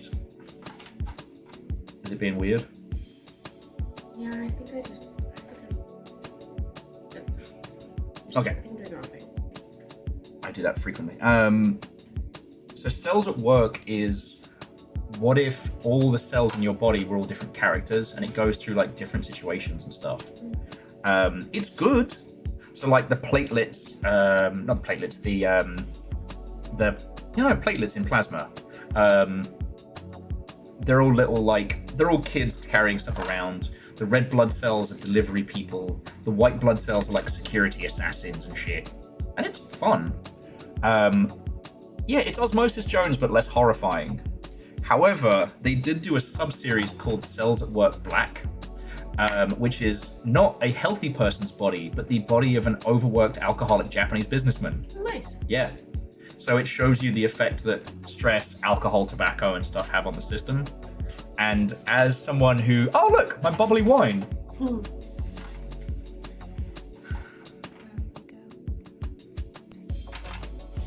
So that's one of those ones... Because another thing with anime is that there are shows that are good and not creepy, but I can't always recommend because, like, you've got to be in the right headspace for it. You know?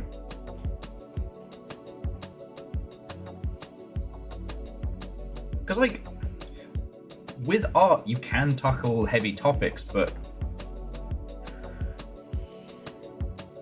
Sorry, I'm going to go off on a completely different route, because you're also a Berserk fan, right? Mm-hmm. And, like, that's always hard because you have to tell people, like, yes, this does contain so many trigger warning stuff and some really... My mom's dead. No, I'm gonna let that show go. Yes, trigger warnings deserve to... Yes, trigger warnings are needed for different types of art genres, I do agree. Because, like, I always want to recommend Berserk to people, but it's like, look, once you've done the Golden Arc, if you keep going, just know you have to go through it. Because, like, because you and I were talking about, God damn it, how have I forgotten it already? House of Usher, what did House of Hill? Midnight Mass. How Midnight Mass, there's a point where, you know, a bad thing happens to a dog. And you should know that going in. However, it is resolved within the story. You know, with Berserk, bad things happen to a lot of people. But, you know, if you read Berserk as it has currently been put out, rest in peace to the gentleman who created it, but it does end on a note, on a story about how letting go of hate for the sake of the people you care about is what matters.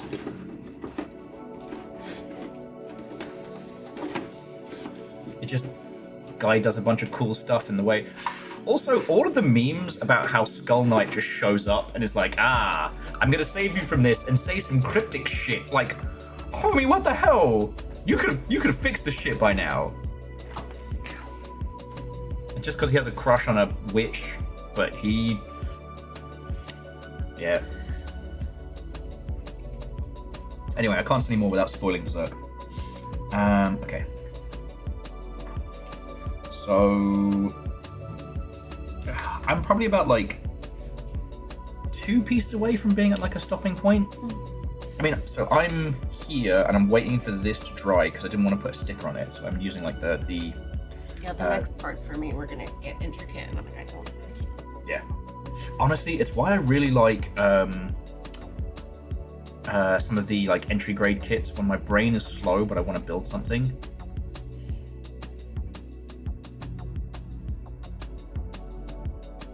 Yeah.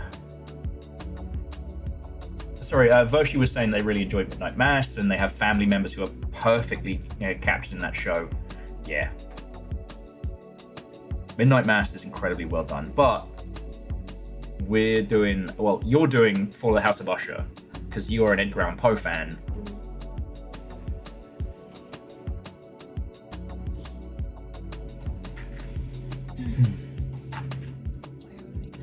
Yeah, I keep losing my train of thought on what I'm working on. Like, I'm enjoying the banter.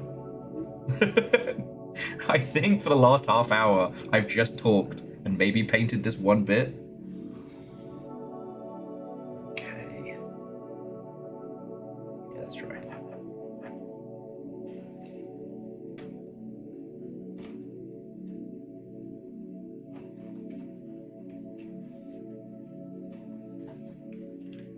I will say some of these master grade kits are nice because the parts are so big.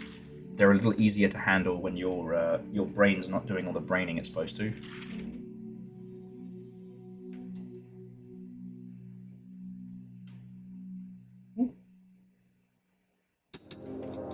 Okay, you did that on purpose.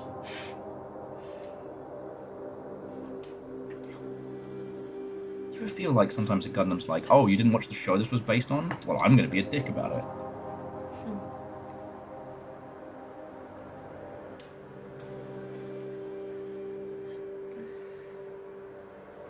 Aha! Look at that shiny little eye.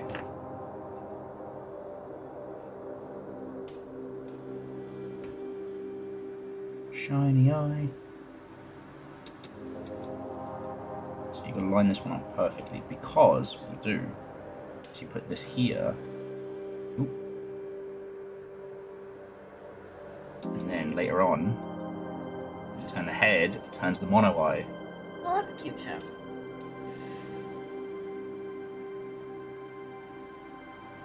Oh, nice. Whenever she's wrecking children on Arena Breakout. It's so fun. I've been doing well, but last night I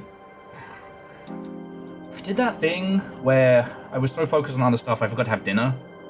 And then when you passed out, I was like, you know what? I'm gonna boot up some Arena Breakout. So I'm there with my will-sized fucking drink, getting progressively drunker. I started the night with about 12 mil, and I ended it in about 7.5, because I was kept being like, you know what? I will treat myself. I will spend all that money, and then I would do stupid things and get killed.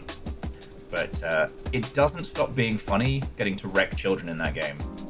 Watching someone like bunny hopping across the map and then just chinning them with a sniper round does not stop being funny. Also, like, this is gonna shock you, and I'm sorry you had to find out this way. I'm old. I know, and I'm sorry this is how you had to find out. Oh my god. Yeah, What do you mean you're old? I turned 40. Ah! I know. I'm literally the meme of I am 30 or 40 years old. I do not need this. And because of that, like, I can't play fast reaction shooters anymore. I'll just get my shit wrecked. I'm listening to these like Unreal Tournament inspired things, but if we actually went back and played Unreal Tournament Insta-Give, what would happen to me wouldn't even count as a fight. You would have to report it to Twitch terms and conditions as abusive streamer. But with Arena Breakout, I can be patient, smart. So like, I fill my little backpack full of like sodas and snacks, and I wait until everyone else is either dead or lazy. And then I'm just like, ha-ha! And then I waddle out with all the goodies. Yeah. Immortal, call me the Universal Sentry, the way I be old. That's a Gundam joke. Oh. But yeah, like, there are a bunch of animes that don't have creepy shit in that are good. Transcendence of a Bookworm, I thought was very, very good. It's about... So it is an isekai, but somebody who loves books so much is working alone in a library and tries to pull a book off a shelf, and the whole shelf collapses on her. So she's reincarnated in a world where reading is only allocated to royalty and mages, and she's in a poor family. So she has to use her knowledge to make a shitload of money to somehow... I was just seeing when that came out. Oh, God, don't. Unreal Tournament was 99. Yeah, I was... And Quake Arena was before that. Don't. 99? Okay. You said 99? Yeah. How old were you? I was 8. And I was playing it, yes. Little 8-year-old me, like... Oh, Lejax, but eventually you'll be up to like, bro, I'm 40. Long pause with dial-up noises. 9. You can be 49 for as long as you want. No one cares after that point. Yeah, I once got really into myself on a night out, and someone mentioned Halo Reach, and I was like, oh, fucking ruin you at Halo Reach, mate. Fucking yeah, fucking let's go. What happened to me, I am glad, was never on any recordable formats. No one will ever know the brutalization. Okay. That on purpose. No one will ever know the brutalization that I got from a kid who still had his reaction speeds.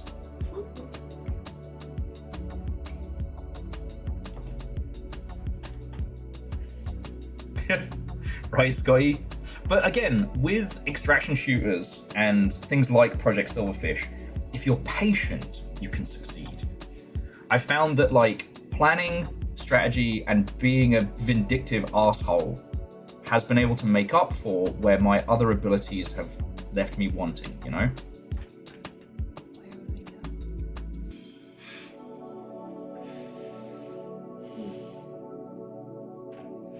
Chef turns 36 this Halloween? No! In my head, you're like an industry veteran. You've been around for ages. Chef, don't do this to me!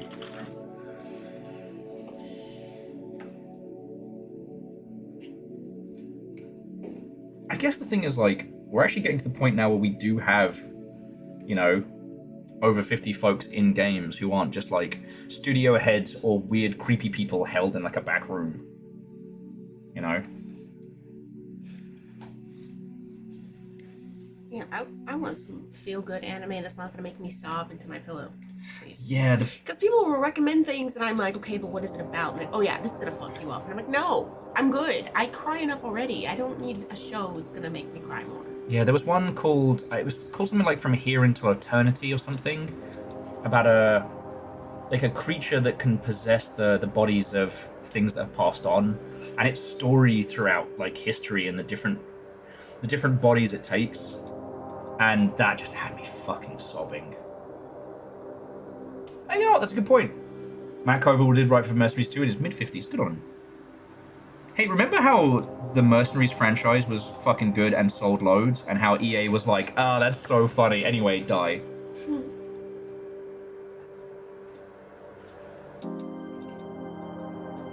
Never forget what they took from us.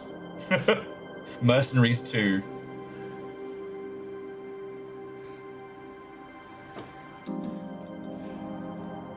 Okay.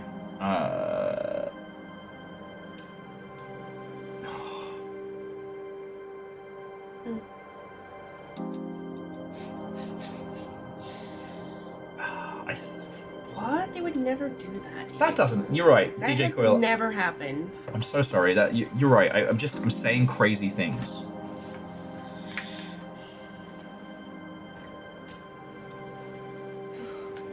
Okay. Do you have any idea how little that narrows things down? .gif. Oh, and caffeine. Welcome back.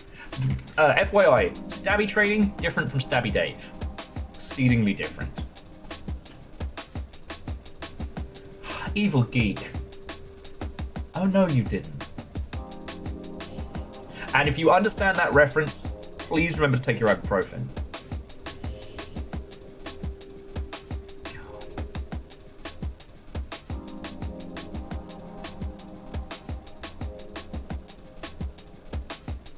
Ah, Jonas, that sounds kind of nice. Yeah, I just...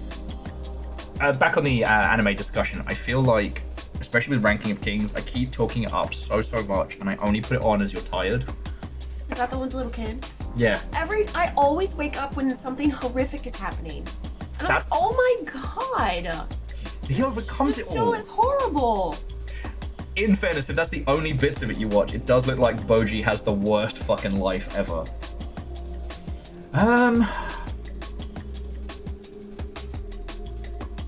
So, Chef, I haven't seen K-On!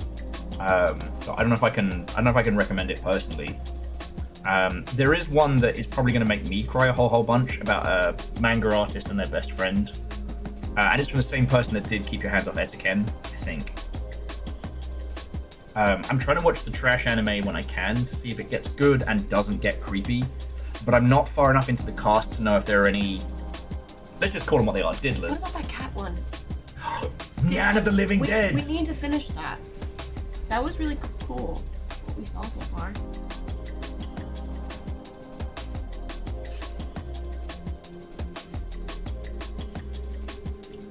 No, that was.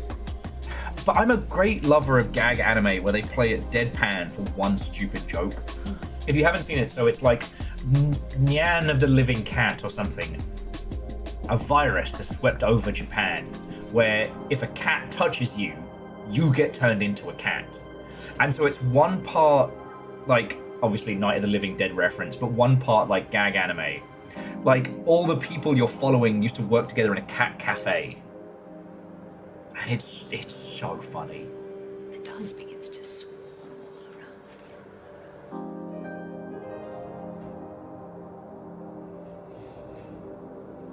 Yeah, I just, again, my Dress Up Darling is something I haven't gone hard into, but definitely starts hitting the, like... Everyone I know who... It's creeping into the smartosphere.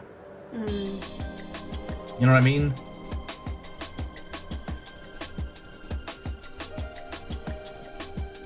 Same. Honestly, I could just be a cat. I mean, you have the tendencies. Yeah, I do. The only difference is you don't get 3 a.m. zoomies.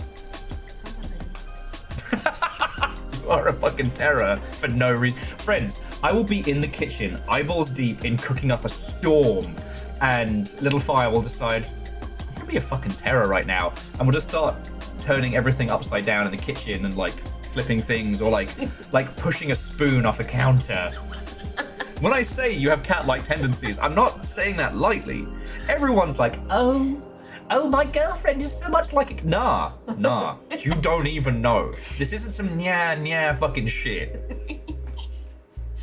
Like, I find your hair all over the apartment. Just, you know. You bite me occasionally to show affection. Yeah. It's like cute aggression. It's like, you're just so cute. And I'm like, hey. You know? Yeah. Darn, I can't make her to school. Something for the show. Okay. So I think, if I remember rightly, School Live doesn't have any creepy shit in. Because there aren't many good horror anime to watch. I know, and if there are, I've already watched them. Yeah. And Jeff too did a really interesting thing about why it's so hard to translate good horror manga into good like horror anime. But I haven't done the whole, what is it? When Cicadas Cry. No, I forget what it's called.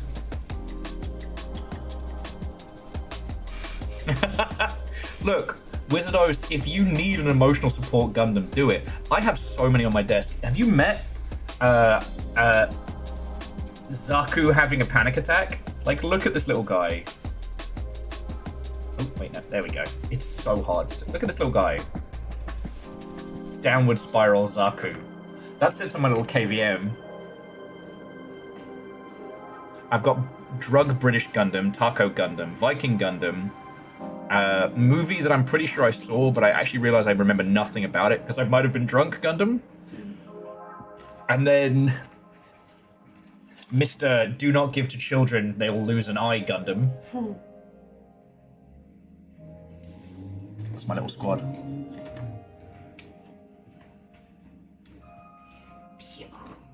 Yeah. That thing is so good to play with, and I try not to when I'm streaming. But I noticed in the past I've like had it as like basically like a fidget toy. Oh, that's way cool.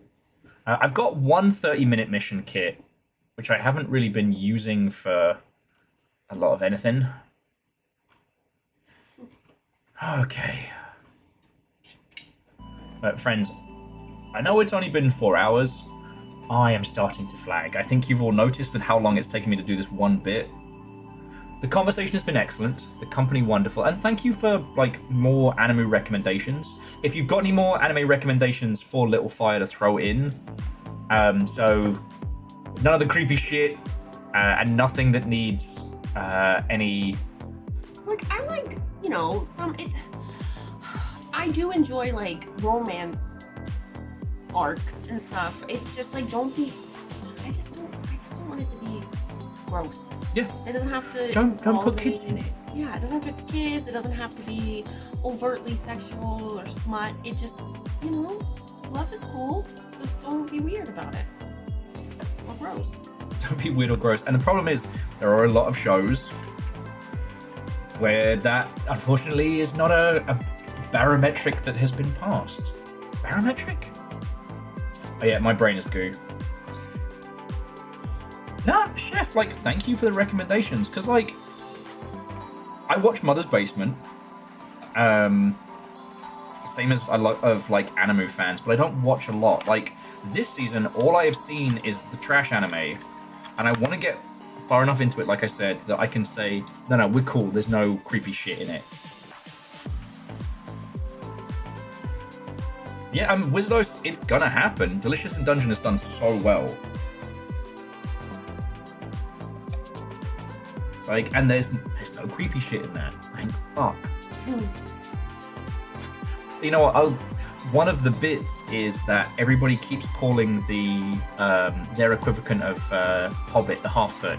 They keep calling him Kid. No, he's like 45 with a family. But because he's small and looks small, they all keep calling him Child.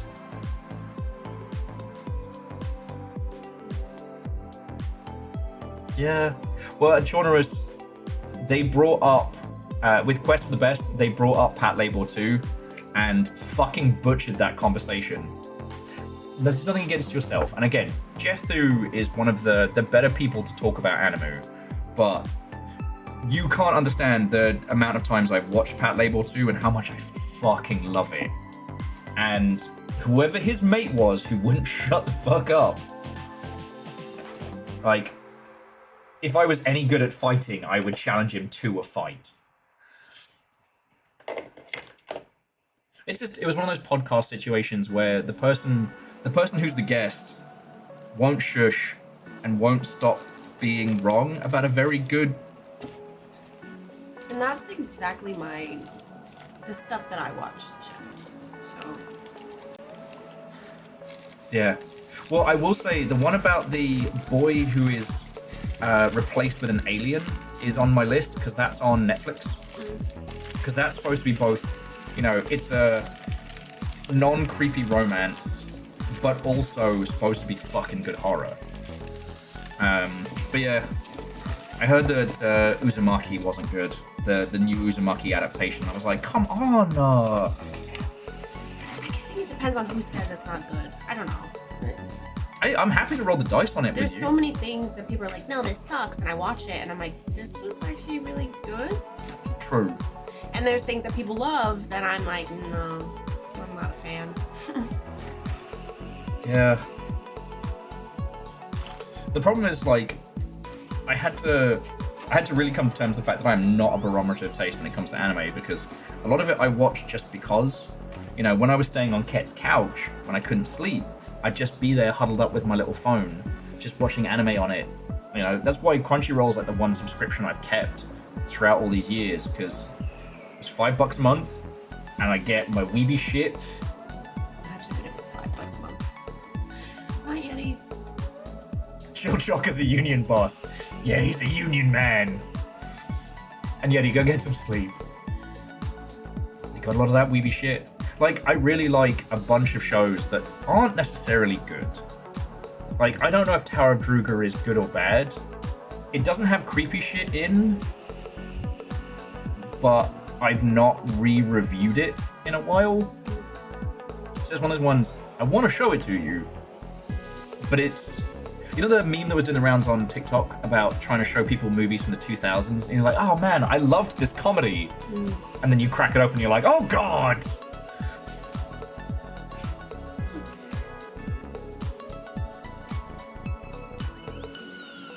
Yes, Crunchyroll is now more expensive.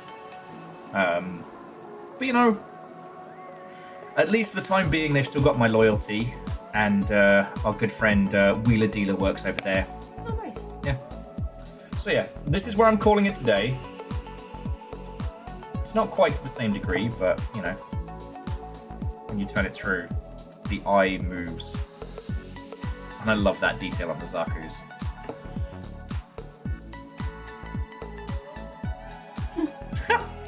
You know what, Simple Chaos? I don't know if you're still talking to that person, but I consider that a massive compliment.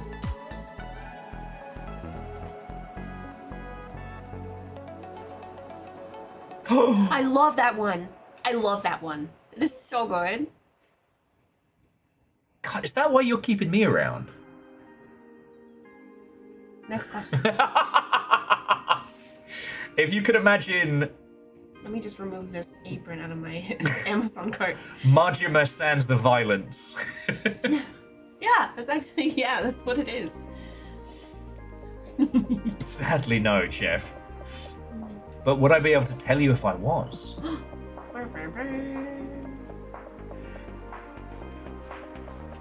I was sad that the convenience store John Wick anime was bad.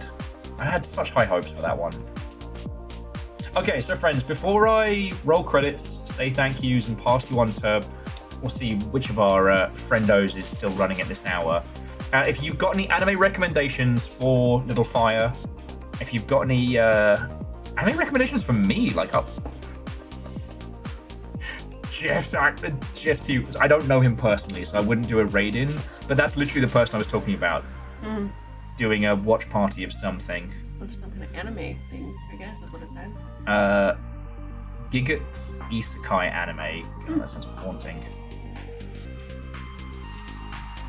I turned Minecraft into a controller? I think we might have to go there. Unless there is a homie who is doing some cool shit.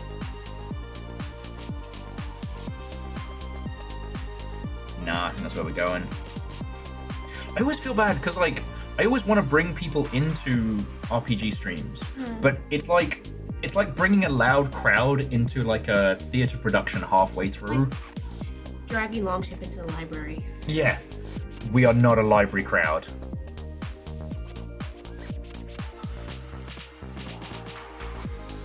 Okay. It's neat. All right, so friends, before I roll credits, I'm just gonna let you know where we're going next. we're going over to Rudism. Because this breaks my brain and you are going to love it. So Rudism has made a controller in Minecraft to play Minecraft. I.e., he has an environment within one Minecraft instance that the actions within that translate to the controller controlling his main Minecraft game. It's fucking what? I hope you get to meet Dylan at some point. He was such a fucking lovely person to know. I didn't know he was massive when we started hanging. Oh no. What did you do? Oh no. Oh no.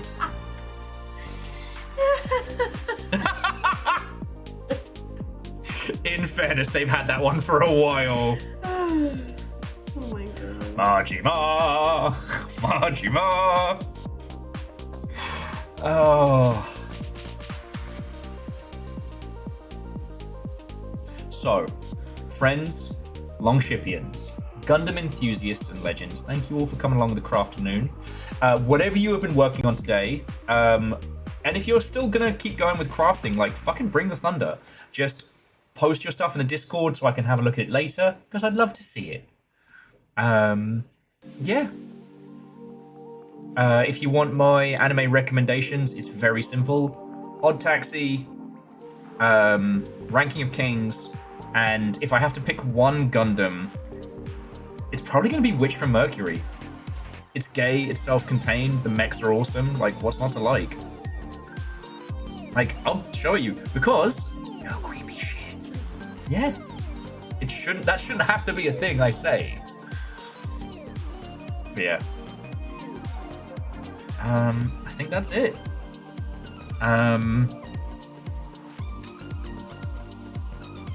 Keep an eye on the Discord, friends. Keep an eye on stuff and things. If you're not following Little Fire as well, please change that, because there is a non-zero chance of one or both of us busting out some streams at some point. Maybe. Watch us get second wind at like 11 and then do some like horror shit. I was already thinking it. I saw it on your face. I was already thinking it. I was like, we could do a After Dark on one or the other side. And it's not like we're short on fucking games. Yeah.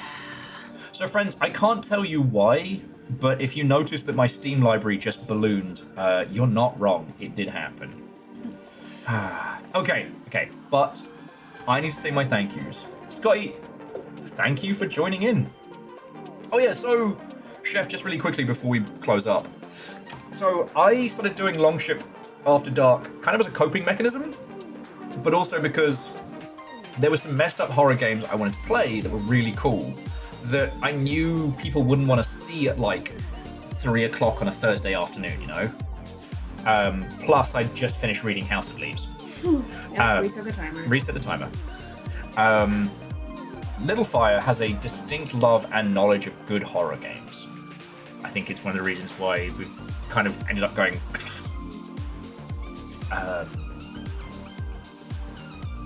So yeah. We've been doing more and more of the Longship After Dark, and Little Fire has been Little Fire streams predominantly horror stuff. Mm-hmm. Yes, Chef. Yes, Chef. Maybe. Yeah, maybe. I can. Let me just... Is it... Little Fire 3.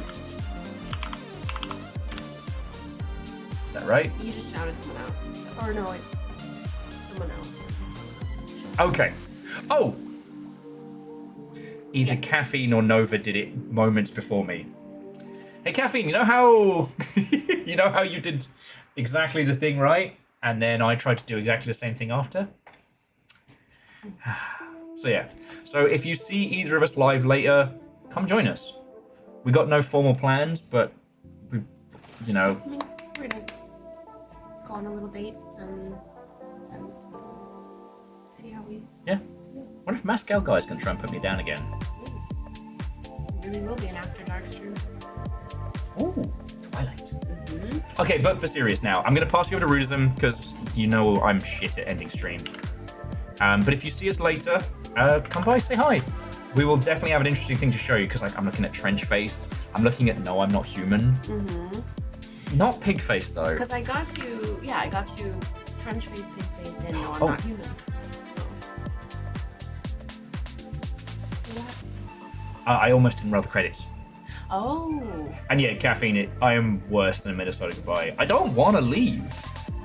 I often describe it as like at a kid's birthday party. So to Asian, Watto and welcome. Thank you for the follow. To Alchemist Joker and Hookshot, you were both tagged by Hunters of House Carl. But thank you for being here, you fucking legends. To Scotty, Bacon Avenger, Simple Chaos, Akari Zero, Punt Spectre, Some Numbers, Divershi, Nexus, and Alchemist Joker, like, thank you for throwing in bits. Because that's how I'm able to pay the fucking rent, you legends. To the whole moderation team, not just Caffeine and Nova, but Tal and Moose.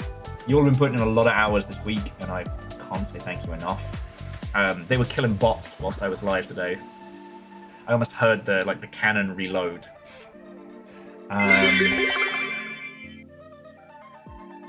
Oh, Chef, absolutely. Wait, no. Oh, no. I've played Lone Survivor. I haven't played Look Outside yet, but that looks fucking great. And hey, Chef, as always, the pleasure's all mine. This is the fucking best job I've ever had. Every time I get to hang out with you lot, it's a fucking great day, so thank you. Anyway, I'm going to pass you over to my buddy Rudism in a strange twist of events if you've never met him, which I cannot imagine that. Rudism is a game dev, but he rose to prominence making custom controllers.